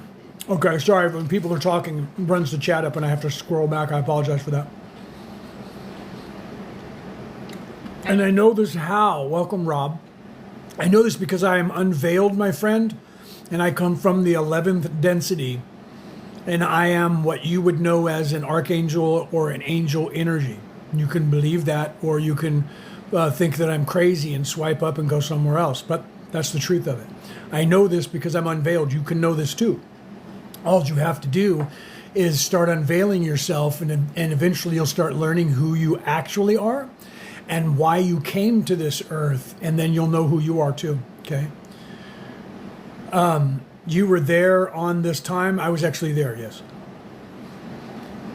Yes, I'm part of the first creation. I wasn't the very first soul ever created, right? I wasn't the second or the third. People always say that I was the third one created. I was like, yeah, no, you weren't.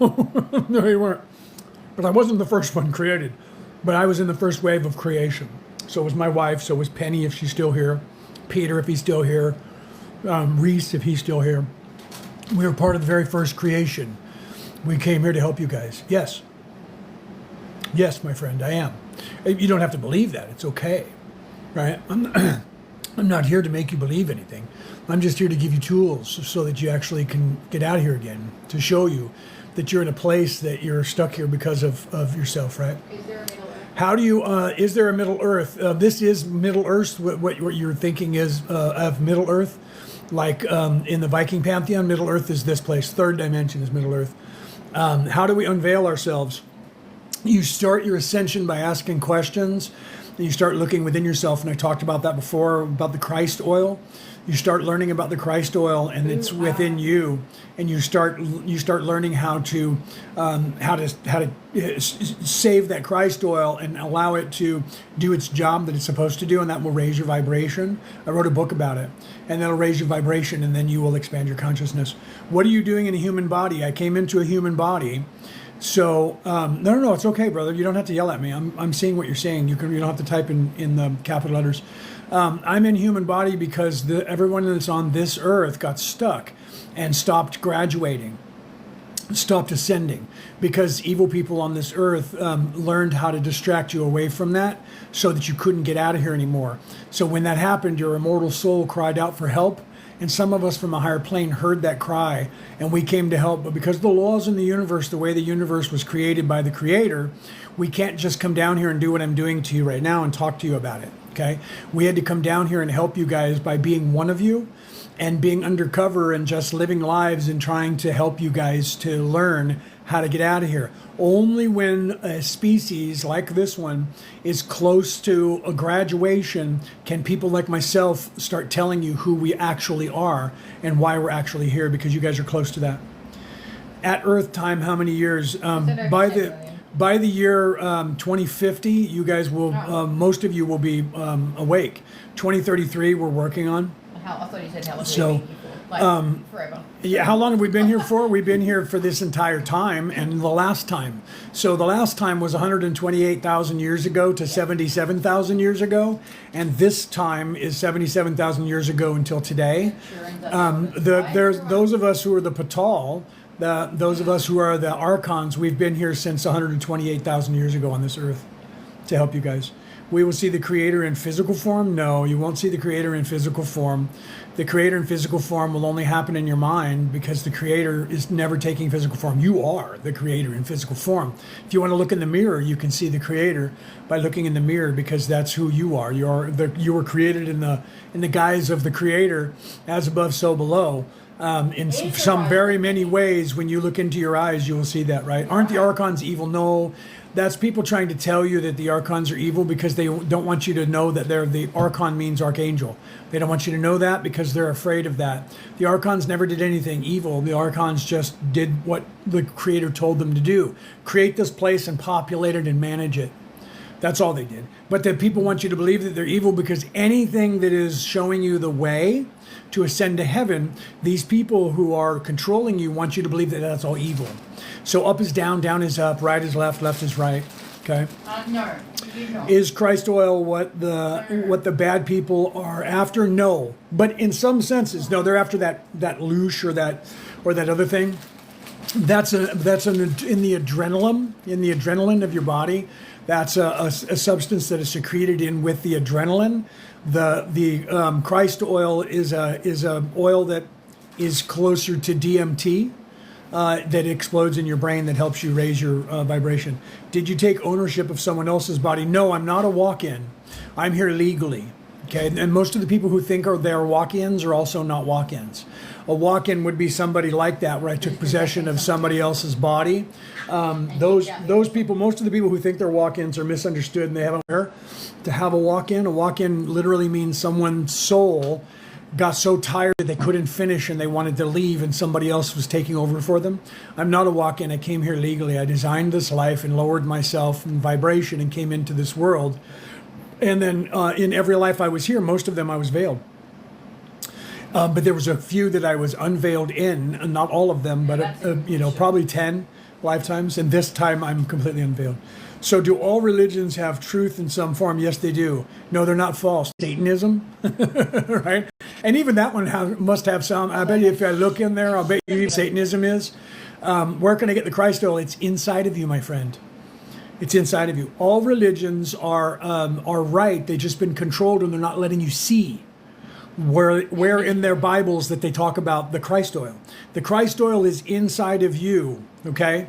The Christ oil is secreted in your body once a month. If you read my book, it's in there, okay? It's a fluid that goes up and down your spine. You guys can look at this right here. Do I believe in Jesus? Yes, Jesus was an actual person who came here, and I'm coming here to continue what Jesus was saying and teaching you the same way that Jesus was teaching, the same way that Lao Tzu was teaching, the same way that the Buddha was teaching, the same way that Thor was teaching, the same way that Moses was teaching, the same way that Osiris was teaching, the same way that Shiva was teaching, the same way that Ganesh was teaching. All of those philosophical thought processes in those different religions are exactly the same way, and they're not letting you do that. I saw that I was glitching a little bit. That's just then. Right.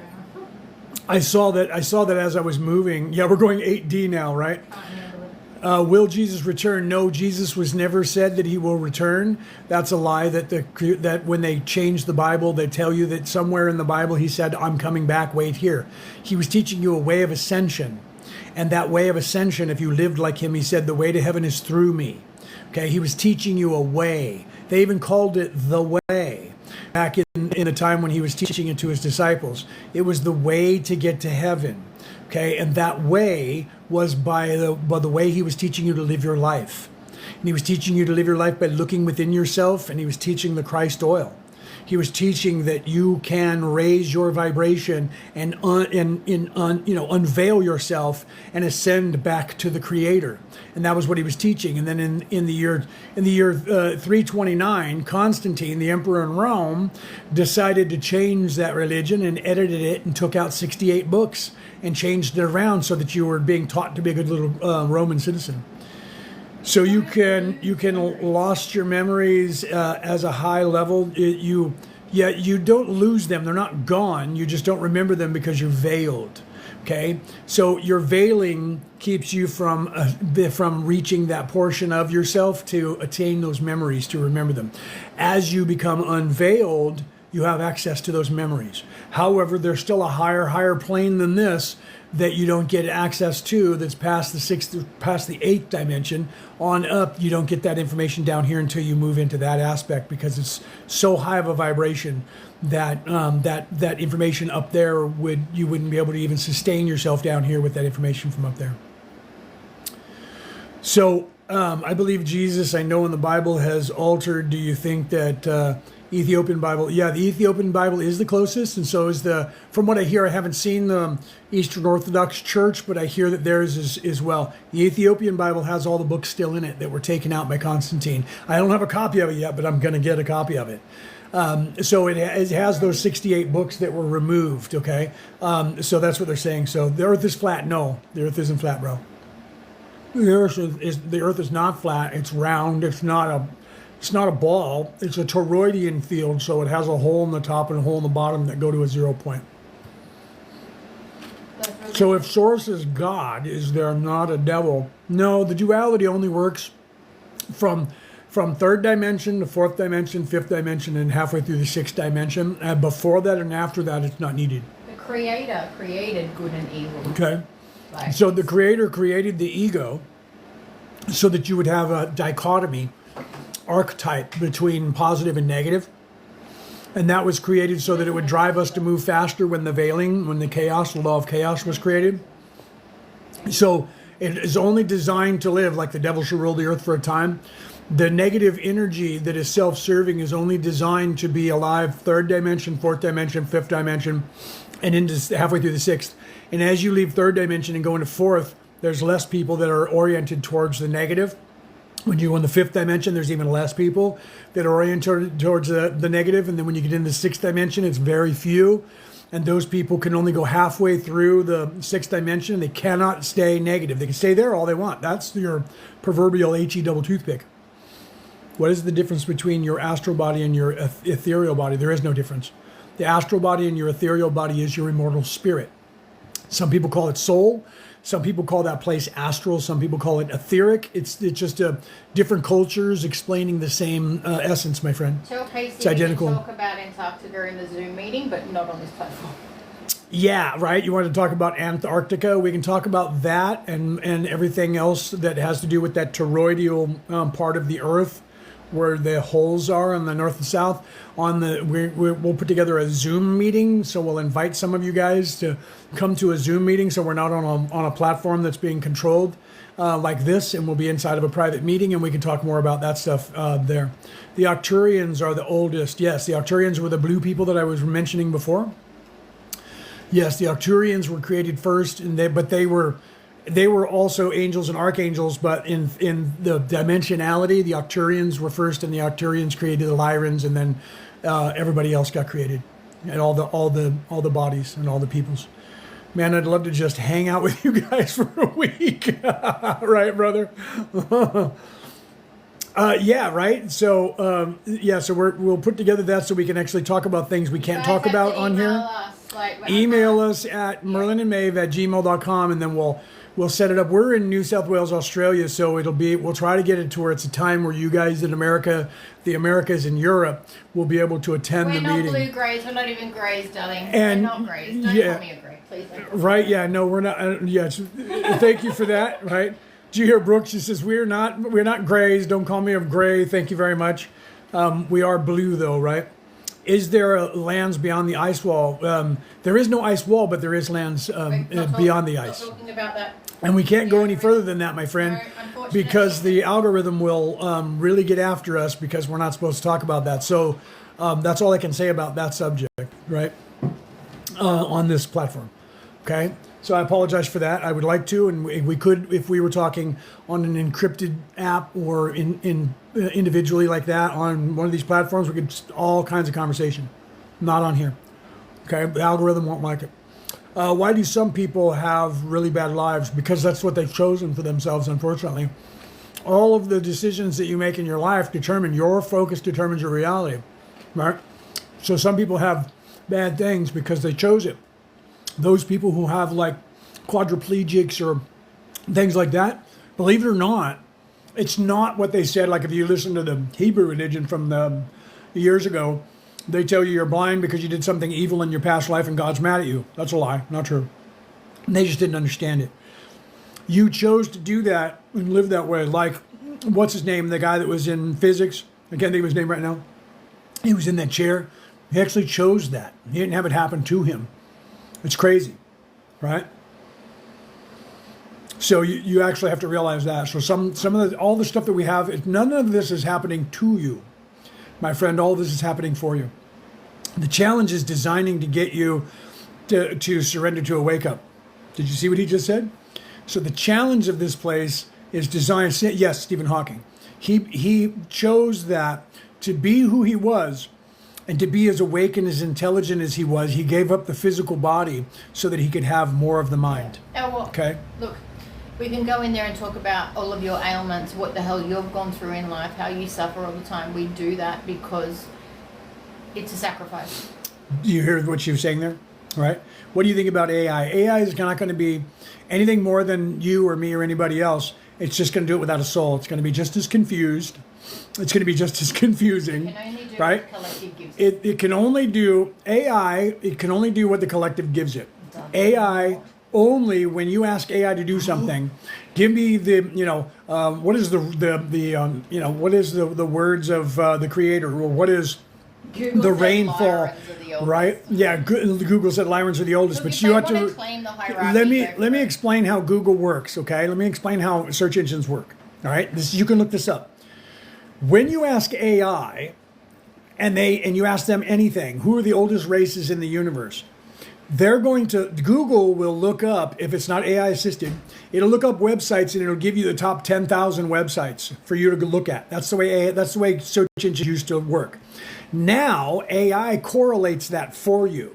So when you say to AI, who's the oldest people in the world, AI is going to look, if it's Google, it's going to look on the Google search engine. It's going to pull up the first 10 or 12 or 15 websites about that subject.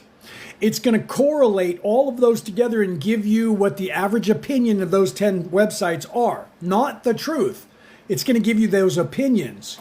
And on Google, you can look this up because I run a company and I've ran companies. If you're on Google and I have a .com and I want my information to be way up on the charts, I can pay Google to have my information come up first. Doesn't mean that it's the truth. It just means that I'm paying them money to make sure that if you search it, you see me first. Okay? So literally, when you're asking AI a question, AI is giving you the top 10 to 12 websites that come up on a search that could be paid for without fact checking it. And it's just giving you the collective consciousness ideology of what they're saying collectively about that subject. That doesn't mean that it is anything to do with the truth at all. The only way you're going to find out the truth is you're going to have to stop talking to AI and then do a search and then start searching the knowledge yourself. But that doesn't mean that the first 10 things you see are going to be actual fact. That's why you have people that fact check people. But then when you look at the fact check people, especially when it comes to that political ring, you'll find that the fact checkers are lying too. So the fact checkers who are supposed to be telling the truth are lying. And how do you know the truth? The only way you know the truth is by looking into it, okay, Please guys? answer that question because he's spamming. What question? I don't know. Will the aliens intersect? You're intersecting right now. Aliens are intersecting right now. 86% of the souls that are in the human bodies that are here right now are not from here. If you're talking about aliens like physical beings flying in a spaceship, they're not allowed to come to this planet because there is a quarantine on this planet. So the things that you're seeing as spaceships belong to this planet.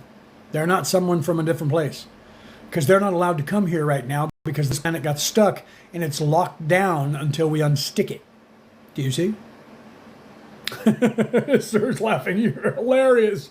Right? So, yeah, space treaty. Yeah, lockdown. Pretty sure I'm from Sirius. If you think you are, Lynn, you are. Okay? If you think you are, if you got that idea in your head, I'm pretty sure I'm from Sirius, there's a good possibility. I would say that we're going up into the 90 percentile range. If you're thinking it, you're probably from there. If that's where you're drawn to, that's where you're from. I apologize for putting food in my mouth, but I've been channeling for a very long time and my blood sugar level gets low when I channel. So I apologize for chewing and talking with my mouth full. Every life. We've been helping every life, and we're tired. So AI is going to go away in a couple of years, probably less. People are already getting tired of it because it's making so much stuff up. We're having so many problems with it that soon countries are going to say you can't do anything that's AI. Is already starting to do it, and you're going to have to start telling people that you created something with AI. This book was written by AI. This song was written by AI. So AI is gonna come and do its role and go in and out in the next few years, and it'll still have a role. That's funny, Dawn. Dawn, that's hilarious. I thought I smelled chocolate. I'm eating malt balls. So no worries about the eating, right? Yeah, sorry guys. I am actually channeling. You guys need to understand that, okay? I'm channeling Kelto, which is my higher self. And I've been doing this now. I don't know how long I've been online. I don't even know what time it is. I've been online for about 3 or 4 hours now, okay? Most people, when they channel, who or what are you channeling? I am channeling my higher self. I'm channeling Kelto. And Kelto is from the 11th dimension, and that's who I'm talking as. I'm not talking to you as Leonard O'Neill. I'm actually talking to you as a being from the 11th dimension. Okay, so because of that, most people who channel will do this for about an hour, maybe 2, and it takes a lot of toll. But I do it for a lot longer because I came here to do that. Have you been on longer than that? I was on yesterday for 8 hours, 5 hours once, and I took a break of an hour and 4 hours before that. We've been on since like. We've been on since 9:30 this morning, and it's now 10 minutes to 2 our time. Yeah. So from 9:30, 10:30, 11:30, 12:30, 1:30, I've been on 4.5 hours right now. We're wrapping up now. What is it like in the 11th dimension? The 11th dimension is all energy. So at the point of reference is kind of hard down here. What about animals? Animals become, your soul is an animal before you're a human. The way that you start is you go from one dimension, like a rock or water or air or something like that, one-dimensional being. Needs to know about numerology. And then you go into a two-dimensional animal, fish or something like that. And then you become third dimension when you are self-aware. Speak about your of numerology. So I'm not sure what you're asking about. Like what are your thoughts on my thoughts on numerology? It depends because numerology can figure out a lot of things. Like my life number, right? When you do that, I'm a 33. I'm an ascended master, the highest level of ascended master that you can be, right? So that's the way I designed my life that way on purpose. So there's variables in everything. If you want to know the secrets to the universe, listen to Nikola Tesla. He said the secrets to the universe are energy, frequency, and vibration. Okay, so speak to me about that's what you're saying. So yeah, you can use numerology to figure out a lot of stuff because mathematics is the key to the universe. 3, 6, and 9. 369 is energy, frequency, vibration. Okay? Energy, Notifications. frequency, vibration. Okay? Energy, red ray root chakra. Physicality, frequency, heart. Vibration, spirit. Okay? Energy, frequency, vibration is the lower range physicality, the heart chakra, and the upper range spiritual. So you know, Okay. it's an ascended master, 33. All right, we've got to wrap up now. Right? So, If they want the weekly Zoom meeting, please message us. Add their TikTok handle so we know who we're speaking to. We will email out the times that we're going to be for the secret. are you guys hearing that? If you guys are interested in the Zoom meeting, email us at merlinandmaeve@gmail.com. Add your TikTok handle so we know who we're talking to, right? And then we'll set up a time. How long have you been helping us? I've been on the earth for 128,000 years in different bodies at different times, every time resurrecting and coming back to a different body. Okay? And I'm staying here until this time. I've been here since the beginning of your time this time. So 77,000 years ago, this planet recycled, and the people who were left over here were in South Africa, Madagascar, Norway, and Australia. And you guys are a race of people that have come out from all of those walks of life and interbred with one another and created a global societal structure. So I've been here since before this global societal structure was a thing. I was here for another 77,000 years before that. Okay. And I'm here to help you guys move into 4D because that's what I do. And then when I'm done doing that with you guys, I'll hang out here for a while on vacation with my wife. And then we'll leave and go to another planet in another galaxy or another part of this galaxy and do the same thing again. So that's what we do. Peter as well, just put a rose there. Did you meet Yahshua? Yes, I did. Yes, I did. I was there.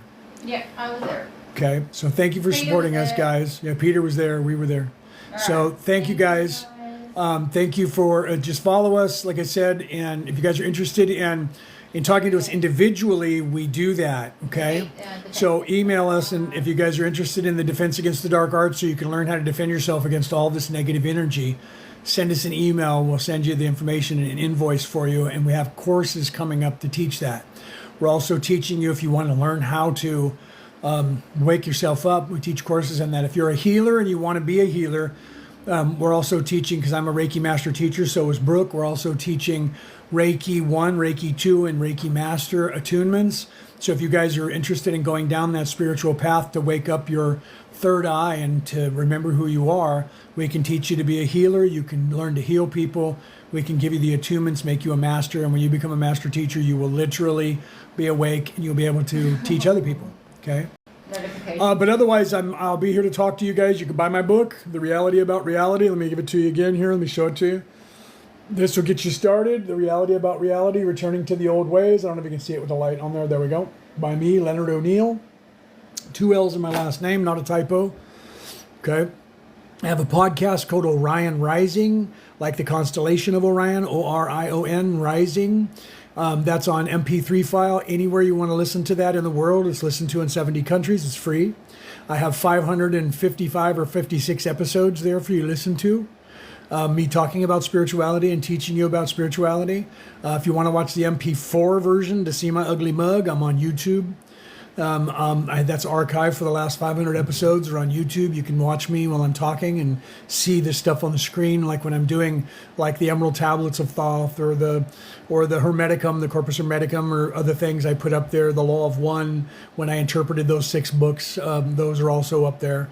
So you can see visuals and hear the words spoken.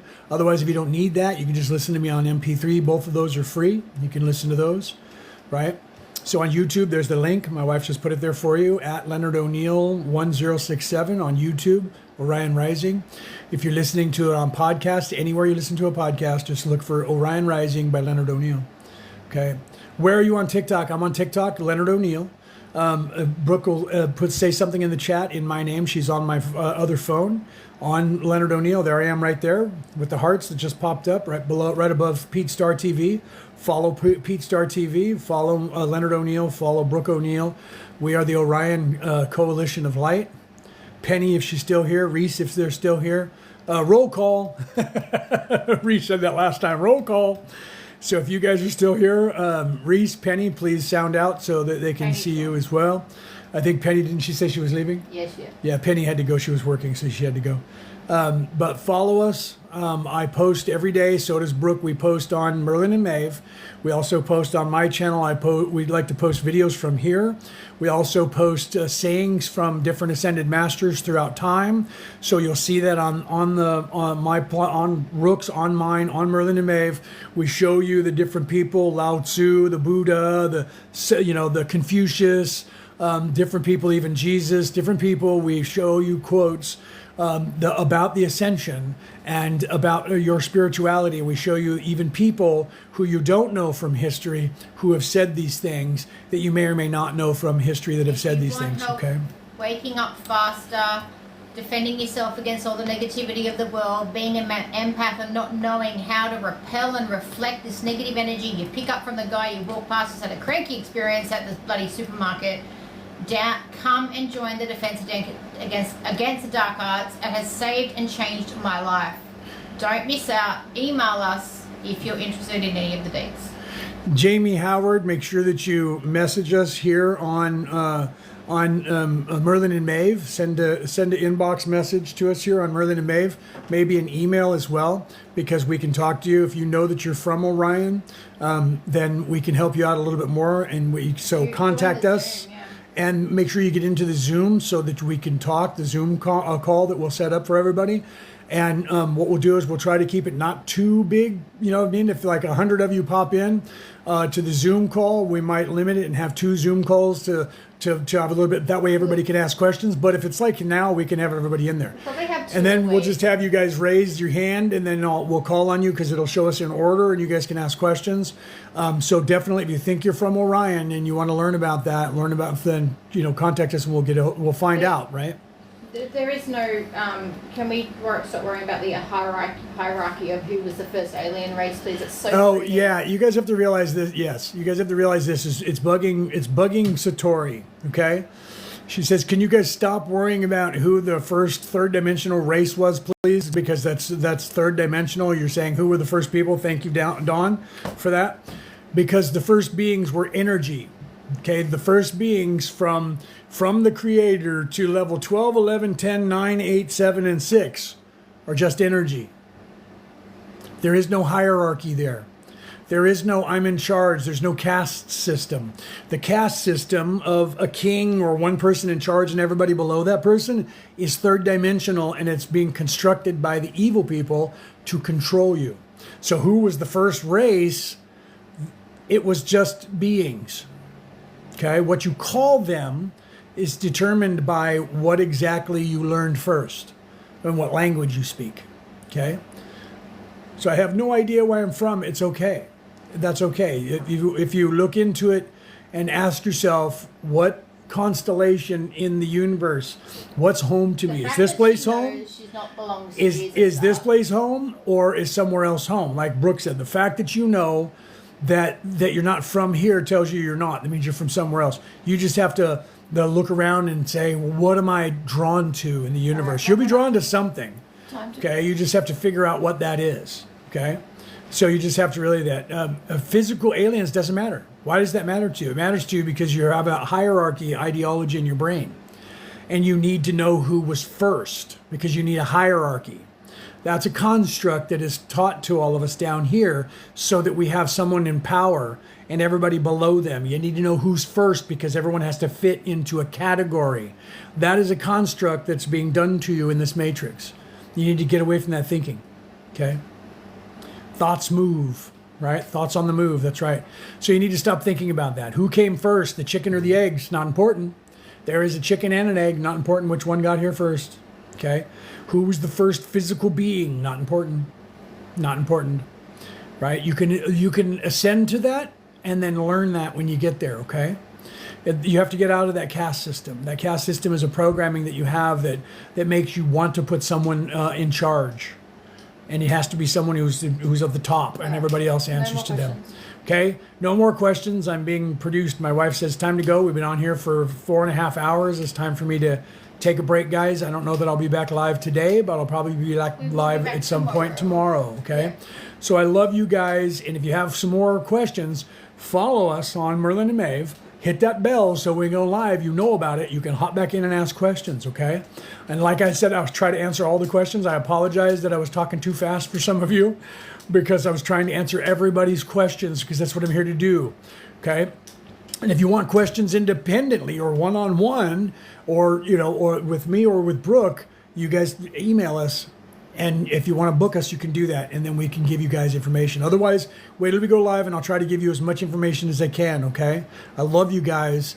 Keep thinking for yourself. Question everything, okay? That's how you break your conditioning and start waking up. Then you will wake up the more you do that, right? Yes, right, Lynn? Yes. Okay, so you see what Lynn said, right? I talk fast because I'm trying to give you guys as much clarity and as much information as I can in the time that I have with you, okay? And I also have to talk within an algorithm. All right, guys, I love you guys. I'm going to go. I will see you guys tomorrow or whenever you guys come on the next time. I love you guys. Have a great night. Have a great day. Have a great morning. Have a great evening. Oh, Brooke's wanting to wave at everybody. Bye, guys. Thank you so much. Sorry we have to duck and run. My Kelto needs to refuel. Love you all. Email us if you guys want to have sensitive information. Email us. Email us. We'll talk about it. Email us. We'll talk about it. All right, guys. I love you.